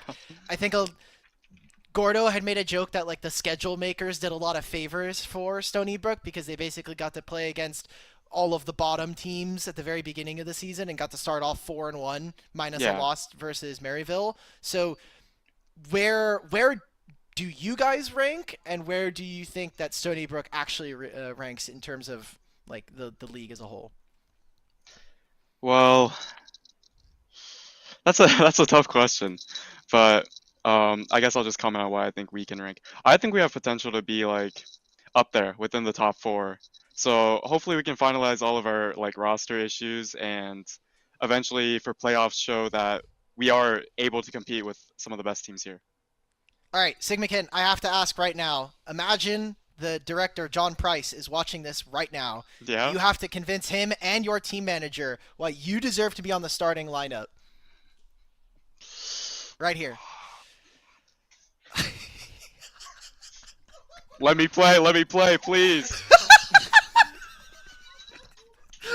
That's awesome, man. First of all, I just want to encourage you, watch this back later. Every time you have to open your mouth like a little bit more to say a word, the bell rings and you can hear it in your microphone, dude. It's funniest. Beautiful. It's great. I can't keep it together, dude. It's Yeah.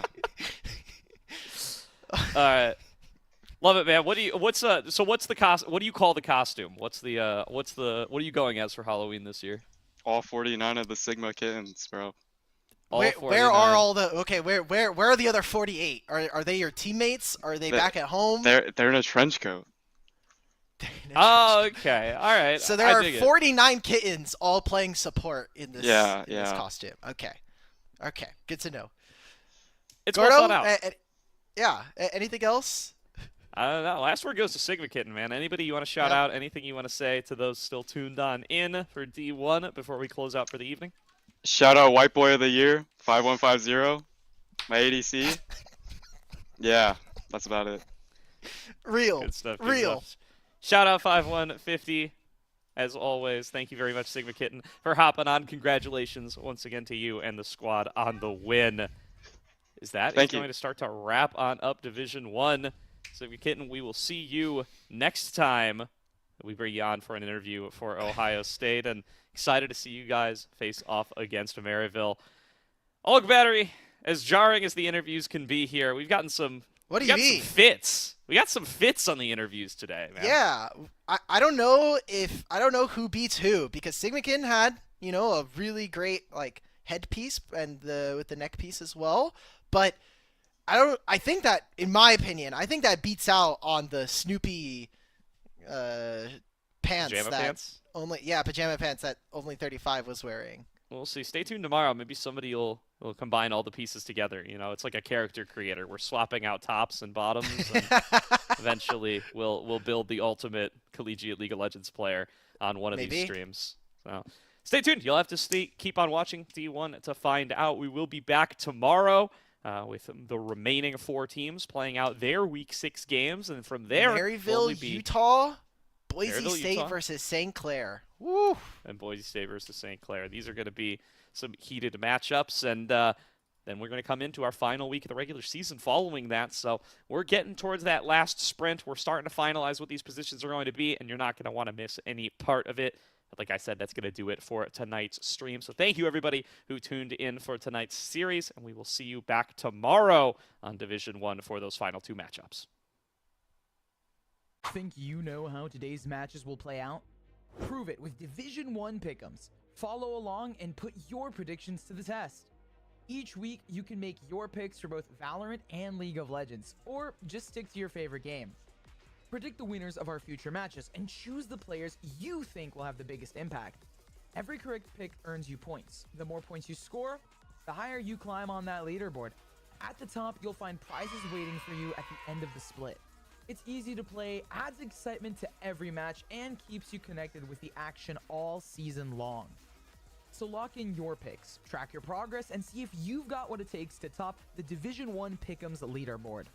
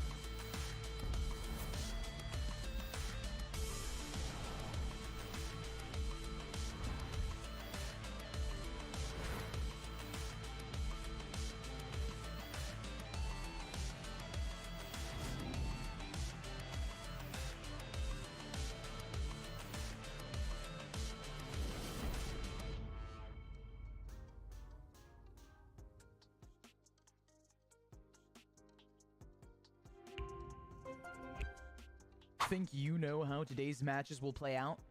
Prove it with Division 1 pick'ems. Follow along and put your predictions to the test.